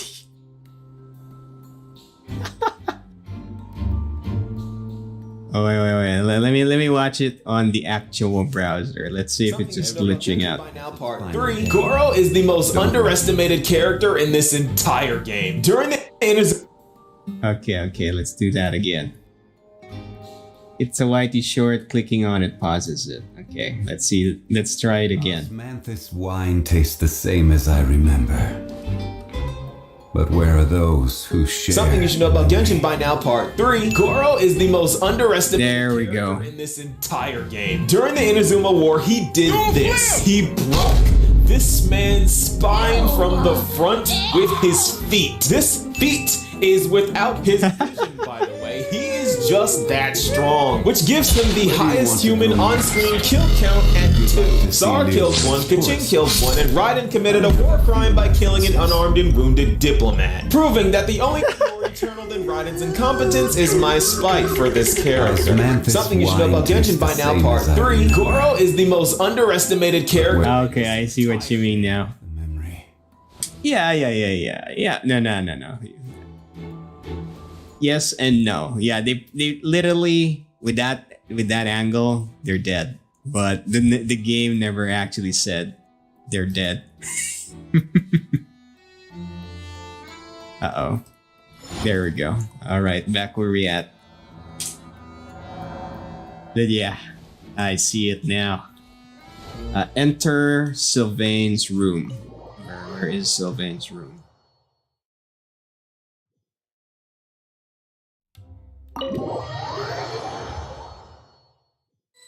There it is. But yeah, definitely I'm gonna need, let me add this. Add I need you to tell me viewer OB browser support with the pause see button. or hear anything strange. A stop button. After Kyria attacked Edgar, my brother and I were incredibly careful.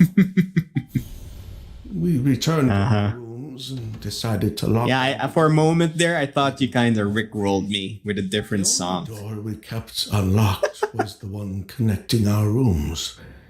That way, if we heard any commotion coming from the other room, we could help each other. But I didn't hear any sort of commotion last night. Not a single noise. I woke up this morning, opened the door, and Lucian was... So, no movement from the room next door. No forced entry via Sylvain's room. No signs of a struggle at the scene, and no external injury on Lucien's body. What kind of cause of death are we dealing with here? I did notice a few things about the body. Lucien's pupils were dilated and his skin was flushed, very similar to Master's symptoms after the attack yesterday. There weren't any traces of liquid in his mouth or nose, so it's unlikely he was forced to ingest anything. The more plausible explanation is that he inhaled a substance without knowing it, and I'd say that substance was likely a goose. A goose? Cocaine. Oops, wait. Am I allowed to say that in stream? Inhaling a goose won't kill you. Uh-oh. And anyway, it would have been for just one... Oh shit, I'm multi-streaming. Alright, pray for me. Hopefully the algorithm didn't catch that. No, that's not what I meant. Emily, you ran your tests, didn't you? Go on, tell everyone whether you found any poison. No, I didn't find any common toxins. See?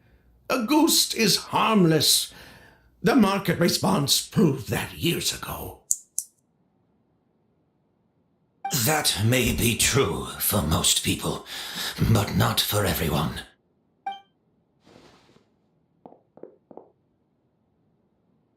Master! Edgar?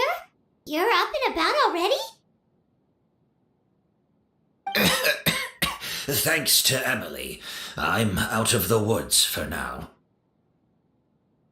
Sylvain, no matter how hard you may try to hide it, the truth will always come to light. Edgar!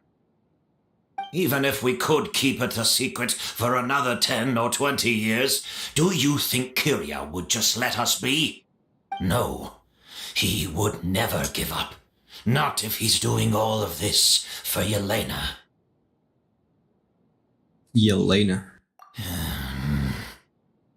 Sylvain has a good name, Yelena a good name, and they gave this guy Edgar. Yelena wasn't a scholar. Bijabas. She wasn't exiled for two. It's a little too close to some other word. The Fatui. Well, that means the elemental energy present in Auguste was... Ah, so you've already detected it. Well, Sylvain, looks like there's truly no reason to hide things now. Oh.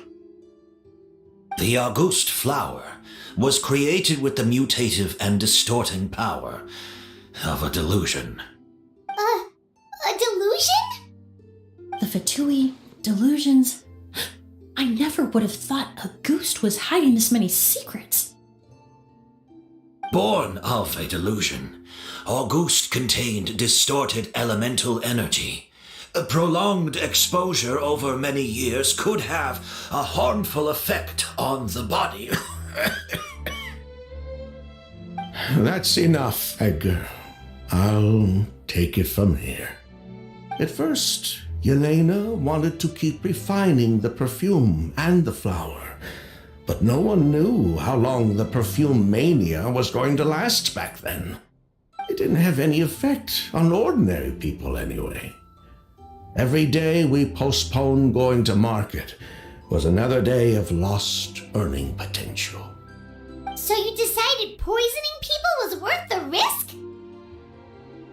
Sounds familiar, huh? Listen, it's not like it was good for business. But all that talk about Auguste being harmful over time, Yelena was just speculating. The impact was practically negligible. Unless you were particularly sensitive to elemental energy or had an entire bottle shoved down your throat like Edgar. You could use the product for decades and be completely fine. It may be true there are no records of Auguste poisoning in Fontaine. But even if no one was acutely poisoned, willfully bringing a product to market despite explicit knowledge of its harmful effects is still a serious crime.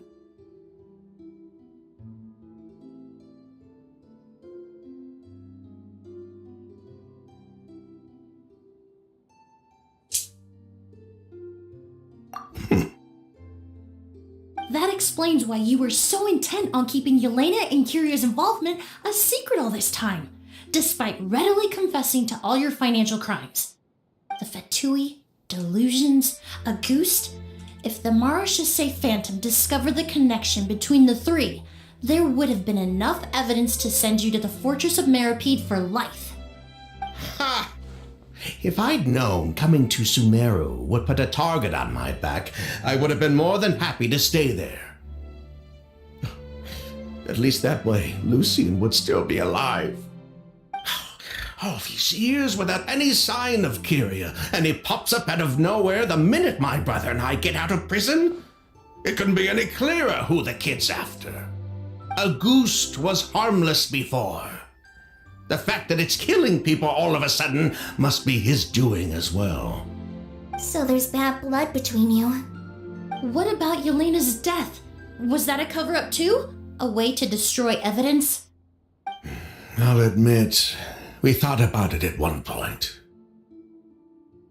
We took care to disguise the product circulating on the market, and no one was questioning Yelena's fake identity. But if the Mara Shusei Phantom decided to look into the flower beds, it would have been the end. Yelena's ties to the Fatui, the role of the delusion, everything would have been exposed. Before we could even put our plan in motion, Yelena beat us to it. She burned all her flower beds and threw herself into the fire as well. But if her goal was to destroy evidence, there would have been no reason to do that to herself. Yeah, she could have just burned the flower beds and fled with her brother. I thought about it for a long time, but it wasn't until just now that I finally understood her reasoning. Everything she did, it was for her brother, Kyria. One of the reasons they defected from the Fatui was the deterioration of Yelena's body due to her excessive use of a delusion. She didn't want her brother to follow in her footsteps after her death. After arriving in Fontaine, Yelena continued using the delusion to cultivate the Auguste flower, weakening her body even further. There were times when she couldn't even walk. So she couldn't flee with her brother because she was afraid of holding him back. If her true identity was exposed, she and her brother would face pressure from both Snezhnaya and Fontaine. The Auguste flower and Yelena's own corroded body both bore the mark of a delusion. There would have been no way to avoid suspicion. So, in the end, she burnt it all to ash, including herself. With all the evidence erased, Kyria was free to take the Mora and run. So the wealth you earned from Auguste, it wasn't destroyed in the fire. Yelena gave it to her brother? Most likely. Before Yelena died, she said if anything happened to her, she was going to leave everything to her brother. We just didn't realize she meant our cut as well. That's why Lucian and I were searching for Kyria, to take back our Mora and the Auguste flower. We just didn't realize Kyria was baiting us the whole time. It was all a trap. But why is Kyria out for revenge anyway? Doesn't he know about Yelena's decision to sacrifice herself? I don't think he knew his sister was nearing death. Yelena always wore heavy makeup around him to conceal her deteriorating appearance. She kept herself busy with work to keep out of sight. That way her brother wouldn't notice how she could barely walk. Then all we'll need to do is tell Kyria what really happened, and then he'll give up on his revenge. I'm not so sure. Even if he knew the truth, he'd still find someone to blame. He might think Yelena was forced into using a delusion to cultivate Auguste, or something like that. It's hard to pull yourself out of that kind of hatred. Especially when you've been living in that headspace for so many years. Very true. Even if Yelena's death was her own choice, I wouldn't call myself innocent either. Edgar, what are you talking about? Think about it, Sylvain. If we hadn't been in such a hurry to capitalize on the perfume mania all those years ago, do you think Yelena would have elected to take those risks? If we hadn't been so blinded by greed, so insistent on increasing the scale of the flower cultivation, do you think Yelena's health would have deteriorated as fast as it did? If we hadn't invited the Marechaussee Phantom to our doorstep by breaking the law at every turn, Yelena could have survived. She knew her limits. She knew her days were numbered. Maybe it was for her brother, but she was in it for the Mora just as much as us. We were just trying to earn a bit of Mora. And what, we deserve to die for that? Target me for being the mastermind, sure. But what about Lucien? He was just following my orders. Lucien's crime, was it really so extreme that he had to pay for it with his life?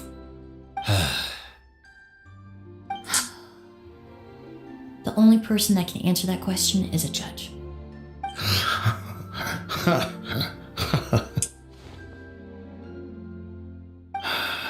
Fine. I've said my piece anyway.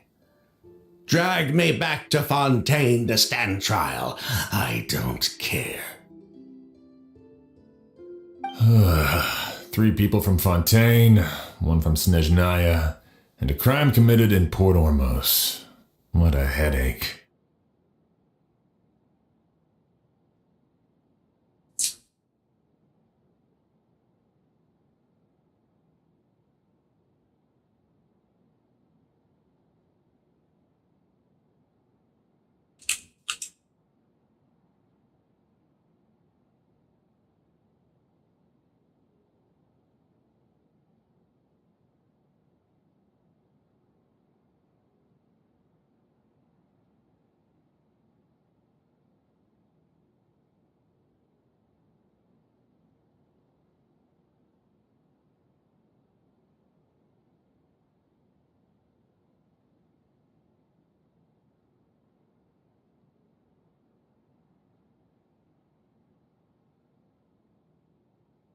Well, we can only wait until the Academia sends someone to deal with it.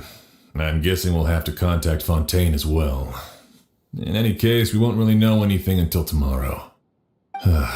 With the exhibition, we don't even have space in Port Ormos to detain anyone. Such a headache. The hotel could suffice.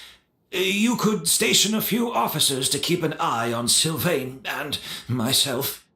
Although with Sylvain's mental state and my physical one, I don't think you need to worry about a jailbreak.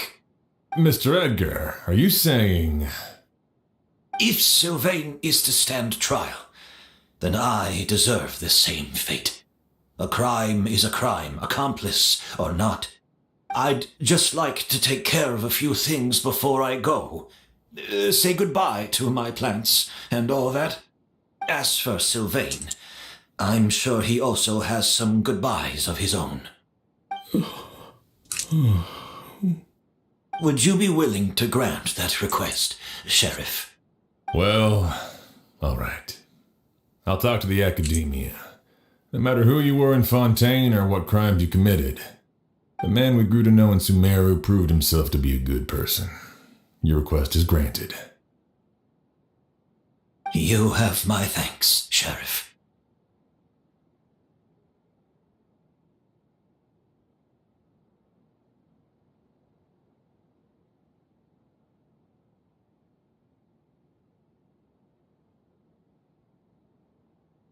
Happen tonight? Oh, you mean the possibility that Kyria might try to finish what he started? Yeah, all we know is that he uses a goose to poison people, but we still have no idea how to catch him in the act. If he targets Sylvain or Edgar again, we might not be able to stop him. That may be true, but what if we can take advantage of his desperation?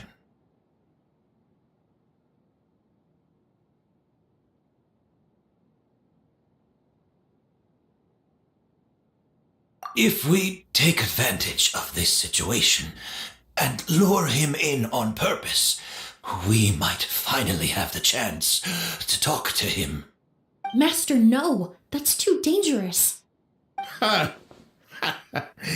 So, that's your plan.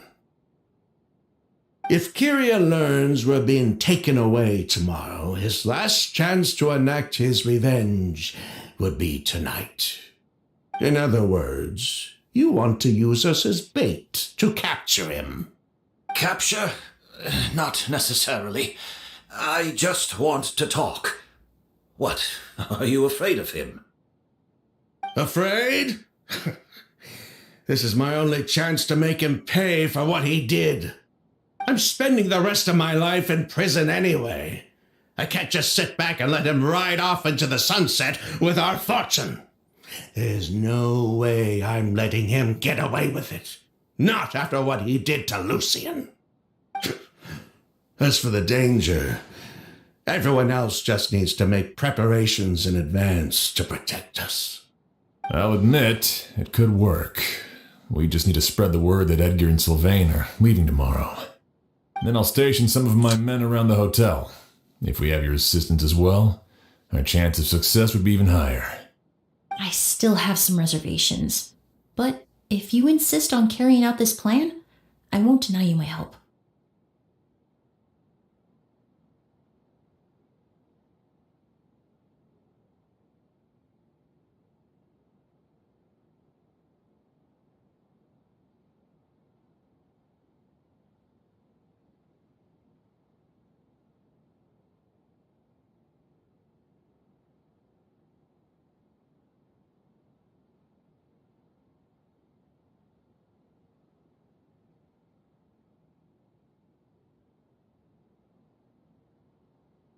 I'll also keep watch. Although I think Sylvain and myself should remain alone in our respective rooms. If Kyria noticed another person in the room, he might decide to turn back. And besides, it's possible he's already transformed Auguste into a potent toxic gas. You mean if he doesn't see a way to get his hands on the two of you, he might get so desperate that he'll just start using Auguste on everybody? If that were to happen, everyone's standing guard. Even the innocent citizens in Port Ormos would all be in danger. That's why everyone else needs to keep to the shadows.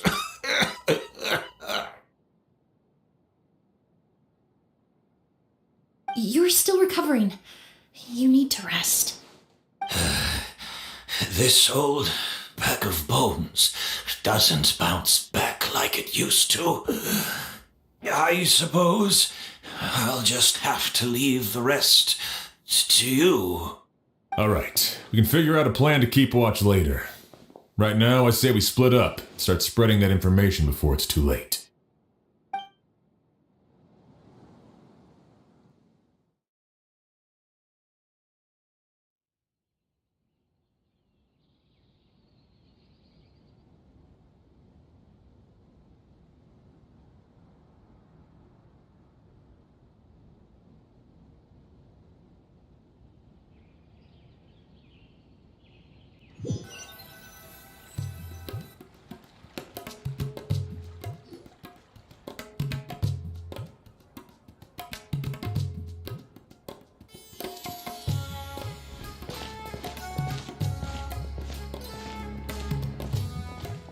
Have you heard? Mr. Edgar's been detained. He's being taken away tomorrow. What? He's the one who helped craft all the fragrances for our shop. He taught my child how to make perfume. How could this happen? He hasn't been convicted yet. Let's just wait and see what the court has to say. Oh, everyone on the street is talking about the rumors. No matter where Kyria is hiding, he must have heard them by now. Let's head back to the hotel and take a break. We can see how the other preparations are going while we're at it.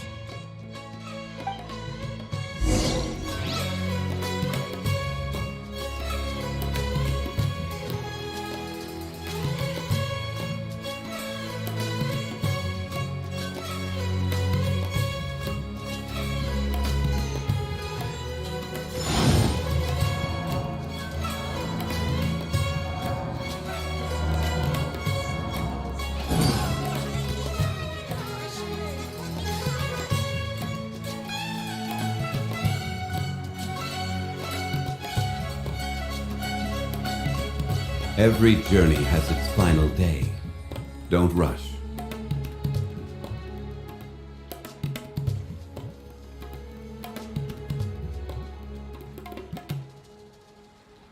Osmanthus wine tastes the same as I remember. But where are those who share the memory?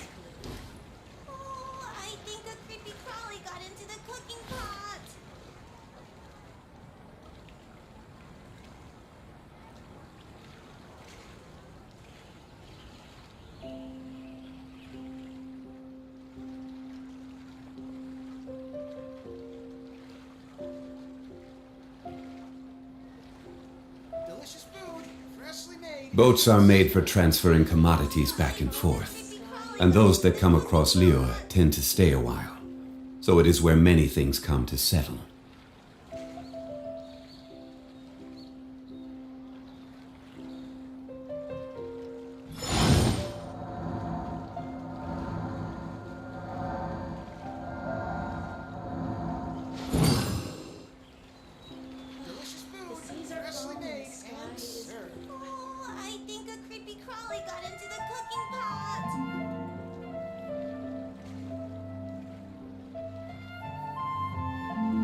Every journey has its final day.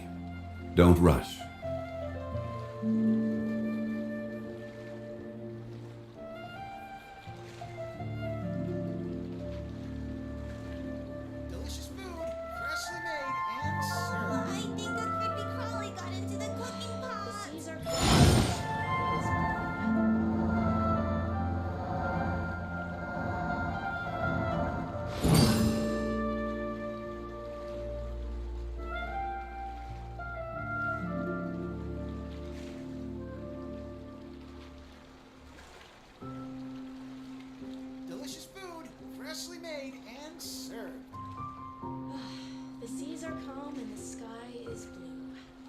Boats are made for transferring commodities back and forth, and those that come across Lure tend to stay a while.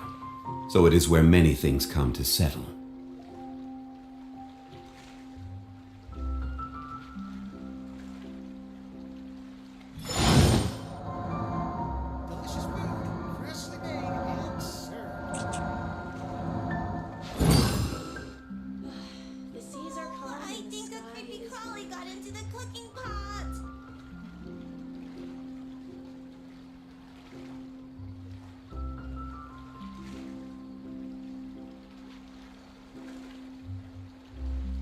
Osmanthus wine tastes the same as I remember.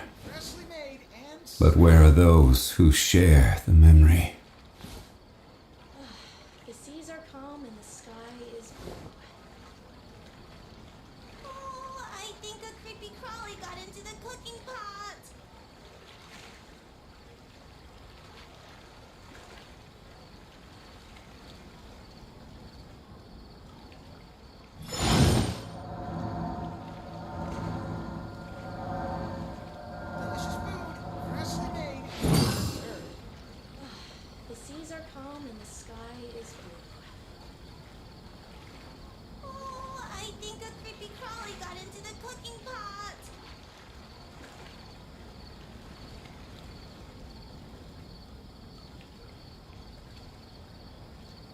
Osmanthus wine tastes the same as I remember. But where are those who share the memory? The seas are calm and the sky is delicious food, freshly made and I think a creepy crawly got into the cooking pot.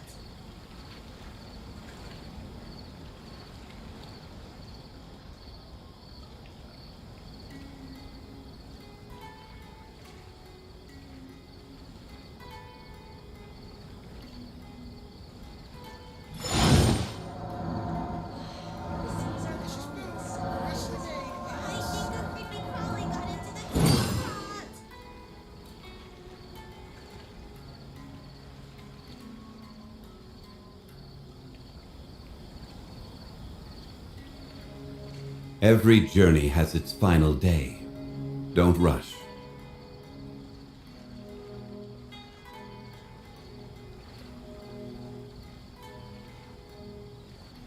Oh, I think a creepy crawly got into the cooking pot.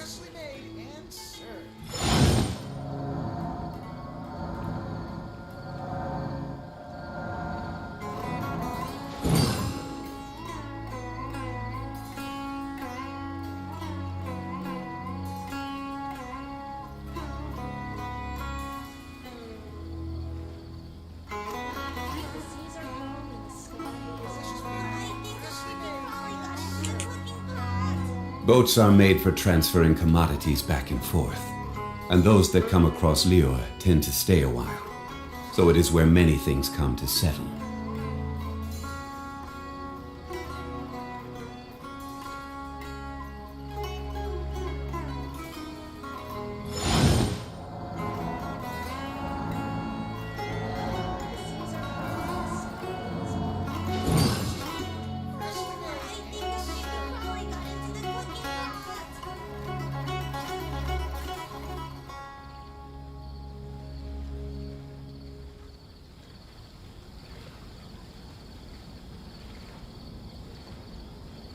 Osmanthus wine tastes the same as I remember.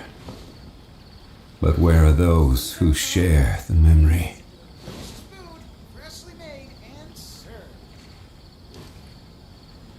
Oh, I think a creepy crawly got into the cooking pot.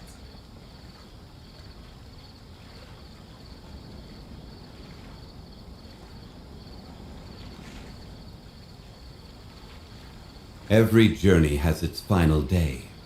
Don't rush. The seas are calm and the sky is blue. Delicious food, freshly made and served. Oh, I think a creepy crawly got into the cooking pot.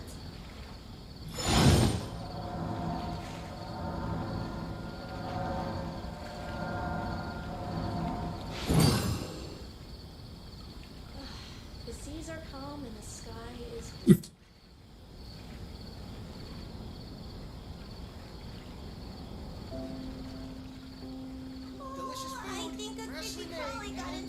Osmanthus wine tastes the same as I remember.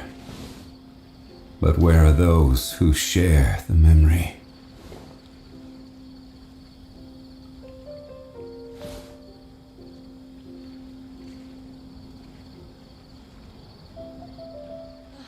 The seas are calm and the sky is blue.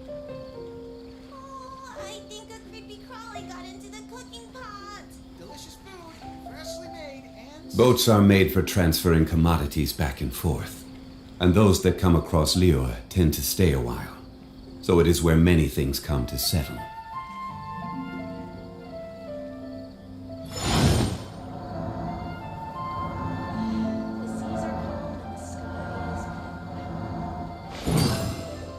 I think a creepy crawly got into the cooking pot.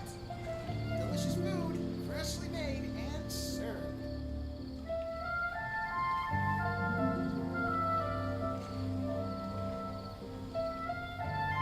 Osmanthus wine tastes the same as I remember. But where are those who share the memory?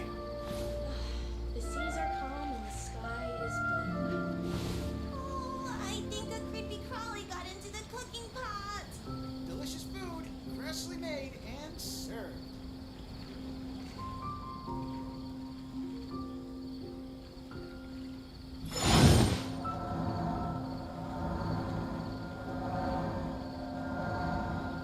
Oh, Holy, you're still there. All right, man. Gotcha. I'm talking with the dev on the chat thing. We were trying to sort out a thing. There's a bug with the Facebook chat capture. That's the reason why I kind of stopped suddenly. We're talking in real time. All right, my dude. Thanks for dropping by.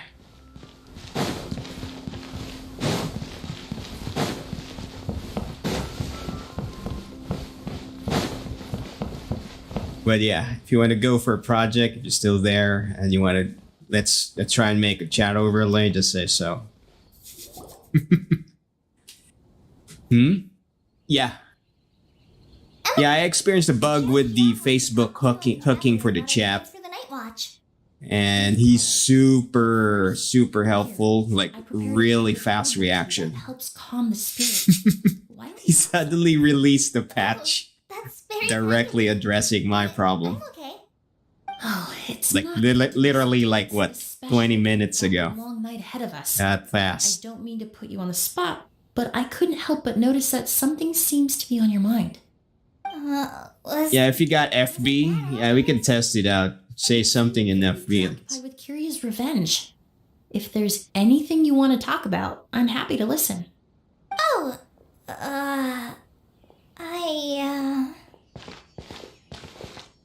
It's already working. are we interrupting something? That's the joke. No, not at all. The dude knows what he's doing for sure. Just been thinking. That's who you want to be, Holy. Capacity to commit murder while remaining completely undetected. Going to get it. Yeah, that's how you get to places, dude. Sylvain along with Lucien last night. There was just a single door separating them. If his intention was to target both brothers, then there was barely anything standing in his way. Don't you think? When I accompanied Sylvain to his room after Lucien died and saw how distraught he was, I suddenly realized maybe Kyria did that on purpose. Maybe he wanted Sylvain to experience the pain of losing a loved one before he completed his ultimate revenge. So did he attack Edgar as a warning then? To scare Sylvain and Lucien? That's how you dev, dude. That's how you dev. Based on what we've heard about Kyria, that may very well be the case.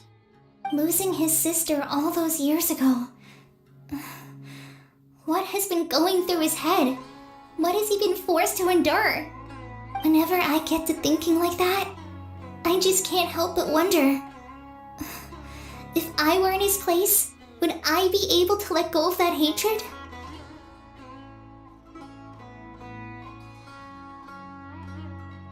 I'm sorry. I know I shouldn't think like that. Not after everything he's done. But I just can't help it. There's nothing wrong with the way you're feeling. Empathy is a part of human nature. In all my years of cleaning up crime scenes, I've witnessed countless families mourn their loved ones. Their cries of devastation and anger still echo through my mind, even now. Some of them even try to stop me, begging me not to erase the last remnants of their loved ones. But getting swept up in those emotions will corrupt your judgment. Surround yourself with fragrance for too long, and your sense of smell will become dull. Allow yourself to be consumed by your emotions, and you lose the ability to think rationally. So while you hold on to that sense of empathy, you also need to ask yourself, do Sylvain and Lucien really deserve to die?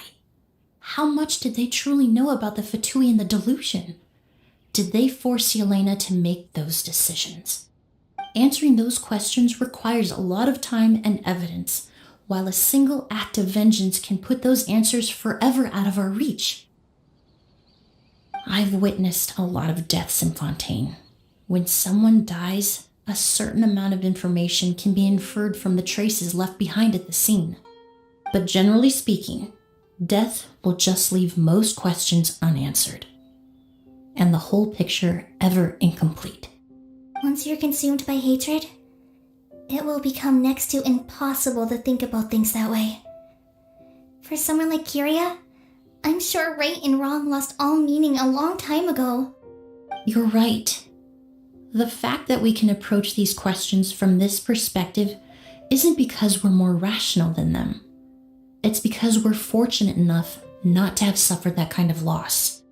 But that also makes us perfectly positioned to stand on the outside and try to pull them back from the brink before it's too late.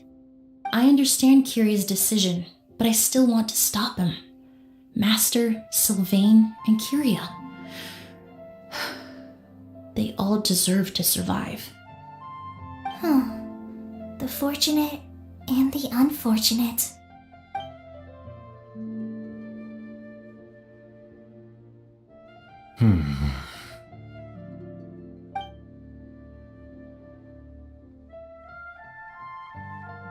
Emily, Traveler. Huh? Edgar, you're here too? Oh, it's you two! Didn't you head back to your room to rest, Edgar? Is it really okay for you to be out and about like this? A little exercise never hurt anyone. Besides, I don't have much time left in Sumeru. So I'd like to take care of my plants while I still can. We could do that for you, Master. No need. I've grown attached to these flowers, and this is my last chance to say goodbye. Come tomorrow. I'll be happy to entrust their care to you. I would imagine Sheriff Sham is here for a more important reason. The Night Watch! You mentioned earlier that we still need to confirm our plans. That's right. I've stationed some of my men around the surrounding area, but we still don't have anyone standing guard next to Sylvain's room. Exactly. After some discussion, we concluded that Sylvain has the highest risk of being attacked next. You're the most skilled fighter here, Traveler. And Emily's expertise is sure to come in handy in a pinch. That's why I want you two stationed next to Sylvain's room. So, are you up for it?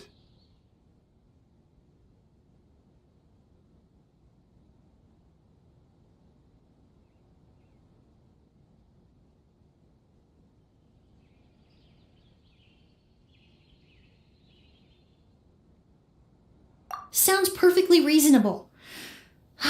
I'll be glad to have your help tonight, Traveler.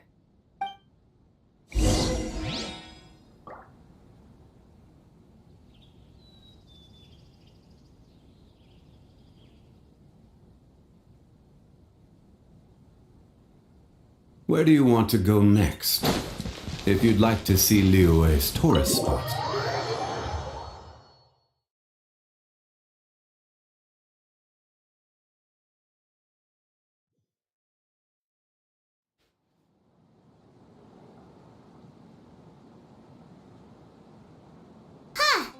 Not a peep. Has Kiryu given up on his revenge? Guess we'll have to keep at it.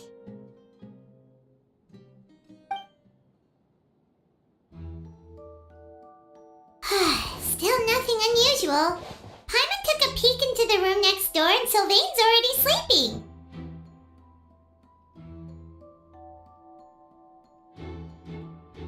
Perhaps Kiryu's true motive was simply forcing Sylvain to confess his crimes. No, that can't be right. If all he wanted was for Sylvain to be convicted for his true crimes, he could have tipped off the Marechaussee Phantom years ago.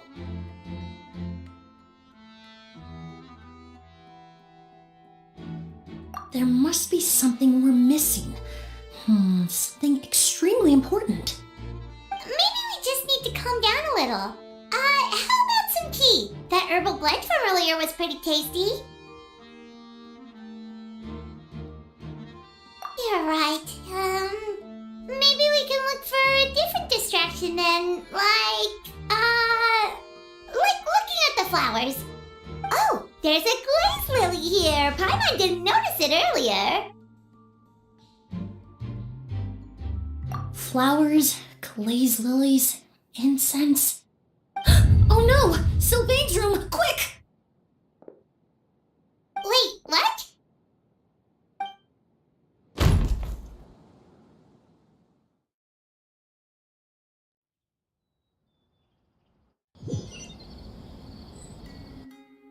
Hey, did you hear? Someone was attacked again last night. It was the older of the merchant brothers, right? Yeah, I think his name was Sylvain. Poor guy was murdered in cold blood. First it was Mr. Edgar, then that merchant named Lucian, and now this. Listen up, everyone. This is an active crime scene. Please, no loitering. It's been 3 days and they haven't even caught a glimpse of the guy. What is going on? Do you think it could be the work of an evil spirit? I mean, how do you get away with something like that with so many people watching? Keep it moving, everyone. No loitering.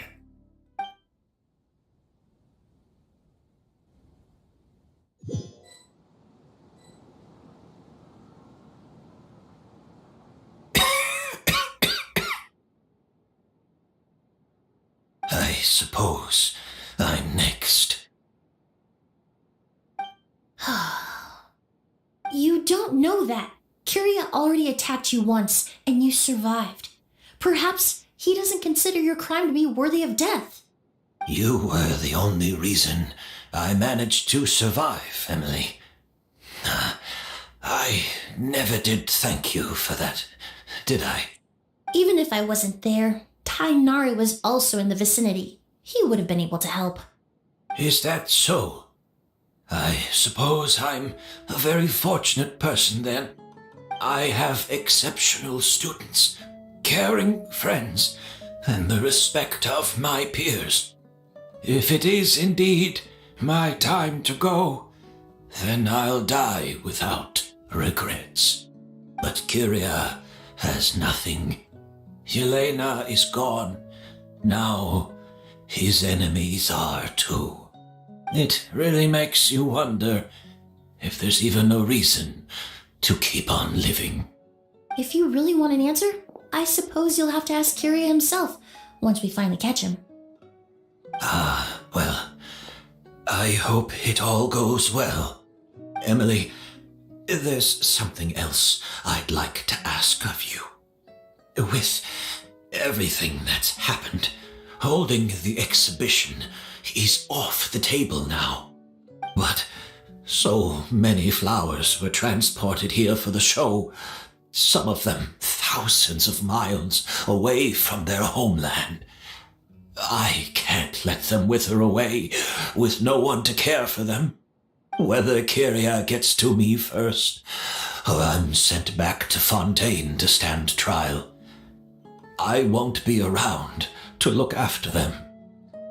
I know it's a lot to ask, but could I entrust them to your care? Of course, Master. Really?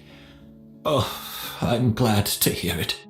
Now I truly have nothing to worry about. Sheriff Sham still has some questions for me, so I've gotta go. Go ahead. Best not to keep him waiting. He can be quite impatient.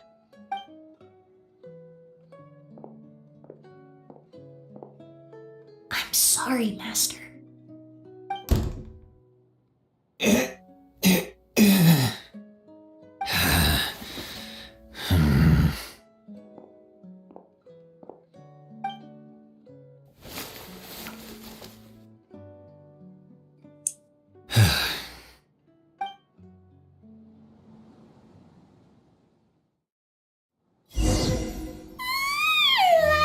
Another all-nighter.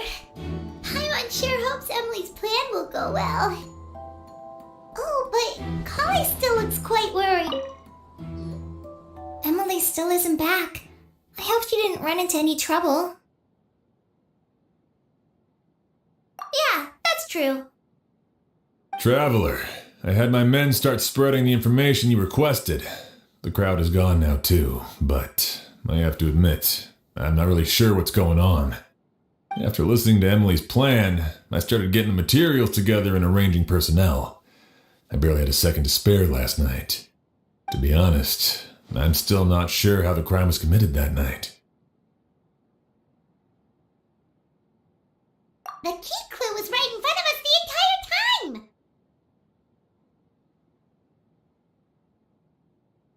Let's go! We'll show you where the culprit hid a goose!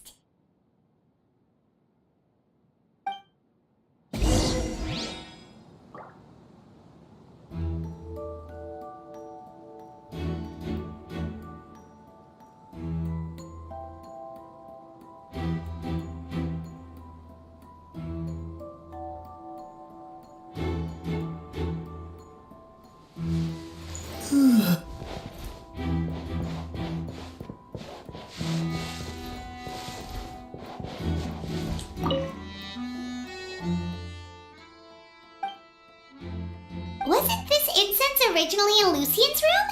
It must have been moved here before nightfall yesterday.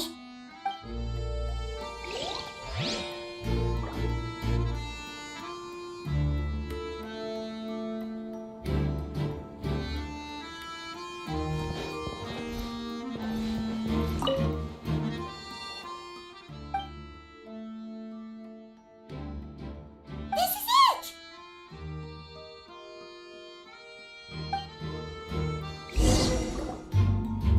The Glazed Lily, huh? I think I've heard of it before. It's a flower from Liu, right? Well, did you know it only blooms at night? Emily, you're back!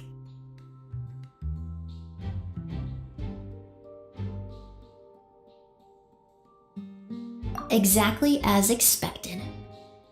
A flower that only blooms at night.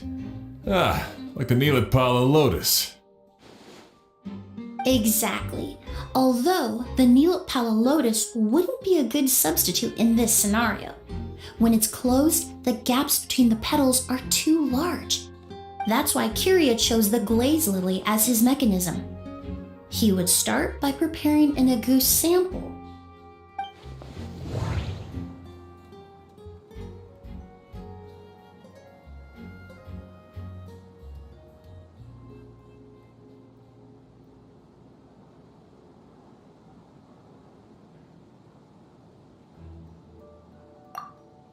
If poured into the flower pot, the liquid would seep in. There's a sticky substance on the edge of the flower petals. It's one I recognized. If you stick the petals together with slime condensate, then, in the daytime, the glaze lily would act almost like a hidden container. That's right! He applied a diluted form of slime condensate to the petals to stick them together and enclosed a sample of Agoose in the center. That way, the Agoose would remain trapped inside during the daytime, unable to seep between the petals and evaporate into the air. This also allowed the culprit to plant the poison well in advance, while his targets remained oblivious. However, the diluted slime condensate wouldn't be viscous enough to prevent the petals of the glaze lily from opening at night. So by nightfall, the flower would bloom, thereby forcing the target to inhale the Agoose trapped inside. And Kyria could execute his revenge without having to step foot inside the room during the night. By the next morning, the sample of Agoose would have nearly fully evaporated. The glaze lily would have already closed its petals, and any lingering odor would be concealed by the fragrance of the other flowers in the room.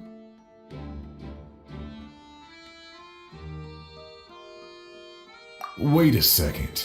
You're telling me this version of a goose is so toxic, inhaling the minute amount trapped inside a flower is enough to kill a grown man? And how did Edgar even survive ingesting a whole bottle of the stuff? That's because Agoose is just as dangerous now as it was all those years ago. The level of toxicity has never changed. Only a small subset of people are truly at risk. Ah, you mean people who are sensitive to elemental energy. So it's just some sort of happy coincidence that Sylvain and Lucien are allergic to the stuff? That can't be right. They were involved in the operation all those years ago. If the stuff gave them a bad reaction, they would have known from the very start. I wouldn't use the word allergic necessarily. It's more like they're susceptible to its effects. But that distinction isn't important right now. You can think of it this way. It's not that Sylvain and Lucien are innately sensitive to elemental energy, but that Kyria found a way to ensure that they would be.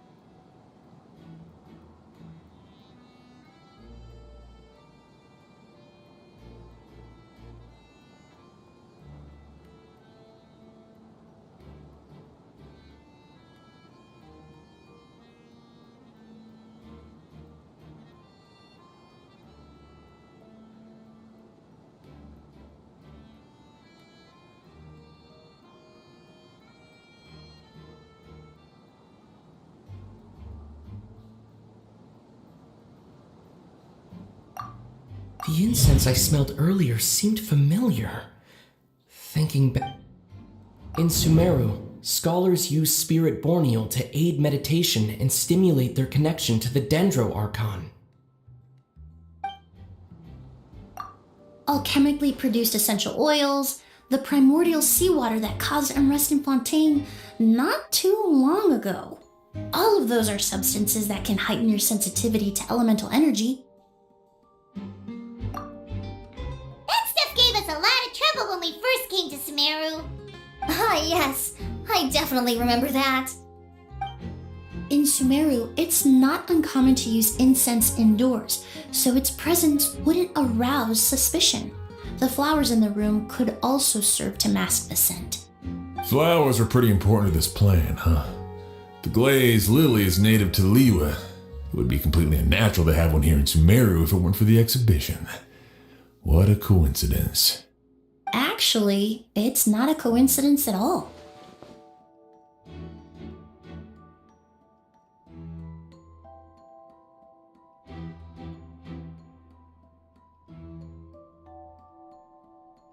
No wonder he was willing to pay a small fortune to rent out the hotel. He probably used the Mora Yelena left him, don't you think? That money was supposed to set him free. But in the end, it was just a tool for his revenge. There's a saying among forensic doctors in Fontaine. Every step you take leaves a mark. But up until this point, we haven't been able to detect any trace of Kiria's activities. That's not because he was coming and going undetected, or because he's some kind of evil spirit, but because he's been disguised as someone else this entire time.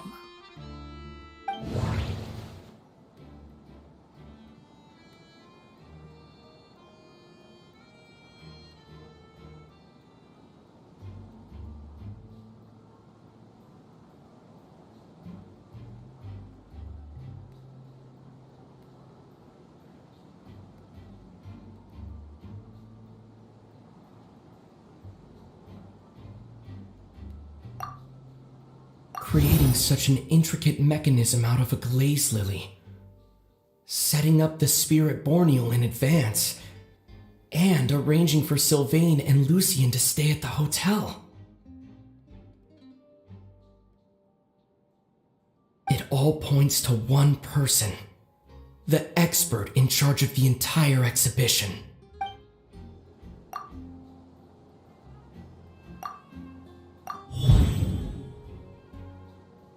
Kiria and Edgar are one and the same.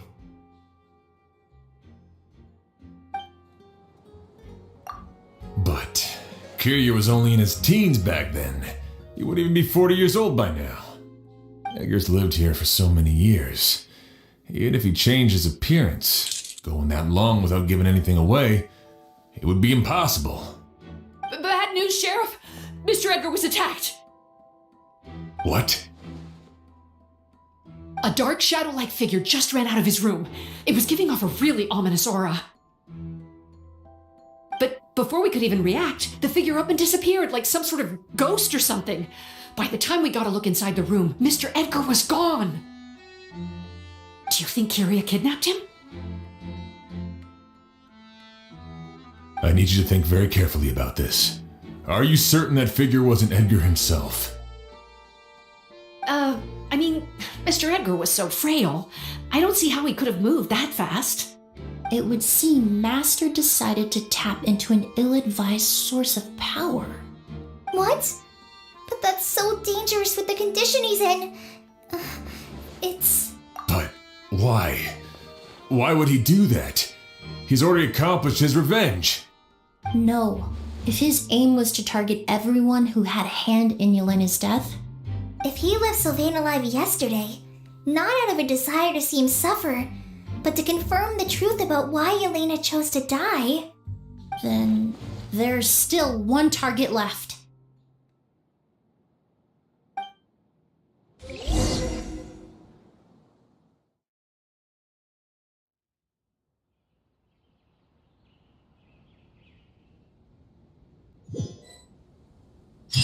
The shadow-like figure ran in the direction of the elevator, and my partner immediately chased after them. We should hurry before they're forced to confront each other.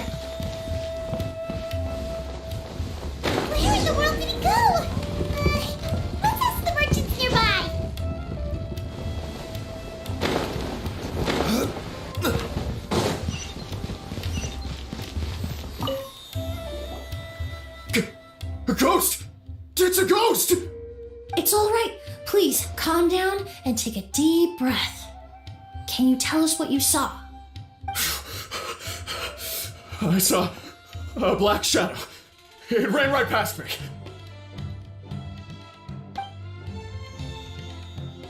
How could something like that happen in broad daylight?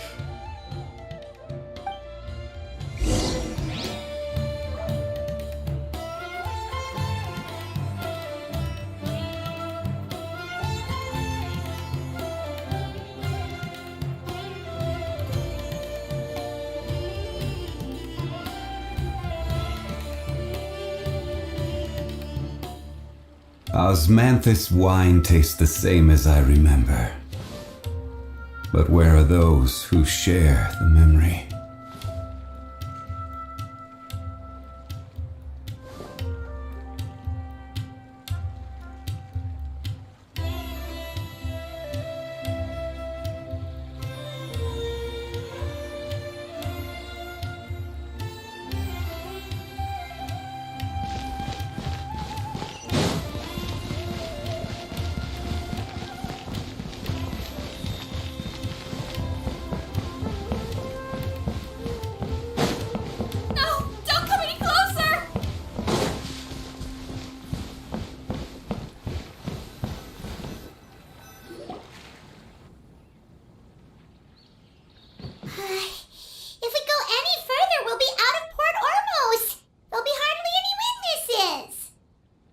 It's all right.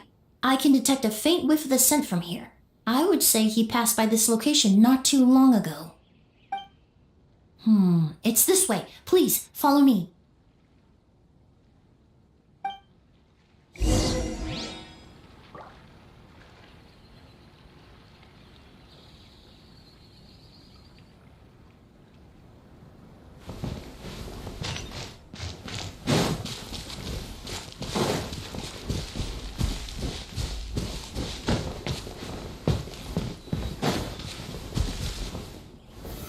Solidify!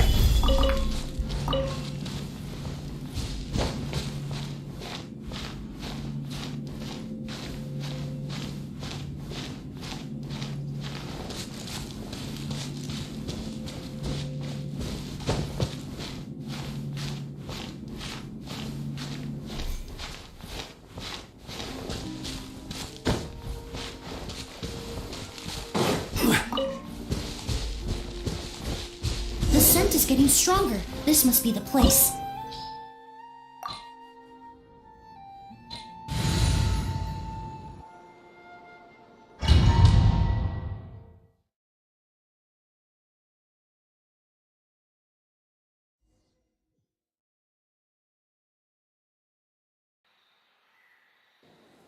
Oh! O's! Are you alright? Were you attacked? No, I'm alright. I was just chasing after that figure, and then all of a sudden, I didn't feel so hot. Let me take a look. The air definitely feels heavy. It smells nice, but for some reason, it's hard to breathe. This feeling, I've encountered it before. Everything looks all right. It was probably just the stress of the chase, combined with the impact of the environment. A bit of rest would do you some good. I can't rest. Mr. Edgar is still in there. He taught my sister how to make perfume. He's a good man. I can't just abandon him to die by Curious hand. Oz, you need to calm down and listen to me. Edgar is the one we're after. He and Kyria are the same person. But how is that possible? I thought you said Kyria was in his 30s. Mr. Edgar is 70-something. Changing your appearance to look decades older, that doesn't seem possible. That's precisely why he had to resort to extraordinary measures to age himself.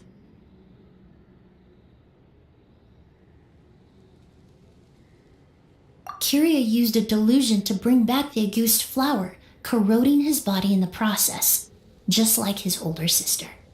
No. He couldn't have. Mr. Edgar has been in Port Ormos for years. If someone started impersonating him all of a sudden, we would have noticed. And what if the impersonation started before he ever set foot in Sumeru?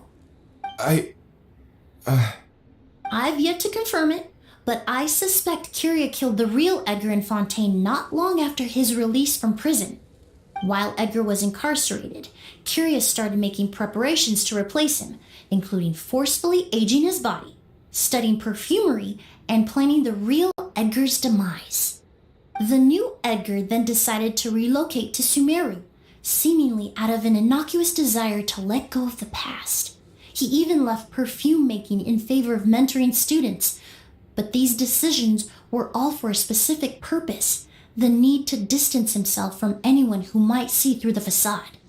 And Sumeru fit the bill to a T, with no one around to question his identity. All he had to do was grow a beard, don a pair of glasses, make a few minor alterations to his appearance, and everyone would believe he was exactly who he claimed: Edgar, a perfumer from Fontaine.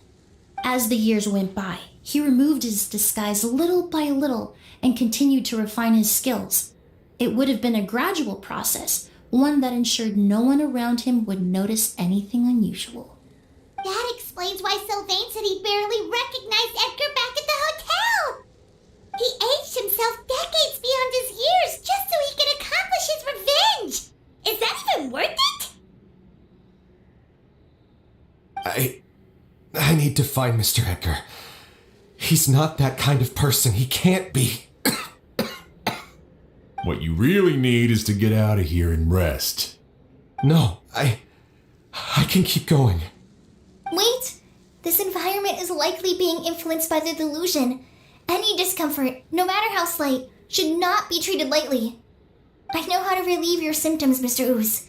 Please come with me and rest. I'm sure Kyria... No, Edgar wouldn't want any more innocent people implicated in all this. Kale's right. The Traveler and I will take things from here. From our brief exposure to a goose, it would seem the substance has little effect on us. This leads me to believe those blessed with a vision or capable of wielding elemental power are more resistant to the effects of abnormal elemental energy. In other words, this environment doesn't pose as much of a risk to us. Actually, now that I think about it, this stronghold likely has multiple points of entry. If the target were to escape from a different point of entry, that might allow him to evade capture. I hate to trouble you, but we need people to survey the perimeter.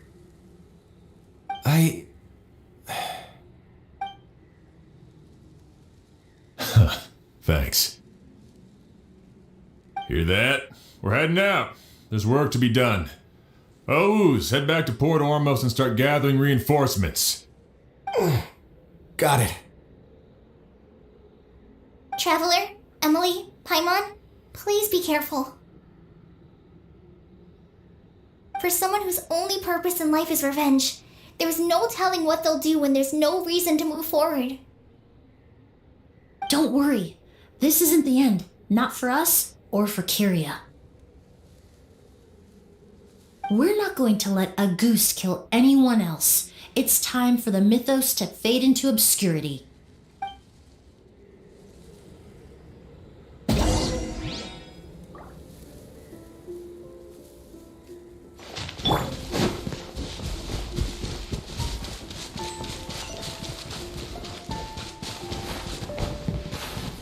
Monsters?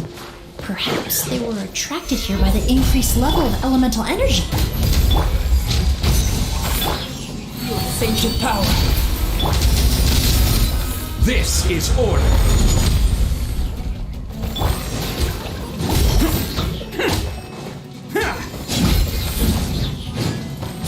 Attaboy!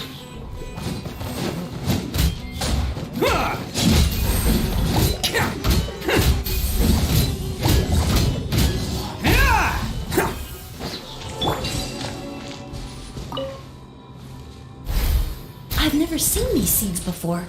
They must also have been created with the power of a delusion. It seems to be avoiding us, and there's no other way forward. Perhaps we could try luring it to the edge of the cliff.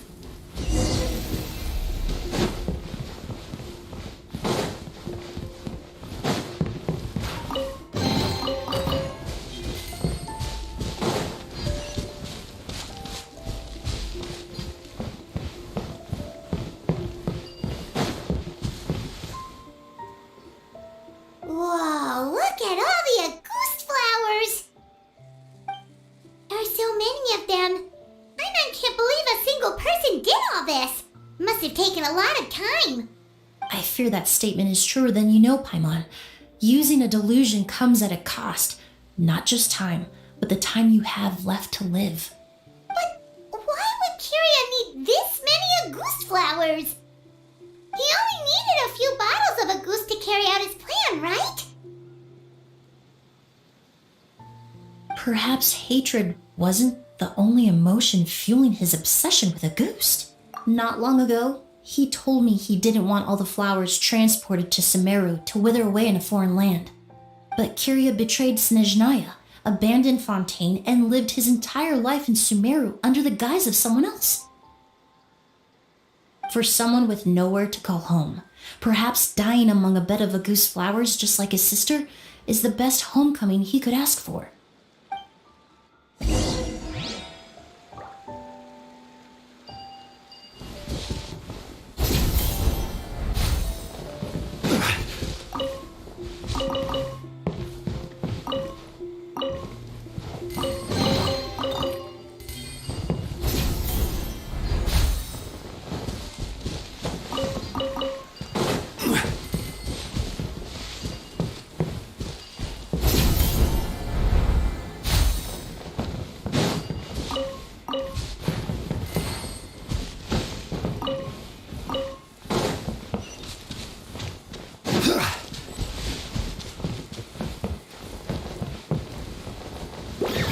Order guide you. Stabilize. Advance! Press the advantage! Bam!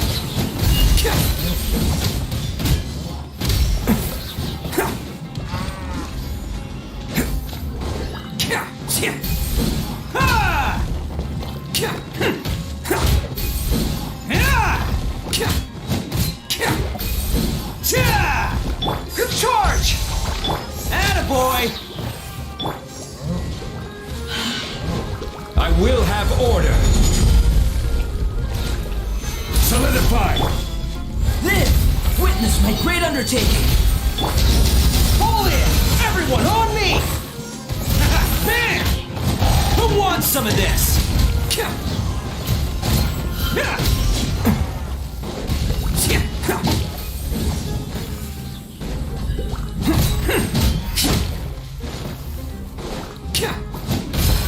Let's roll!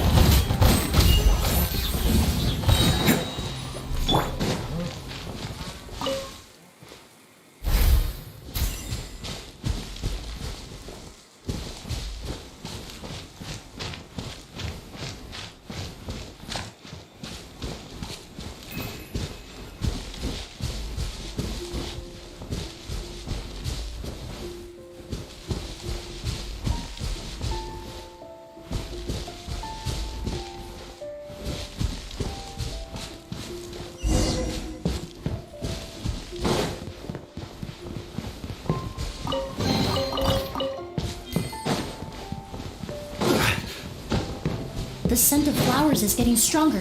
We're almost at the end.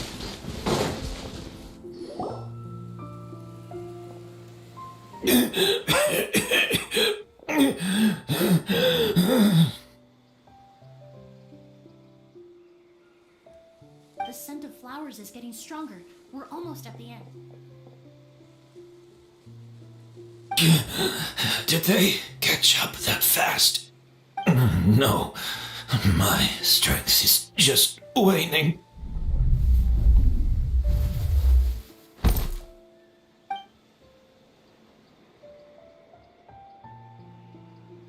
But it doesn't matter.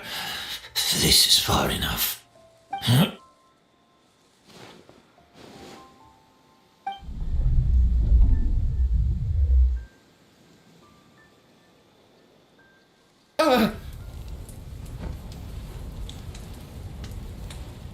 This is a garden of Auguste flowers.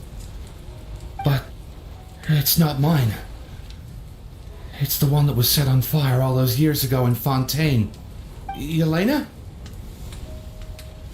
Yelena! You tried to hide it from me, but I always understood. The reason why you continued to use the delusion, the reason why you set your garden on fire, It was all because of me. I shouldn't have listened to you that day. I shouldn't have taken the Mora and ran. But by the time I realized something wasn't right, there was nothing left. The flowers were gone. And so were you. I know I'm almost 20 years too late. I should have come looking for you earlier. I should have died with you that day.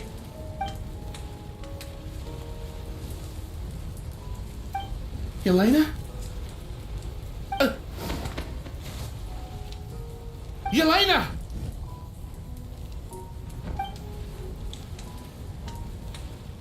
No! Don't leave me! Please! Yelena!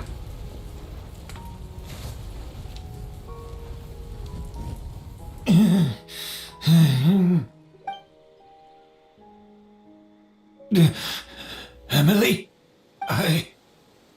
I'm alive. No, that's not possible. I saw her. Helena, we were together. That was an illusion, likely brought about by the residual toxin in your body coupled with the pollen in the air, neither of which are fatal. No, the amount of August I drank, it should have been enough.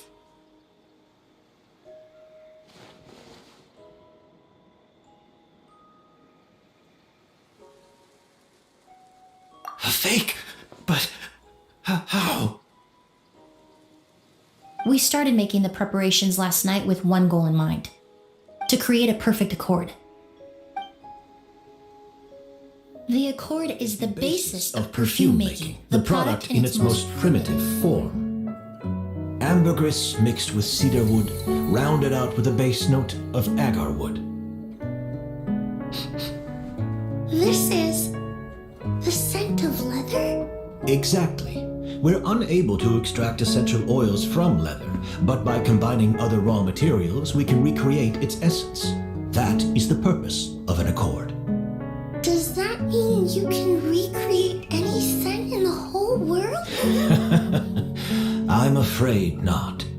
Certain fragrances in this world are simply one of a kind.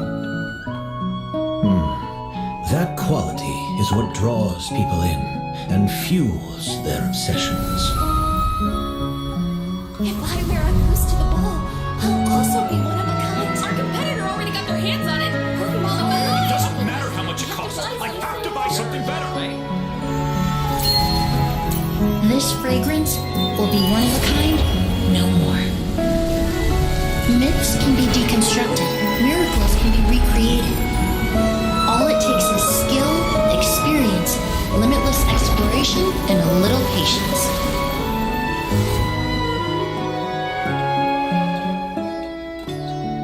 The only thing left is determining where the real Auguste is hidden. Pretending to be attacked means he's not free to move around. Auguste must be hidden within reach. Paimon took a peek through the window earlier and his house was packed with flowers. The curator commissioned a flower pot from Kasharuar capable of retaining heat and moisture. Perfumes are as beautiful as flowers, and equally as delicate. When stored, you must take care to control the temperature and keep them away from direct sunlight. Did you get all that, Emily? I got it.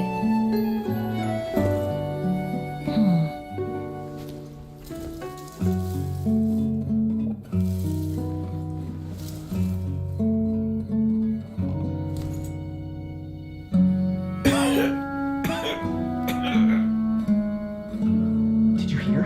Someone was attacked again last night. So, Sylvain is dead. Is that right? Yes, Master. So, you switched the bottles of Auguste, and then lied to me about Sylvain's death. Convincing you that your revenge had been completed was the easiest way to get you to let down your guard.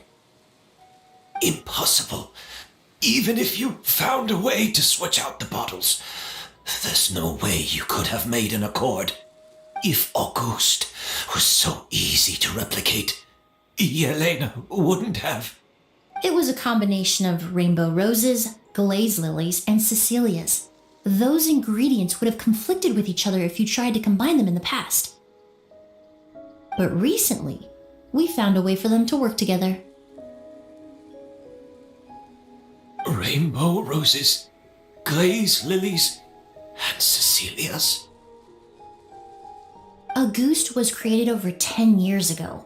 All this time, people never stopped analyzing it, never stopped trying to recreate it. Perfumery techniques are advancing day by day. We've found better ways to extract essential oils, separate oils and fats. We even discovered new ways to combine fragrances together. The mythos surrounding Auguste may have been untouchable almost 20 years ago, but now it's time for it to become a thing of the past. The past? You've been working as a perfumer for all these years. You should have always known that it is possible to make an accord, even if only in theory. But the meaning you assigned to Auguste became so inflated, you allowed yourself to get lost in it, just like the perfume mania that captivated the public all those years ago. You believed in its divinity and grandeur. You believed it was entirely one of a kind.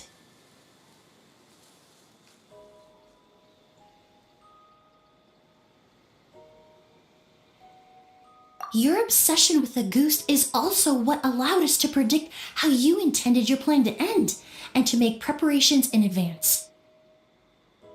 We just didn't expect it to happen so fast.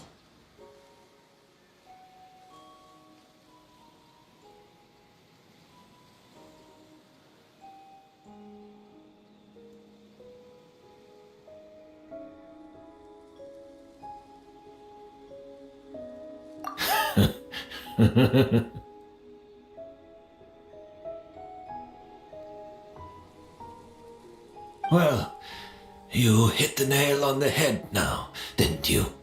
So, Sylvain isn't dead. Since you've been preparing your accord since last night, I assume you've also figured out my method, then. That means the news of Sylvain's death. The crowd gathered outside the hotel this morning. It was all an act you put on with the sheriff? Yes. If we hadn't, you might have resorted to the delusion out of desperation or continued to use your Spirit Borneal and Auguste combination to wreak havoc. Who knows? Maybe I would have just offed myself then and there. I know if you had things your way, you would carry the truth of Edgar's demise and the secrets of this garden to the grave, but I'm sorry, Master. I don't want to see any more death. Sylvain only inhaled a small amount of poison. He's being detained as we speak. All the crimes he concealed back then will be exposed in a court of law for everyone to see, and all his secrets will be revealed. The same goes for you as well. Is that so? Well, I suppose I'll be spending the rest of my days in a prison cell then. Whoa, he accepted that kind of fast. I don't feel the need to justify my actions, nor do I intend to repent for them. I did what I set out to do. I may have lost in the end, but it was my choice every step of the way. And if I could do it all over again... But there's no going back, is there? Careful, everyone. This environment is dangerous. I'll lead the way. Stick close and hurry up. We can't let Edgar die. Looks like I'm almost out of time. Although, I do have one final question, Emily. Of course, Master. The combination you used to make your accord. How did you figure it out? The scent of Auguste is complex and varied, yet the main ingredient consists of a single variety of flower. So, as I was analyzing the sample yesterday, I got to thinking, what if the scent of the Auguste flower was already imbued with that complexity during its cultivation? You're saying Yelena designed Auguste to have the scent of multiple flowers. Rainbow roses, glaze lilies, Cecilias. The perfumers of the past knew that if you combined their essential oils directly, they would just cancel each other out.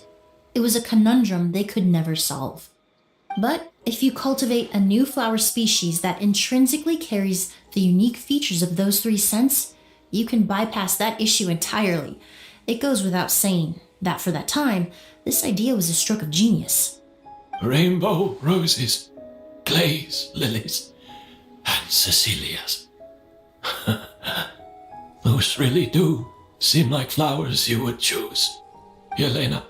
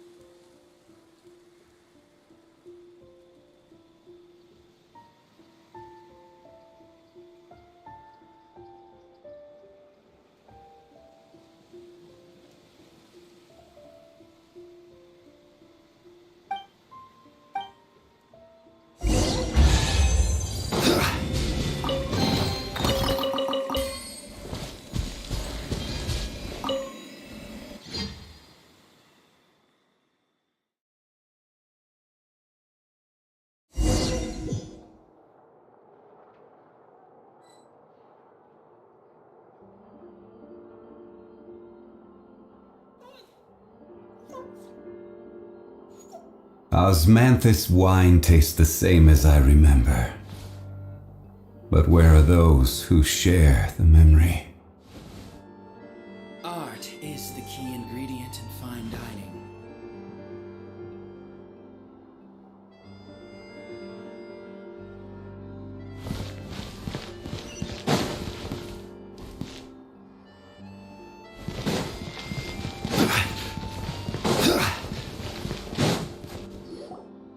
Did you know?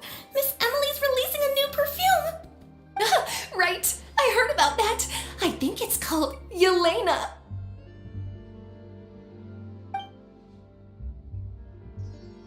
Seems like everyone in Fontaine is talking about the new perfume you're releasing. I was hoping to release it without such a fuss, but the news spread way faster than I expected.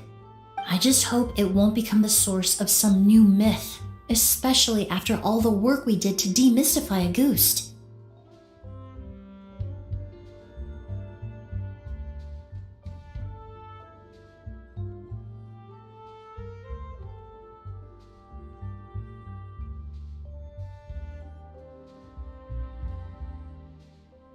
I did, although I made a few modifications to the formula to make the scent more pleasant and long-lasting.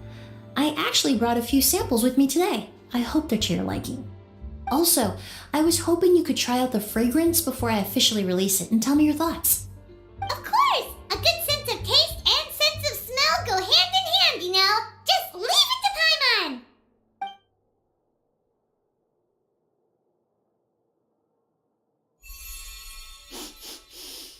Oh, it smells great!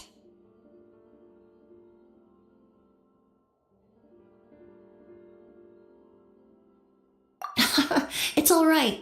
All feedback is worth considering.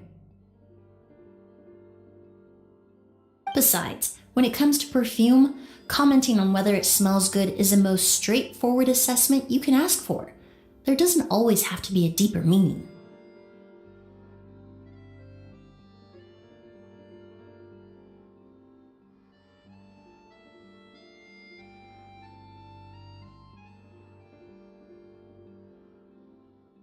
Right!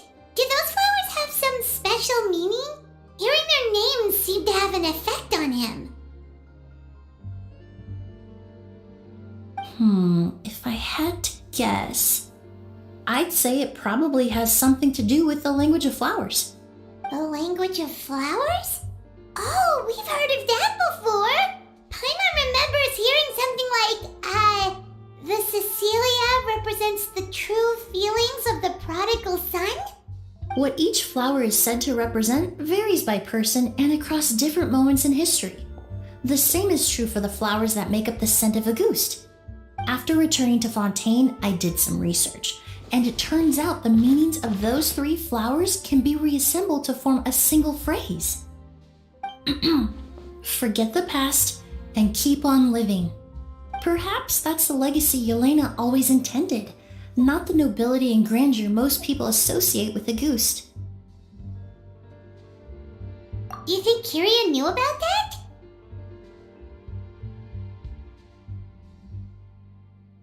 I paid him a visit before his trial and explained what I found, but he didn't seem to care. Who knows? Maybe she didn't mean anything by it at all. That was his response. Yelena is gone. We'll never know what she was thinking. We can look for meaning all we want, but it'll never be anything but conjecture. Even if that is what she was trying to say, I would never be able to forget her. Avenging her death? That was the meaning I chose for my life. Kiria cultivated his revenge like a flower. He was committed to making it bloom, even if in the end, it didn't bear the fruit he was hoping for.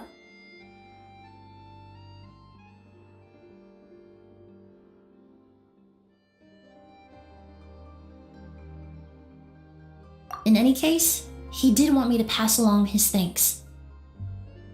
Thank you for saving my life, for giving me the chance to learn that a ghost could have carried a very different meaning.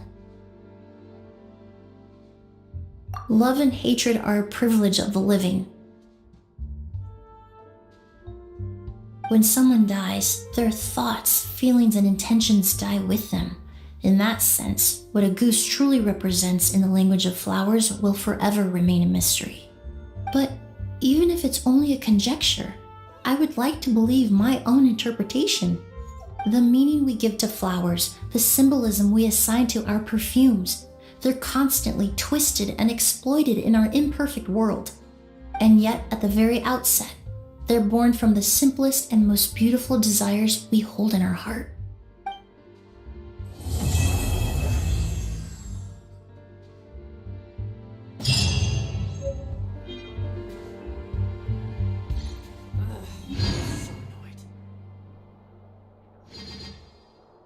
Art is the key ingredient in fine dining.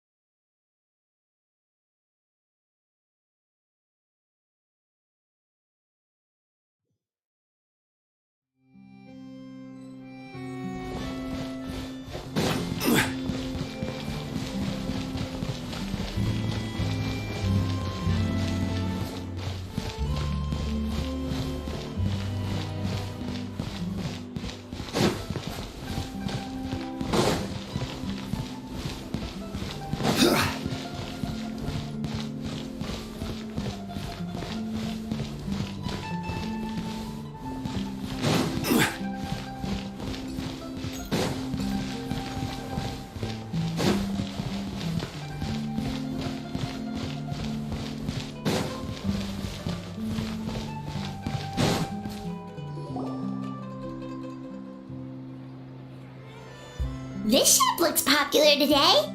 Wonder what the occasion is.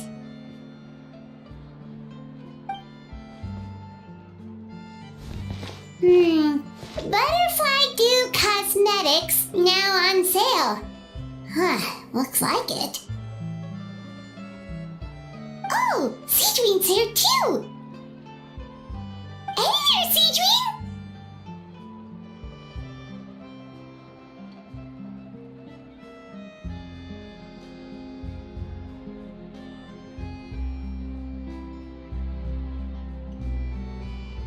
Hello there, Traveler and Paimon.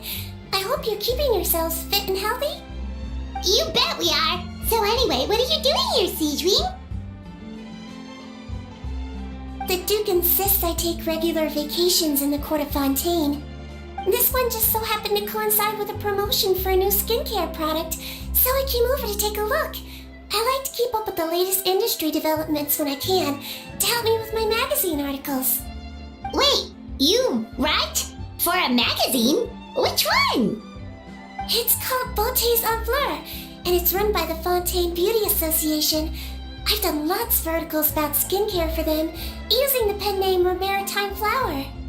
Oh, wow! You're a Maritime Flower? If Paimon's not mistaken, you're one of the leading figures in the Fontaine Beauty Association!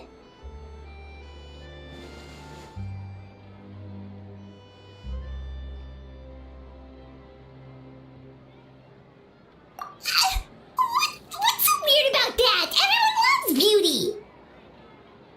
I really like this role. The staff at cosmetic shops are always so polite, and as long as I wear a big smile on my face, I always get the best customer service. Well, they sure don't want to make an enemy of the Maritime Flower.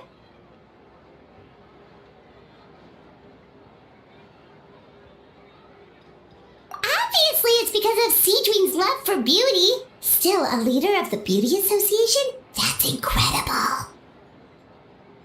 The truth is, I study this field because I cherish my own appearance.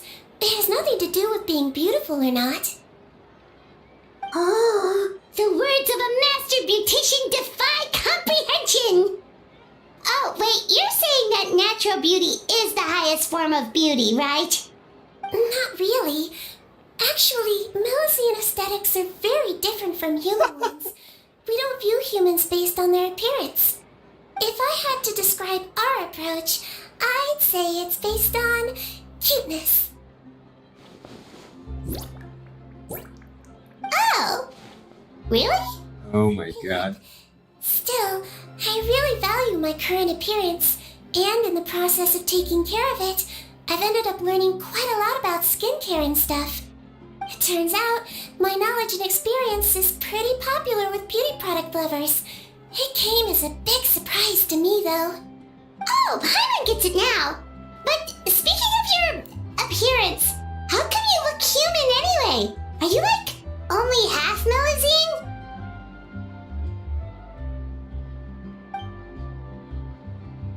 Ooh, wait, sorry. That was probably really offensive, wasn't it?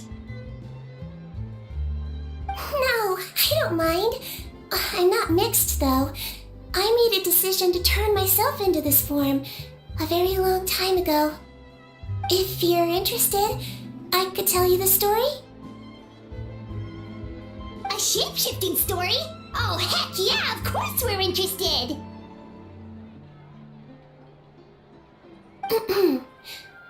Once upon a time.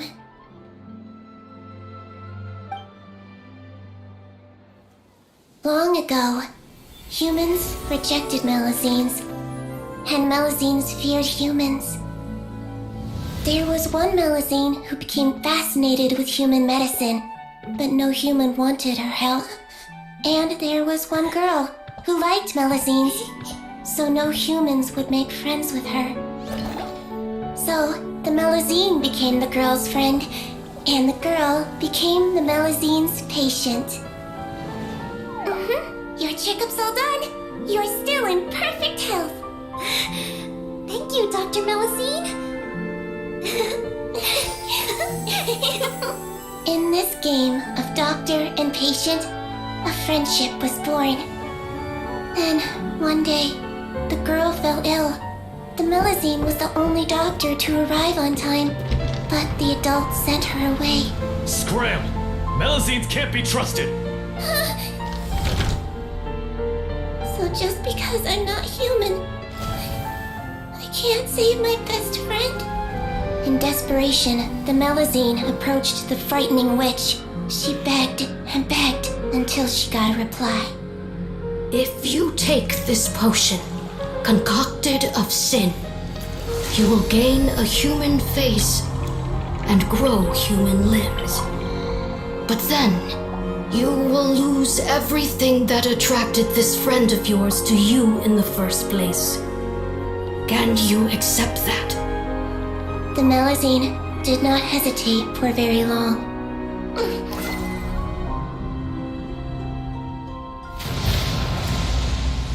On a rainy night, a little doctor knocked on the girl's door. The doctor wore a hood and raincoat. On a rainy night, maybe to protect her from the rain on the girl's door, but maybe also to hide a secret. The little doctor held the girl's hand and treated her illness, just as she had so many times before.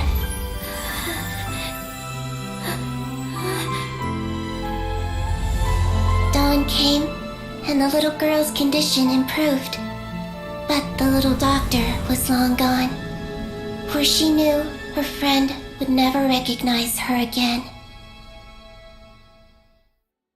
And so, since then, I've lived my life in human form. Most people who know me just think I was born this way. Ooh. A witch? A potion? Why does this sound like a fairy tale? Trust me, it's a true story. Must be the way you told it then. It just sounds so...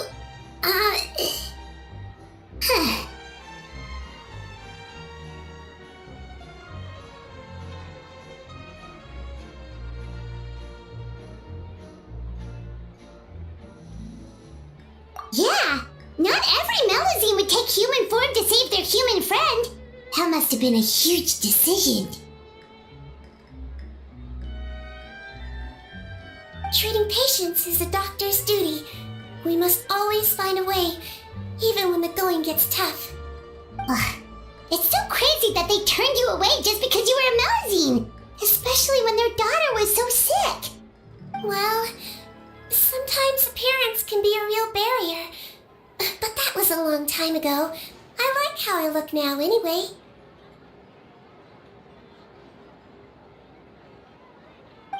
Too. You're super cute this way.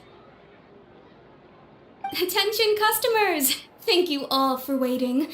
Now, on behalf of our skincare partner, I'm delighted to announce that our exciting new product is now officially on sale. Well, there we go. Let's have a look, shall we? Paimon, if you want to buy any skincare products, I'll be happy to give you some suggestions. Really? Personal advice right from a leader of the Fontaine Beauty Association? What an honor! Allow me to introduce our newest skin lotion, Butterfly Dew. I'm sure many of you have already read about this product's trials in the newspapers. To say that it improves skin quality is an understatement. This product gets its name from the way it transforms your skin and makes it glow anew, like a butterfly emerging from its chrysalis and spreading its wings for the first time. We are thrilled to have the inventor of this fantastic product with us here today. Please welcome Mr. Rawat, a researcher from the Fontaine Research Institute. Now, without further ado, I'll hand over to Mr. Rawat to tell you all about what Butterfly Dew can do for you. Thank you. Hello everyone, I'm Rawat, and I developed Butterfly Dew. Wow, what a looker. He's a researcher? Wow, he's really challenging the stereotype. It seems that everyone is surprised by my entrance. Or should I say, my appearance. I'm well aware that researchers are generally better known for their brains than their dashing good looks. In that regard, I do believe I break the mold somewhat. Of course, appearance is a skin-deep way of defining a person. And yet one's appearance can be a very real set of shackles, holding a person back in their life. It can rob a young person of their self-confidence when applying for a job, dissuade a young lady from approaching the one she loves. Our actions are at the mercy of our appearance, and we slowly become the very person that the outside world sees us as.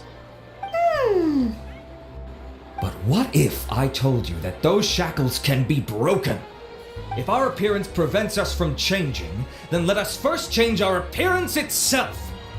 Wash away moles, birthmarks, and wrinkles, and they can no longer rob us of our confidence. replace them with luster and radiance, and we shall never again hang our heads in shame. That is why Butterfly Dew exists. Its mission is to allow us to shed our pupae, undergo a complete metamorphosis, and embrace a new life. Well, whether it actually works or not, after that speech, Paimon's already sold. Mr. Rawat, could I ask if you've used this product yourself? Of course, I tried it many times while I was testing it. You can consider me a product ambassador. Wow, then it's sure to work. Still, I don't expect to convince you just by blowing my own trumpet. So, could I get a volunteer from the audience to try it out? Paimon volunteers!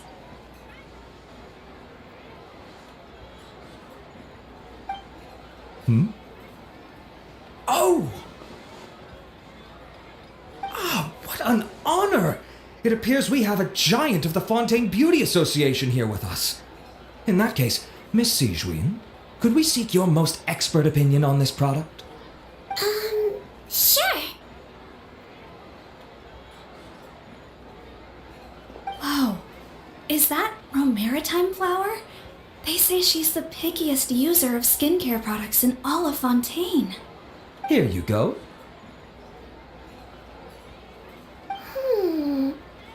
Well, it's very kind to the skin, and the absorption rate is high.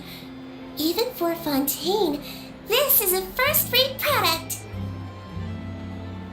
Wow, now that's high praise. I'll take one. Any discounts? All right. Well, all that remains for me to say is Butterfly Dew is now on sale.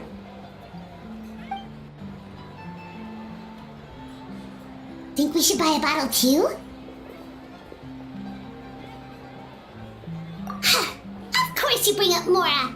Fine, Paimon will pay out of her own pocket and even share it with you. There, does that sound fair? And if you're worried about whether it's the right product for you, well, luckily for us, Citrin's here, so we can get an expert consultation.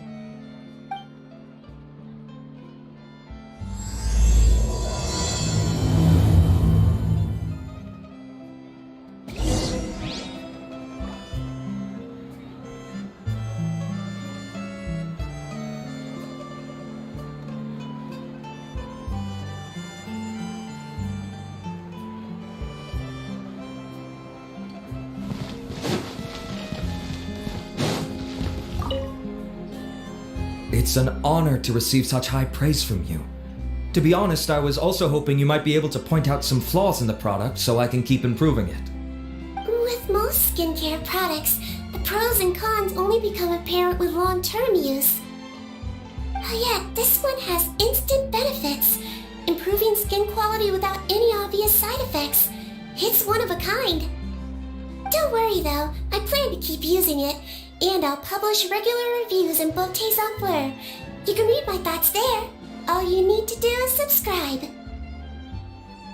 Oh, I was hoping for a more casual conversation, but you are a beauty association leader after all. I understand if you want to keep this professional. Cedrine? Excuse us, Miss Beauty Expert. But do you think this product is a good choice for me and him? Wait, are you the renowned traveler? That's right, and by his side, the equally famous Paimon. Well, I don't normally handle customer questions personally, but since it's the traveler asking, allow me to make an exception. Butterfly Dew is made for all skin types, so no matter who you are, you can rest assured that it will be kind to your skin. If anything, it might be marginally more effective on Fontainian's skin, but other than that, it works the same on everyone.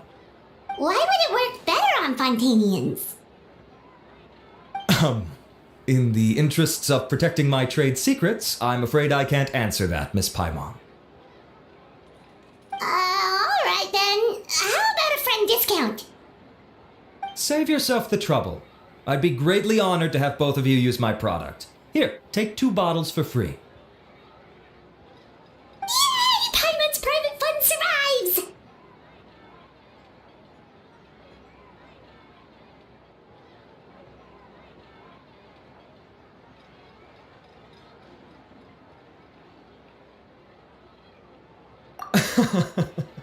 I can see why you might think that, but please don't misunderstand. This gift is simply a token of my esteem. There's no business motivation behind it. To me, finding new customers for Butterfly Dew is about meeting kindred spirits, fellow admirers of physical beauty. I consider it a labor of love. Admirers of physical beauty? Eesh, that's embarrassing to say out loud. It sounds so shallow. It's nothing to be ashamed of, Miss Paimon. Most people claim to desire inner virtue, but it's still physical appearance that turns their heads. This is a fact of life. It's only natural for people to desire to become beautiful, and that's exactly what inspired me to choose this research direction in the first place. You're right. Everyone loves beauty, don't they? Look at the time. My apologies, but I have other things to attend to. I'll leave you with these 2 bottles of Butterfly Dew, and I look forward to seeing you again. Paimon, I'd say there's no need for you and the Traveler to use this product for now. Why? Is there a problem with it? The quality is fine. I just think there's room for improvement. I think I could add some ingredients to the mix to make it more effective. Really? Then why didn't you tell Robot about that? Researchers are a very special breed of human. You can point out their flaws to their face and they won't mind very much. But if you tell them that someone else could do a better job, now that'll make them really upset. If I'd mentioned it, he probably wouldn't have given you those 2 bottles for free. Fair enough, that makes sense. If you're interested in the more effective version, I can write up a list of ingredients for you.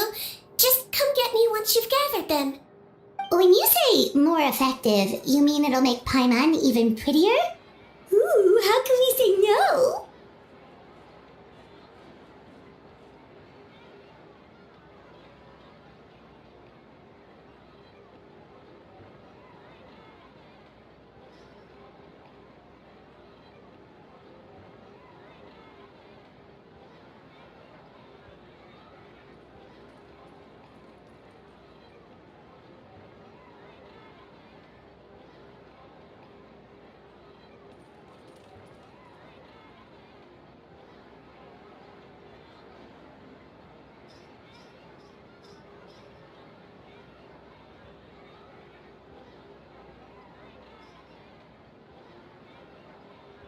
As for me, it's probably time I got back to the Fortress of Maripede. I mustn't leave the infirmary unattended for too long. Alright, see you there then!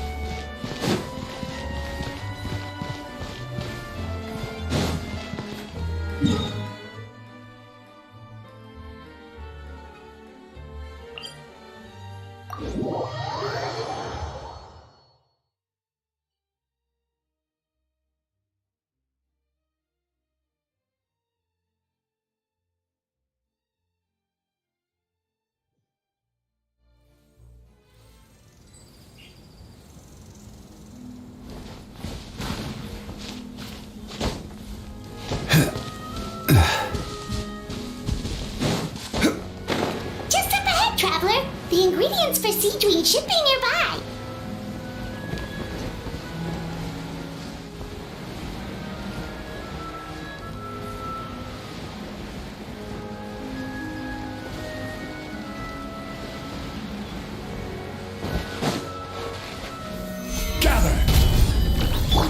Burst forth! Feel this ancient power! Advance! Press the advantage! It's showtime!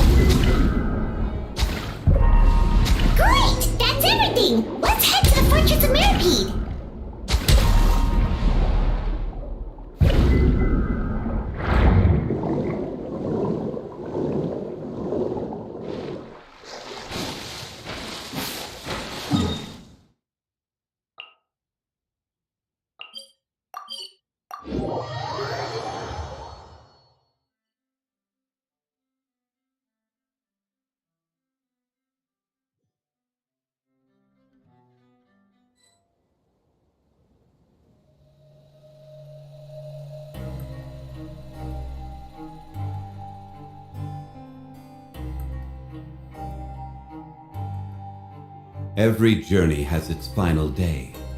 Don't rush.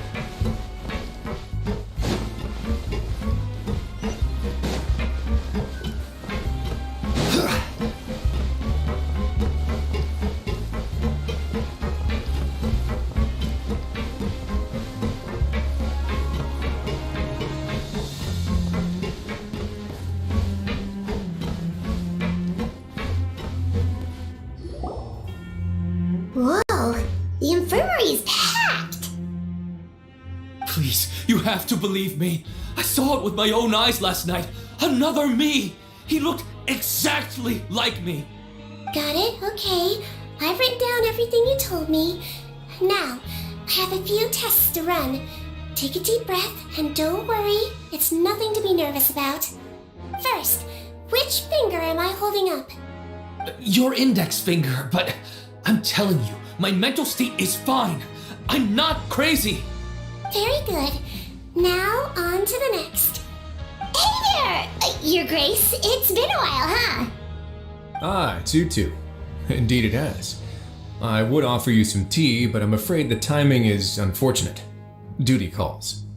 No worries. Actually, we were looking for Sidween. Do you, know what all of this is about? This inmate came running to the guards in a panic, claiming to have seen his exact doppelganger. A doppelganger? Doesn't that just mean someone else kinda looks like him? And that's what I thought when the report first reached my desk. But we've inspected our records. No one even vaguely resembles him. Considering how certain he is of what he saw, I can only surmise that he's having some mental issues. So I brought him for a medical evaluation. Alright, very good. Take a sip of water and rest for a bit. Evaluation complete. I couldn't find any symptoms pointing to a physical condition. I see. So do you still believe there's more likely to be an issue with his mind than his body? I have to assume so for now. Psychological issues are more difficult to detect. At this stage, we can at least confirm that he is in command of his cognitive faculties. The rumor mill will go crazy if word of this gets out. Guards, take him to the ward for a period of observation. The Marechaussee Phantom has requested my cooperation on a case, otherwise I'd deal with this myself. Sorry for the trouble, head nurse, but I'll have to leave this to you. No problem, Your Grace. I'll add him to my observation list. By the way, we have a couple of guests here who have made the trip just to see you.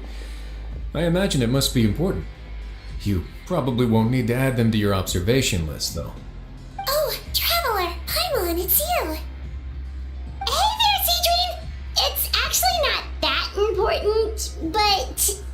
I'll be in my office if you desperately need me. Goodbye for now.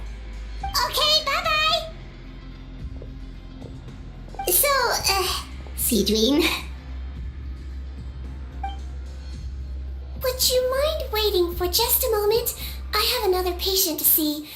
Just find an empty bed and take a seat. I won't be long. Oh, sure! Sidween, we've brought him. And he seems to have taken a turn for the worse again. Okay, don't panic. Let's start by sitting him down here. Paimon had no idea how busy it can get for Sidween. Maybe now's not the time to ask for her help with skincare. Good point. Besides, it might actually be interesting to observe her at work. Well, this could hurt, so I suggest you take a deep breath first. Did his face melt? What happened to him? It's anyone's guess. His face melted off shortly after arriving at the fortress. But since he's a serious offender, he can't be allowed out for medical treatment. Best we can do for now is ask the head nurse to give him something to manage the symptoms. Oh, this is gonna be awkward. We still need to bring him to the Marechaussee Phantom for questioning. What if he scares them half to death? Will that be our fault? The Marechaussee Phantom? Does this have something to do with the case Risley's dealing with? Yep, it was a huge case. They bagged a few dozen crooks in one fell swoop. And this guy's the baddest apple of the bunch. He harmed countless people. And now, it looks like it's all finally catching up with him. You done gawking? Not yet. I need to check the severity of your ulcers to decide the right dosage. Don't worry. We Melusines have a very different sense of aesthetics from humans. To me, he just looked like a little kitty with slightly scruffy fur, but still just as cute. Don't patronize me. Do I look like a kid to you? Just give me the meds and let me out of here. I already missed my cell. Hey, lose the attitude. You dare talk back to our head nurse like that again? Your days are numbered. Oh, it's fine. Okay, I'm going to apply the medication now. Tell me if it hurts, alright? Look how nice Seedween's being. And he still talks to her like that? Thanks for the raid. Can I leave now? Sorry. Wow, Haven't hooked up what a brave little alerts yet. Thank you, Seedween. And I apologize for the trouble. So, Traveler, Paimon, did you bring the ingredients? We did, but we don't want to interfere or anything. You're busy saving lives here. Oh, don't be silly. I agreed to it, didn't I? Just hand me the ingredients, and I'll make some time to whip it into the improved version for you. Take a rest here if you want. Or, if you're not tired, I hear they're holding a new pancreation tournament in the administration area. Or alternatively, is there anything we could help you with, Seedween?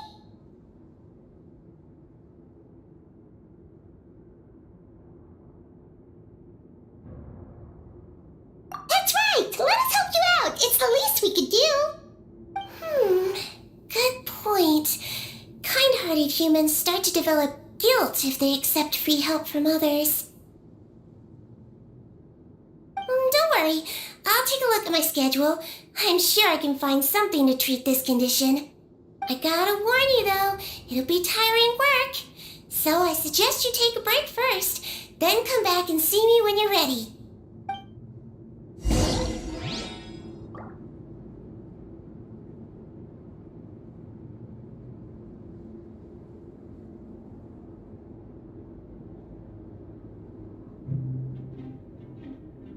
Where do you want to go next? If you'd like to see Liyue's tourist spots, I have a... We're ready, Seedween! What's our first mission? I found the perfect job for the Traveler. First, I'd like you to lie down in this bed.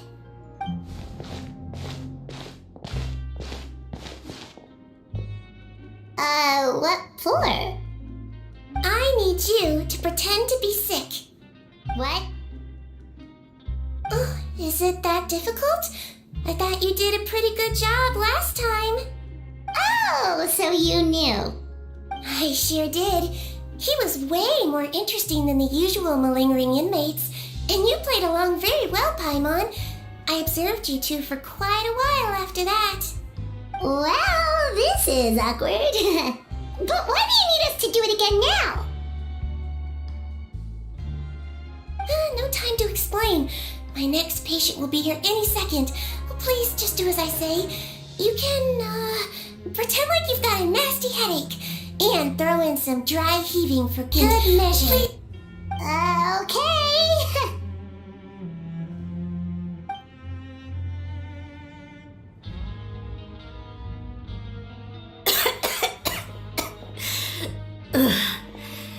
Hey, Doc, it's me. I'm only here because my mom won't stop pestering me about it. So annoying. Well, your mother has enough on her plate with a busy job. Well, the last thing she needs is to worry about you being sick as well. I know.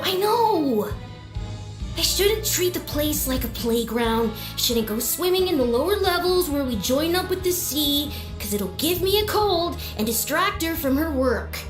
I thought I'd be able to have some fun here at the fortress for a few days, but it's always, don't do this and don't do that. All right, sit yourself down and I'll take your temperature. Your fever still hasn't gone down. Well, here's your medicine. 1 cup for starters, and we'll see if it helps. But Doc, it's so bitter. Do I really have to drink it? I mean, I'll be fine, right? I've got an uncle who caught a cold. His fever went away on its own after a couple days. Can't you just write me a note saying I'm on the mend? I just need something to keep my mom off my case. I sure To drink can. Oh, you're a very brave boy after all. Huh? Brave? What makes you say that? Well, if you want to rely on your own immune system to clear up your fever, then you'll have to tough it out like this guy.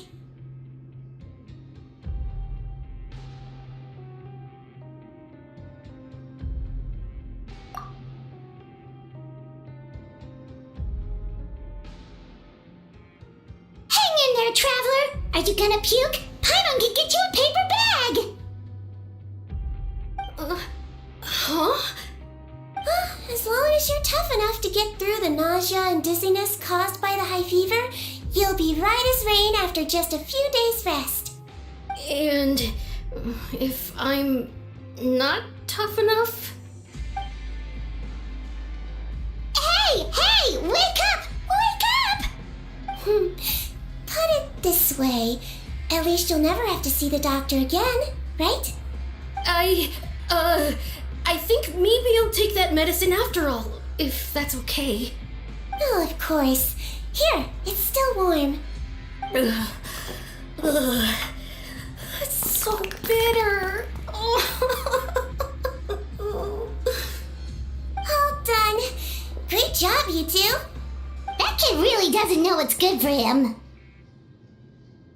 His mother's a guard here. She's been working back-to-back shifts lately, but unfortunately his father's away on a business trip right now.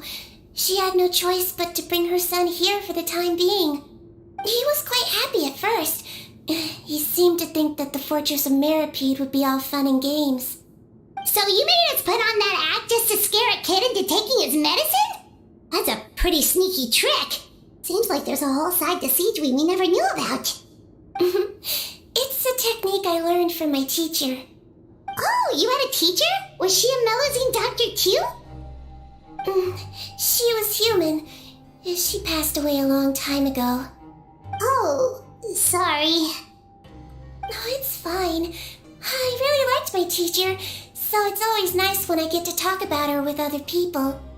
She was a traveling doctor, and since she didn't have a clinic, she'd go out and visit her patients wherever they were.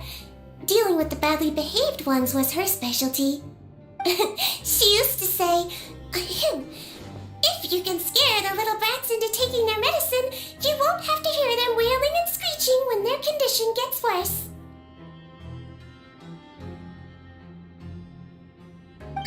She sounds like a pretty strict teacher. Strict? Well, that's not how my teacher saw it. She thought of herself as terrifying to kids. Strange way for a doctor to describe themselves. Now Paimon's curious to know what she looked like. As it happens, I actually have a picture of her.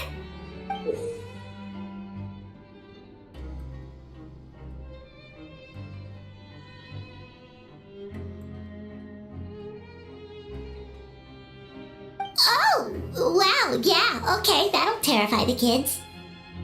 Yep. All the children she treated thought she was a witch.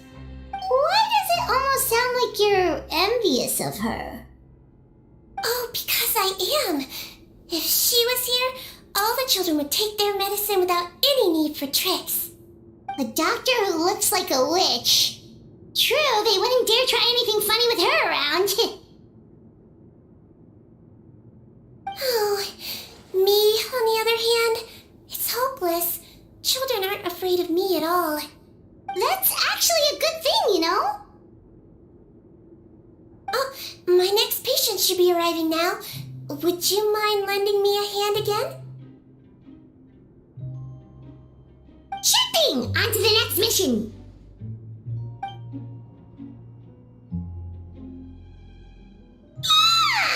Is it nighttime already?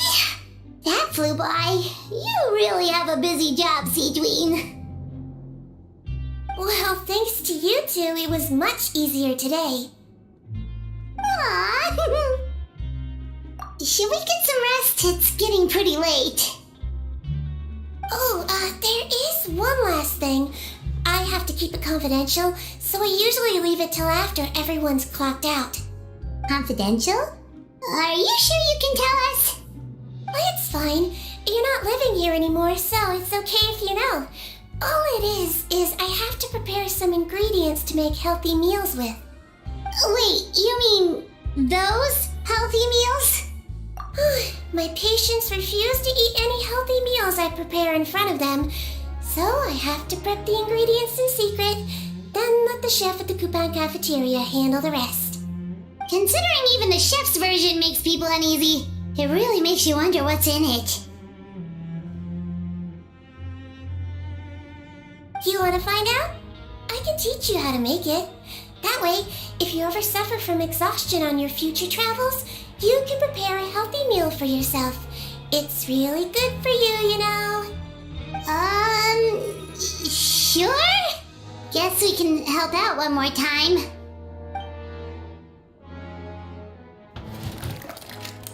The ingredients are ready. Now, put them on the table and add them in the order I tell you. First, we add this special slime condensate. Stir thoroughly, then pour it in. See that? It adds elasticity. It looks just like tasty jelly, doesn't it? Yeah, it really does. Until you remember it's slime condensate. Next up, xenochromatic crystals. You want to crush them up into a fine powder, like powdered sugar. Wait, are those from Fontimer Aberrants? Are you sure they're edible? Finally, we'll need some high-protein meat. Frogs are an excellent choice. You just need to clean their innards, and then you're left with some lovely tender meat. Oh! Frogs. And we're done. All that's left now is to pack them into lunch boxes and hand them to Walsey. Yesterday in the production zone, I noticed an inmate who's been working for 2 days straight. That means it's a healthy meal for him tomorrow. Seedwing really does have the inmate's best interests at heart.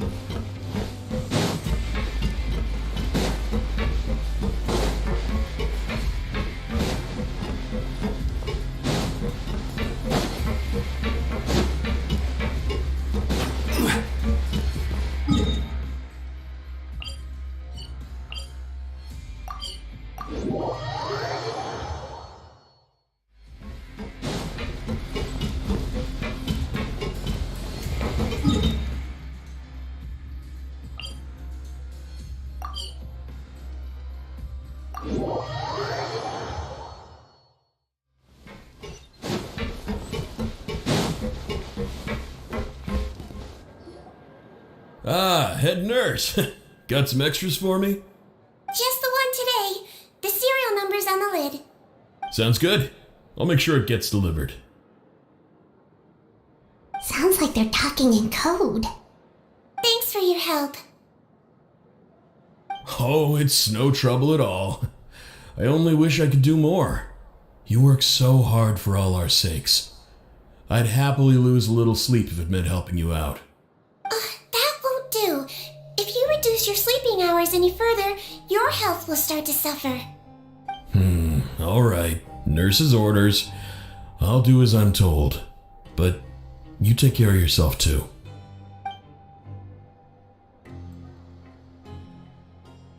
Well, I'm done with work for today. Thanks for helping out, you two. Seems like the guards and staff here have a lot of respect for you, Seedream. In just one day of helping you with your work, it feels like we've done a lot for the fortress. Head nurse, please, wait. I'm sorry to disturb you this late at night, but I think you'll agree. This is urgent. Okay, just relax and catch your breath. What's the matter? The guard at the observation ward, Odilon, he told me to pass on a message to you. One of the inmates there, the guy suffering from possible hallucinations, well, he seems to have made a sudden recovery, and now he wants to apply for permission to leave the ward. Already? You were right to tell me. I'll have to examine him and make sure he's well before we discharge him.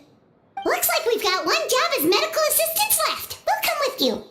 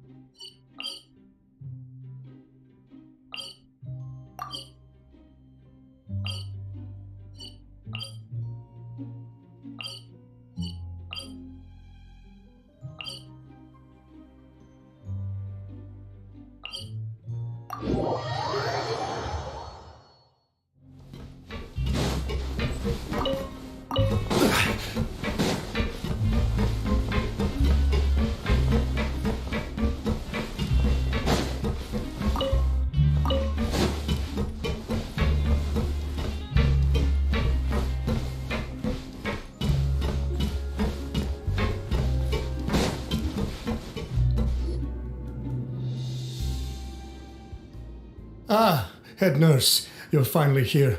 I'm so sorry for all the trouble I've caused you, but I believe I've now made a full recovery. After giving it some thought, I'm sure that I was probably just seeing things. Stress-related, I imagine. I'd been working long hours, so I definitely wasn't in the best state of mind. I totally understand. Still, I have to give you an examination before I can discharge you, okay? So, take a deep breath and don't be nervous. It'll be the exact same procedure as we did this morning. We can start whenever you're ready. Again, so sorry. I was in such a state this morning, I barely recall anything. Would you mind taking me through it again? Oh, not at all. It's a lot to remember. First up, we have a little cognitive test. Just concentrate and you'll be fine. To start with, which finger am I holding up? Your pinky.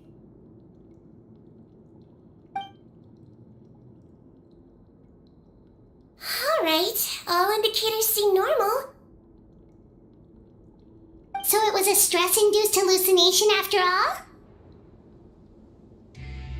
Well, we've certainly had previous cases of mental illness caused by overwork, which is why I carefully observe everyone in the production zone.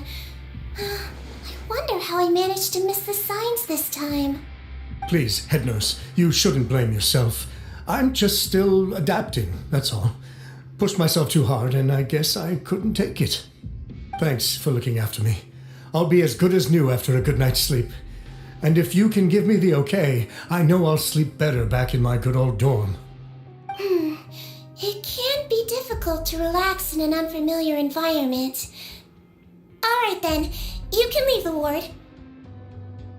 I suggest you take 2 days off to focus on your recovery. I'll take you off the observation list for now, so you're officially discharged. Great. I can't thank you enough, head nurse. Mr. Odilon, could you escort him back? Of course. I'm on guard duty in the administrative area tonight, so nothing will go wrong. You have my word.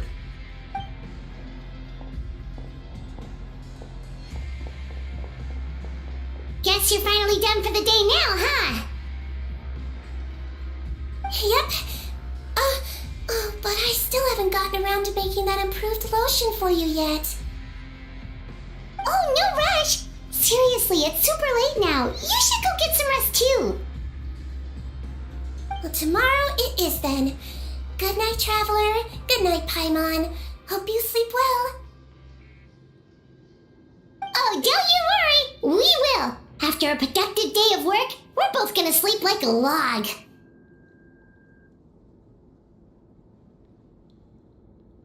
Yeah, sleep tight, Seedream. See you tomorrow.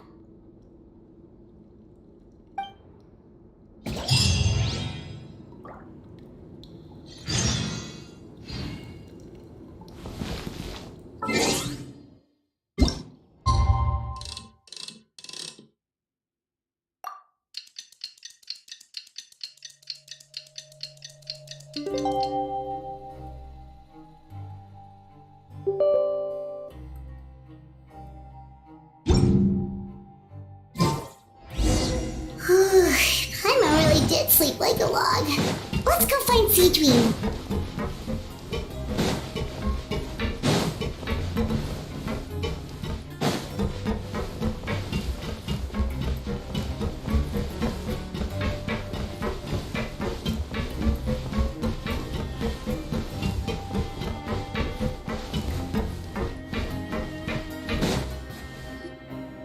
Whoa!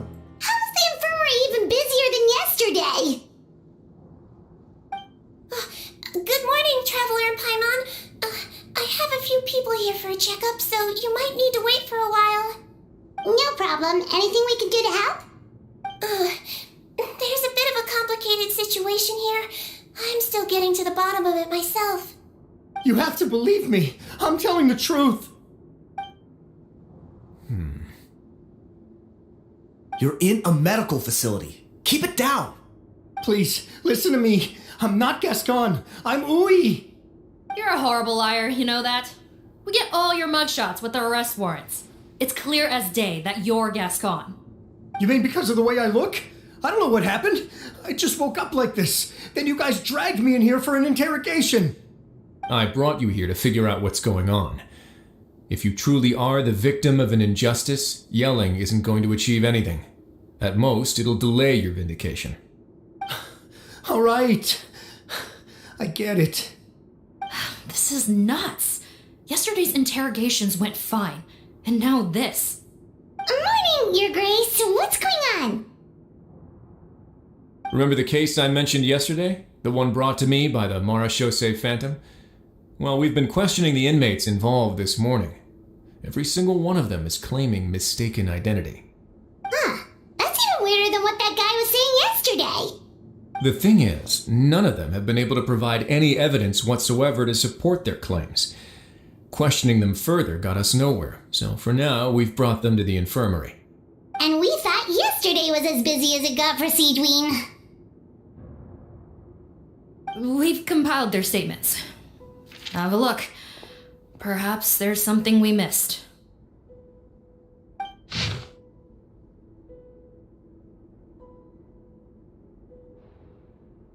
Wait. Release? Interesting. The inmates they spoke of in their statements appear to all be due for release today. I noticed that too. If that's their plan, they're underestimating us a little. Every serious offender claims that there's someone else who just so happens to be due for release today. And they're expecting us to go along with that. All the more reason to be cautious. Lumberzar, check the release list for today and make sure no one gets processed. We're gonna need an excuse, though. Just say we're out of forms, and that we're furiously printing more as we speak. I'm on it.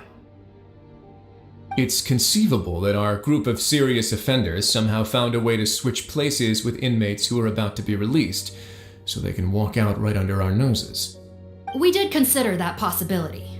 But I mean, just look at them. They match the warrants, period. How could there have been a switch? Only if they're dead ringers for the inmates due for release, I suppose. I gave you that name list yesterday to assist in your investigation. Did that help? Yes, the inmates' mugshots were attached to the list. The first thing I did was check for lookalikes, and I didn't find any. The only other thing that stands out to me is that their voices sound a little different today. But it's not exactly hard to put on a fake voice. Oh, really? What does our head nurse make of all of this? Give me a moment. I think I have a way to confirm whether there's been a switch. I know, it's not time to change your dressing yet, but please bear with me. Huh? Isn't that the guy from yesterday? This should be Honore. He has very severe facial ulcers, which require an operation in the hospital at the Court of Fontaine. I authorized him to leave the fortress for medical treatment under guarded escort. Yes, like I told you. I'm not Putton. I'm Honore. So there has been a swap. Well, I can see what happened in Potton's case, but how do you explain the other inmates? You're not telling me their souls switched bodies, are you? No, I believe it was their faces that got switched. The method is a bit like replacing a tooth. Take the bad tooth out, put a false one in. And actually, I think I can prove it to you. Traveler, Paimon, do you remember Eric from the other day? Yeah, sure do. Then you can be my witnesses. To start with, please fetch the inmate who claims to be Eric.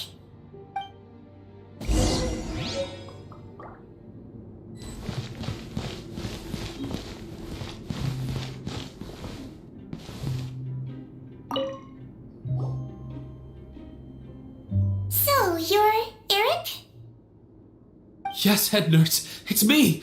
You do believe me, right? I need to do another examination on you. Same procedure as yesterday.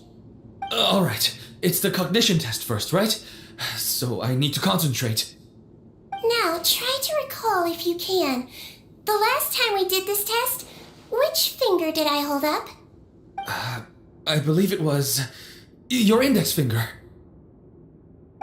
But that means...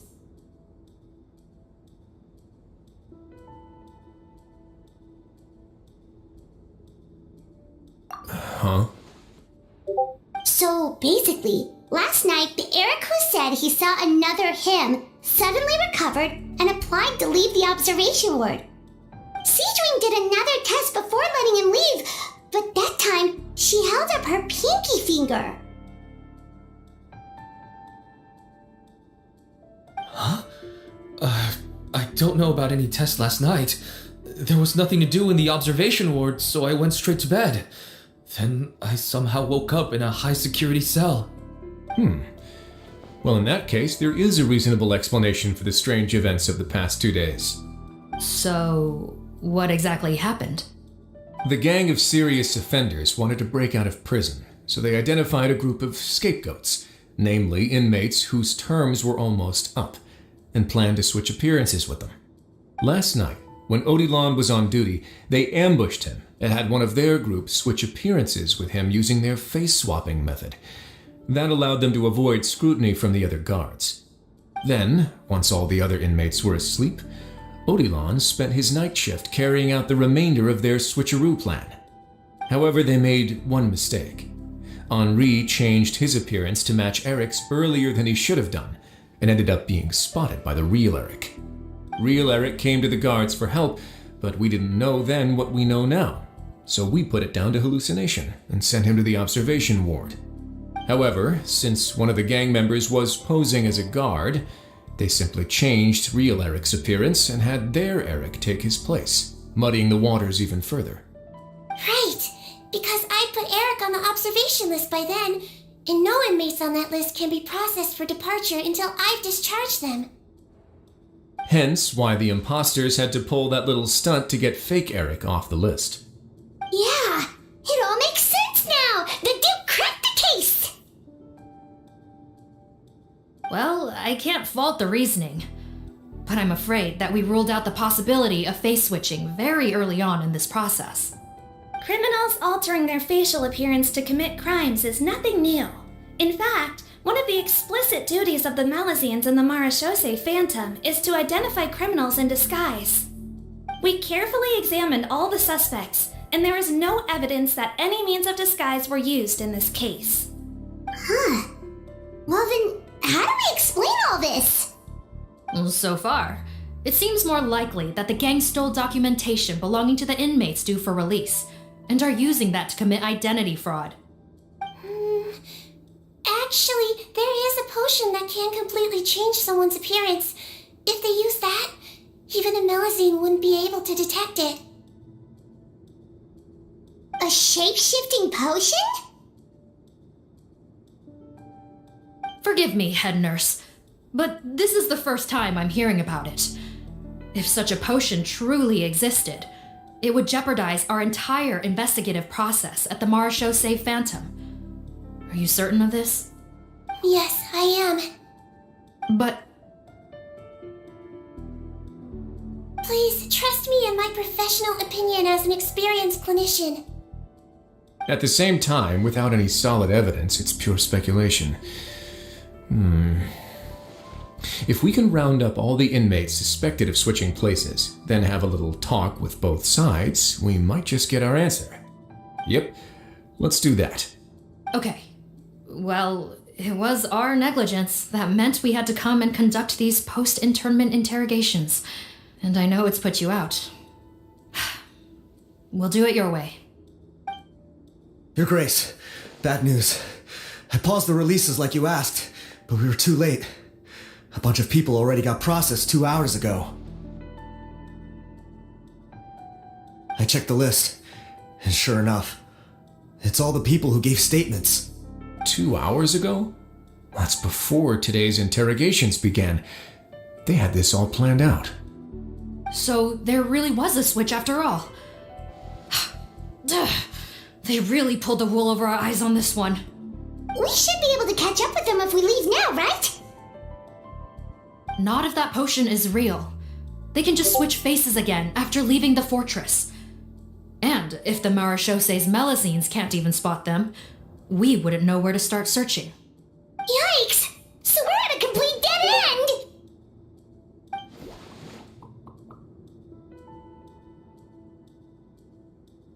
Well, technically there is one more lead we could follow up on. We were only able to arrest this gang thanks to the help of a researcher from the Fontaine Research Institute. I believe his name is Rawat. Oh? Rawat? Isn't that the handsome guy we met at that skincare promotion? Handsome? Maybe from a human point of view. I just remember that he specialized in potions. One of the crimes this gang is charged with is the manufacture and sale of illicit drugs. According to Mr. Rawat, they appear to have stolen technology he developed through his research and used it in their operation. At first, he thought it was a typical case of intellectual property infringement, and he tried to negotiate with them. But once he discovered their criminal operation, he reported them to the authorities. Thanks to his report, we were able to swoop in and arrest them all in one go. What a hero! Bet that took courage on his part. No doubt. This is worth following up on. As the one who snitched on them, it's highly likely that Rawat will be targeted by the escapees. That aside, since he's negotiated with them in person before, there's a chance he'll have some additional information for us. Understood, Your Grace. My team and I will head to the Fontaine Research Institute right away. In the meantime, please keep an eye on the face switch victims for us. Of course. Miss Morgan, I'd like to come along and help you catch these criminals. Huh? Why's that? Well, I'm the one who discharged the fake Eric last night, so I feel partly responsible. Don't say that, head nurse. Your focus was on the inmates' health, and rightly so. We can't ask you to help with arresting criminals. That's our duty. I also have a more personal reason. Potton is a patient of mine, and if I don't get a new batch of medicine to him in time, his condition will get much worse. Look, head nurse, I completely understand where you're coming from. But arresting criminals is dangerous business, and if anything happened to you, none of us can afford to take on that responsibility. Don't worry, I can defend myself just fine. You say that, but still. If I may, Miss Morgan, Siegeween is the one who raised the potion hypothesis, and I'm sure she has far more expertise on the topic than your team. My suggestion would be to bring her with you. And if you really are worried for her safety, then...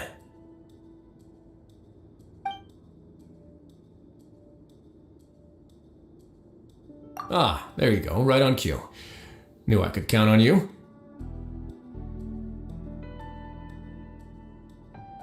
Okay. Well, since this plan has the Duke's blessing, far be it from me to refuse. We should head off immediately. Time is of the essence.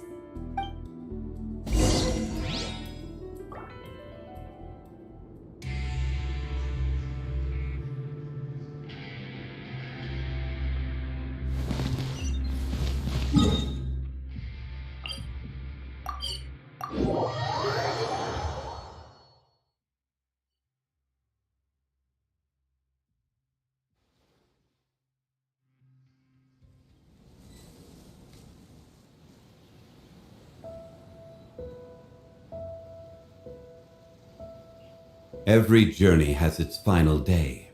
Don't rush. Greetings.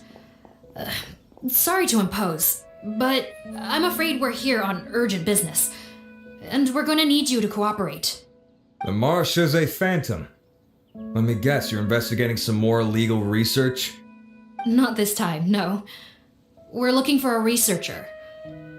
Do you know where we might find Mr. Rawat? Rawat. Oh yeah, Mr. Handsome, right?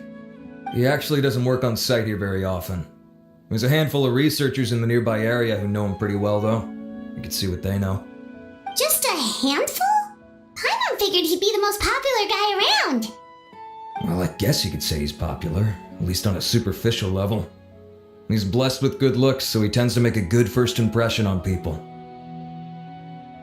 But in all his time here at the Fontaine Research Institute, I don't think he's ever had a single deep conversation about his research with his peers. That's no way to make real friends around here.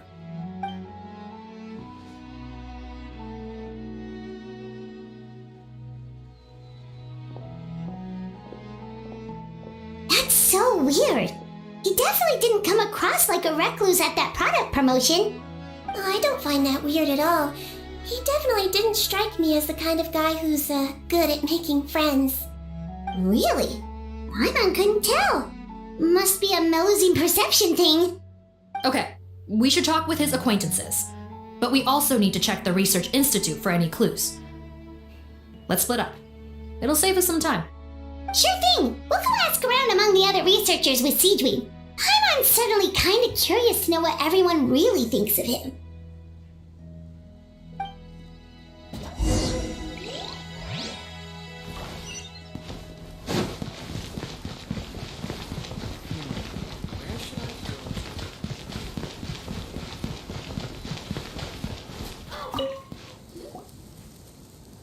Excuse us, are you Audrey?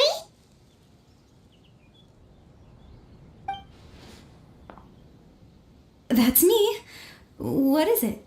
Are you close friends with Rawat? We're trying to find out where he is. Close friends? You mean because I told him I had feelings for him once? I doubt I'm the first or last at the Institute to make that mistake. Why would you single me out as a close friend? I should have known, really. Men like him, they just enjoy being surrounded by fawning women. They're not interested in a serious relationship. Okay. We were just kind of wondering if you might know where we can find him. Why would I know where he's at? I barely know him, and he probably doesn't even remember me. Ugh, this is getting annoying. Shall we go ask someone else?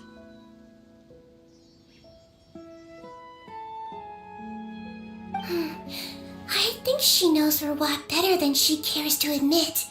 If we leave now, it might be a wasted opportunity. Maybe, but we're not going to get much out of her while she's in this state, are we? She's displaying symptoms common among people in love, if that's what you mean. But I know a cure. It's curable? Oh, we're still no closer to finding Mr. Rawat. Oh, by this point, he could be in grave danger. Danger? Wait, why are you looking for him again? Oh, that's right, yeah! The Marechaussee Phantom said that he's been targeted by some pretty bad people. We need to make sure he's safe. What? How has this happened? He seemed fine when I last saw him, and that was only a couple of days ago. Just happened to run into him, of course. Oh, I see. Well, do you have any thoughts on where he might be right now? Okay, but this is purely out of concern for his safety. If he's not at the Institute, he might be at his mother's place. I heard she raised him alone, that they had it pretty tough financially, and these days she's housebound due to illness. He makes regular trips back home to check on her. Oh, okay. Do you know the address? Nope, sorry. I only found out the thing about his mother because it came up in conversation once. I was just trying to find out more about him, so I could get to know him better. When I told him I had a crush on him, I offered to help him take care of his mother. And yeah, maybe that was a stupid idea, but did he really have to yell at me for it? It's like, fine, I can take no for an answer, but what's with the temper tantrum? Unbelievable. These guys only want to show you their charming, well-groomed exterior. They can't stand it when a few home truths shine through. Looks like her love syndrome is flaring up again. We need to find out Mr. Rawat's mother's address. Let's check with the Marechaussee officers when we regroup. Cool, sounds like a plan.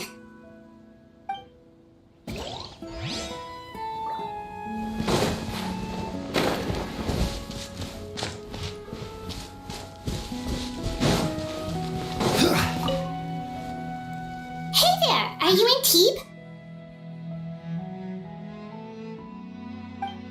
What do you want?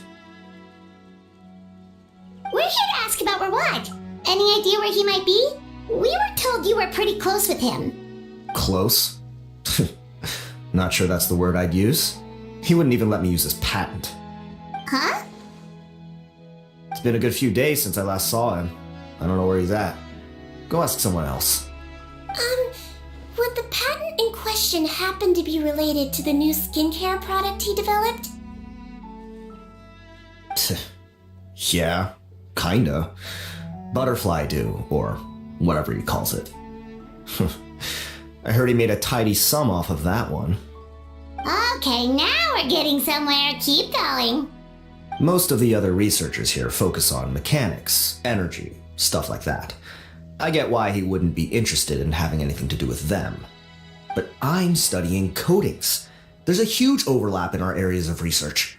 Why would he refuse to work with me? I bought his product once and noticed it contains a unique substance that might have applications in coatings too. If it worked out, I could probably make as much as he's making. Don't get me wrong, I had no intention of plagiarizing his work. I was hoping to get official permission to use his findings in my own research. Followed the proper procedure. It was all above board. I would have had to pay him a license fee and everything. But despite that, he turned me down not once, not twice, but 3 times. It's like he's vehemently opposed to the idea of anyone else making the kind of money he does. Huh, so is Rawat antisocial, or is this guy just jealous?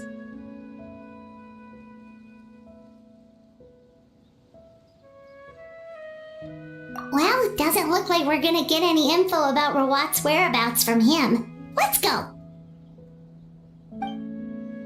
Wait, 1 second. Mr. Antibes, next time you go shopping, you should buy some Buell fruits. Peel the skin, steep in water, then drink. It'll help calm your mood. Huh? Yeah. Thanks.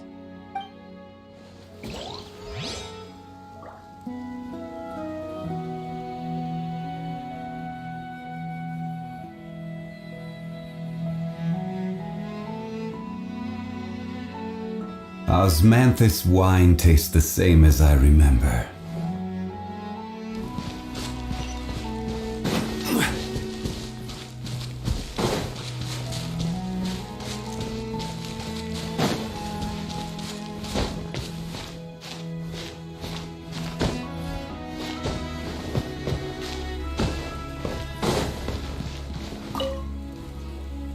Sorry to bother you, sir, but are you Bertram?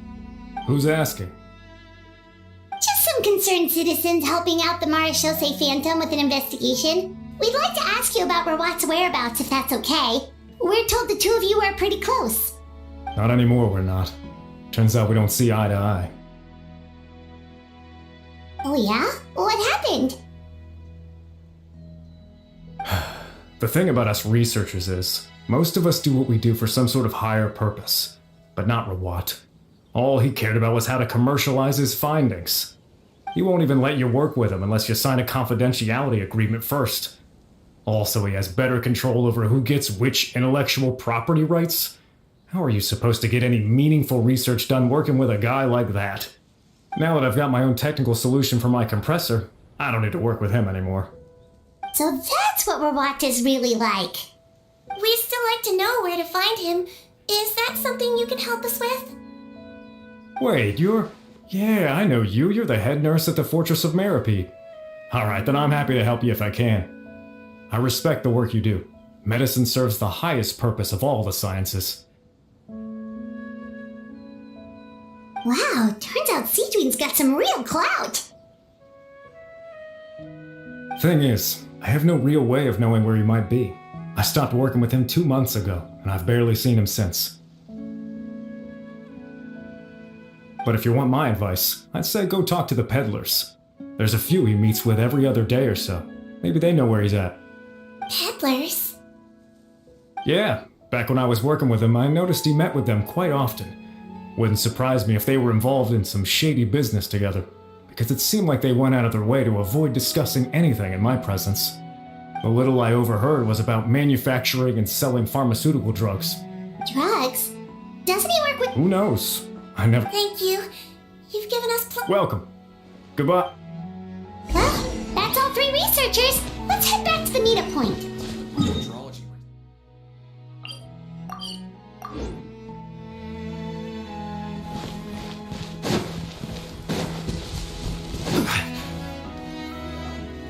You know, Hyman started out thinking Rawat was a handsome... So, what's your view? A handsome... So, your thoughts about his opinion? Well, his looks are kind of a big deal. You can't judge a person, so... Head nurse. Traveler. I assume you... Bertram mentioned Rawat's involvement with some pharmaceutical merchants. Since he was a whistleblower on such a huge case. How strange. It may be he and his business... You think he may have colluded with the gang? Isn't that pretty unlikely, though? Most children who come to me with tooth decay have suffered pain for a long time already, but they'll still try to hide the fact that they eat too many sweet... I saw him when he came to make his report, and I certainly didn't get the feeling that he was the type to collude with criminals. You mentioned that he comes from a poor family. By the time he discovered who they really were, he was in too deep. That does make a lot of sense. It would definitely... No wonder he's so unsociable. He must be on... In that case, the situation... If Rawat was working with the escaped inmates, there should... Based on the information we've gathered so far, he was... 2 days ago. So he went... That was the same day he reported the crime. Don't worry. Yeah, he must have been worried. All the more reason to find him as soon as possible. The only lead... Yep. When you... Okay.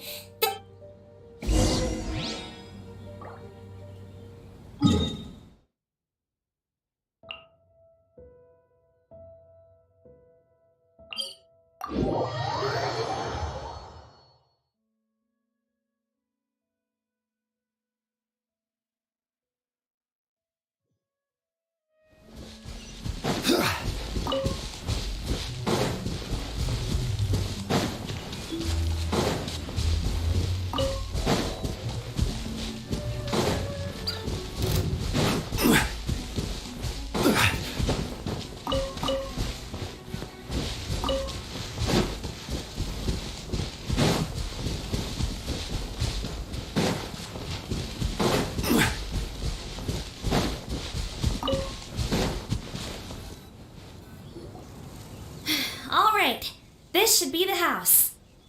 I'm pretty sure this was the address. Okay, I'll knock.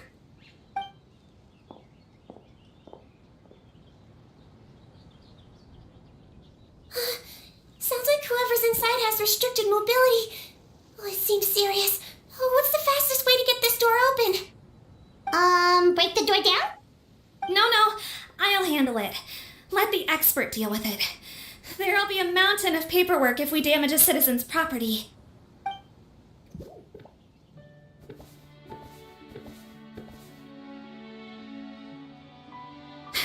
Calm down. Deep breaths. Remember your training. Control your strength. And... it's open! Seath, take a few people and lie in wait.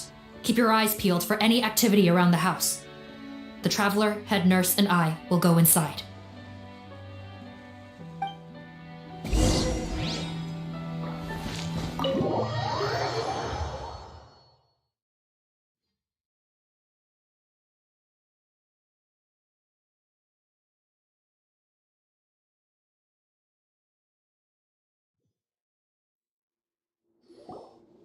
Hello? Anyone home?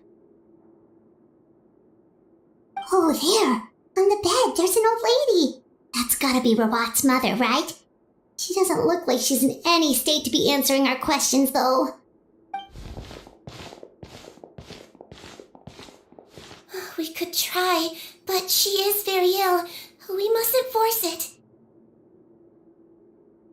Well, doesn't look like Rawat's here. She's the only one we can talk to. Yep. Allow me. Hello, ma'am. Might I ask if you're Rawat's mother? We are trying to locate it. Hard of hearing, perhaps. I have one here. I'd like to show you a photo, ma'am. Looks like this isn't gonna... Well... Is it possible he could have avoided returning here because... Maybe. But if so... Yes, so? I suggest we all return there now. Sorry, officer, but could I stay here? Of course. Traveler, stay with the head. Also, I'd like some marshes. Why is that? If Rawat knows how serious... Got it. Thanks for helping me out yet again, Traveler and Pine. No problem. But... Yes. Oh... Let me take care of a few things first. Yeah, of course.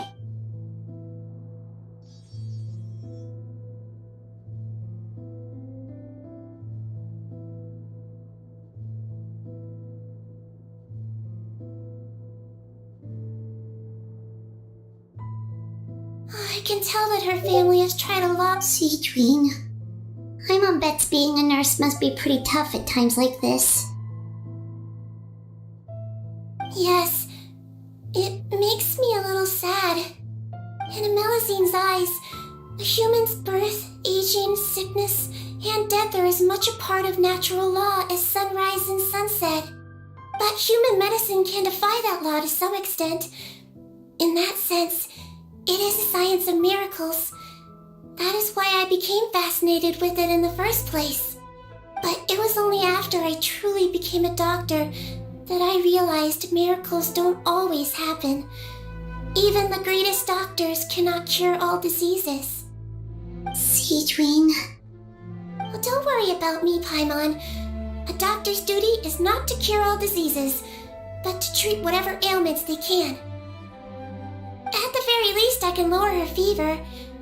That way she'll suffer less, and she might even be able to see her son. Yeah, all the more reason to find Rawat as soon as possible, even if we don't catch those crooks.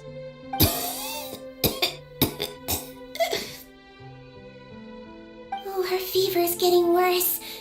Could I get some hot water? Sure, we're on the case.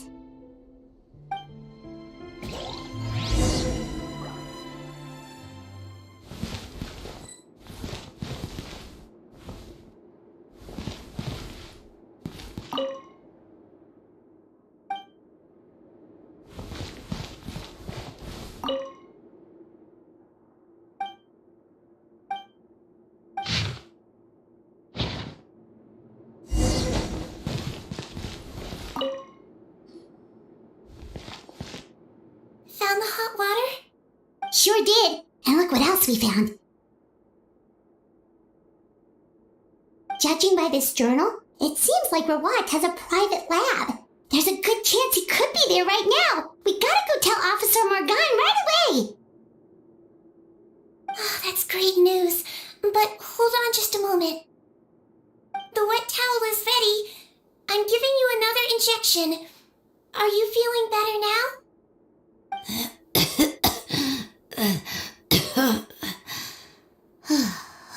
It's all right. Thank you.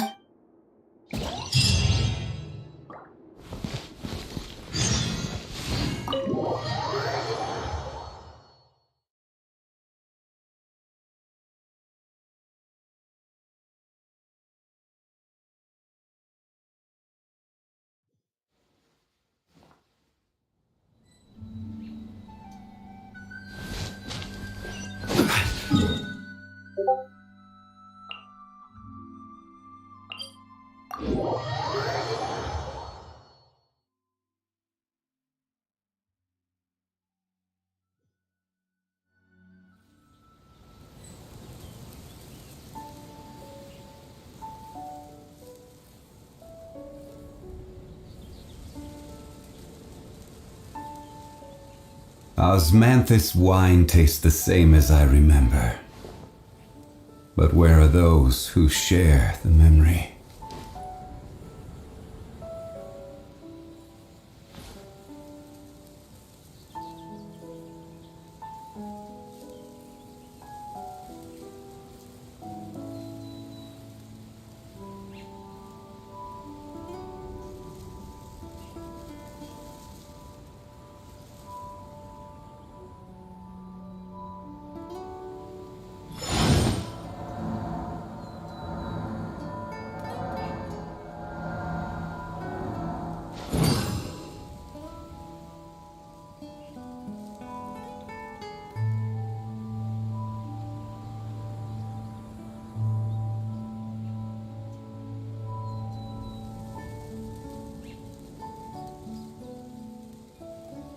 Osmanthus wine tastes the same as I remember. But where are those who share the memory?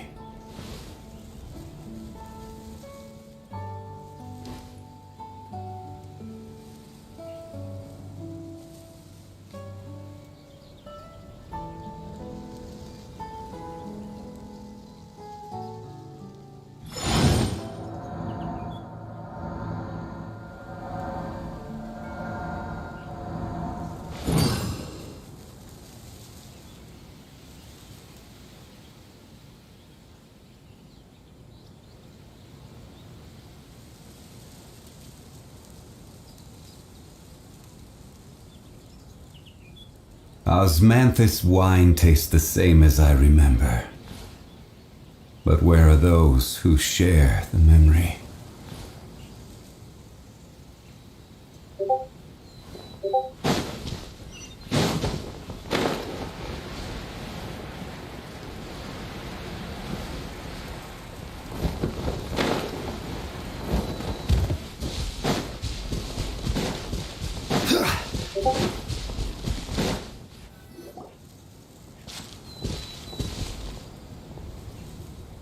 It's Officer Morgan! They're already here!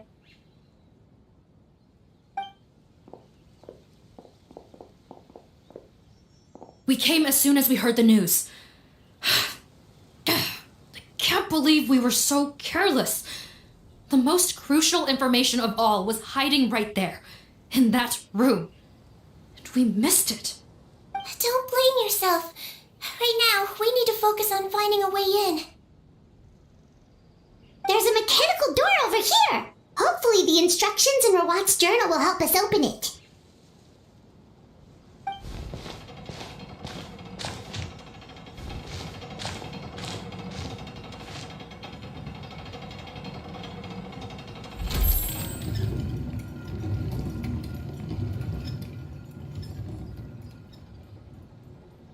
It's open.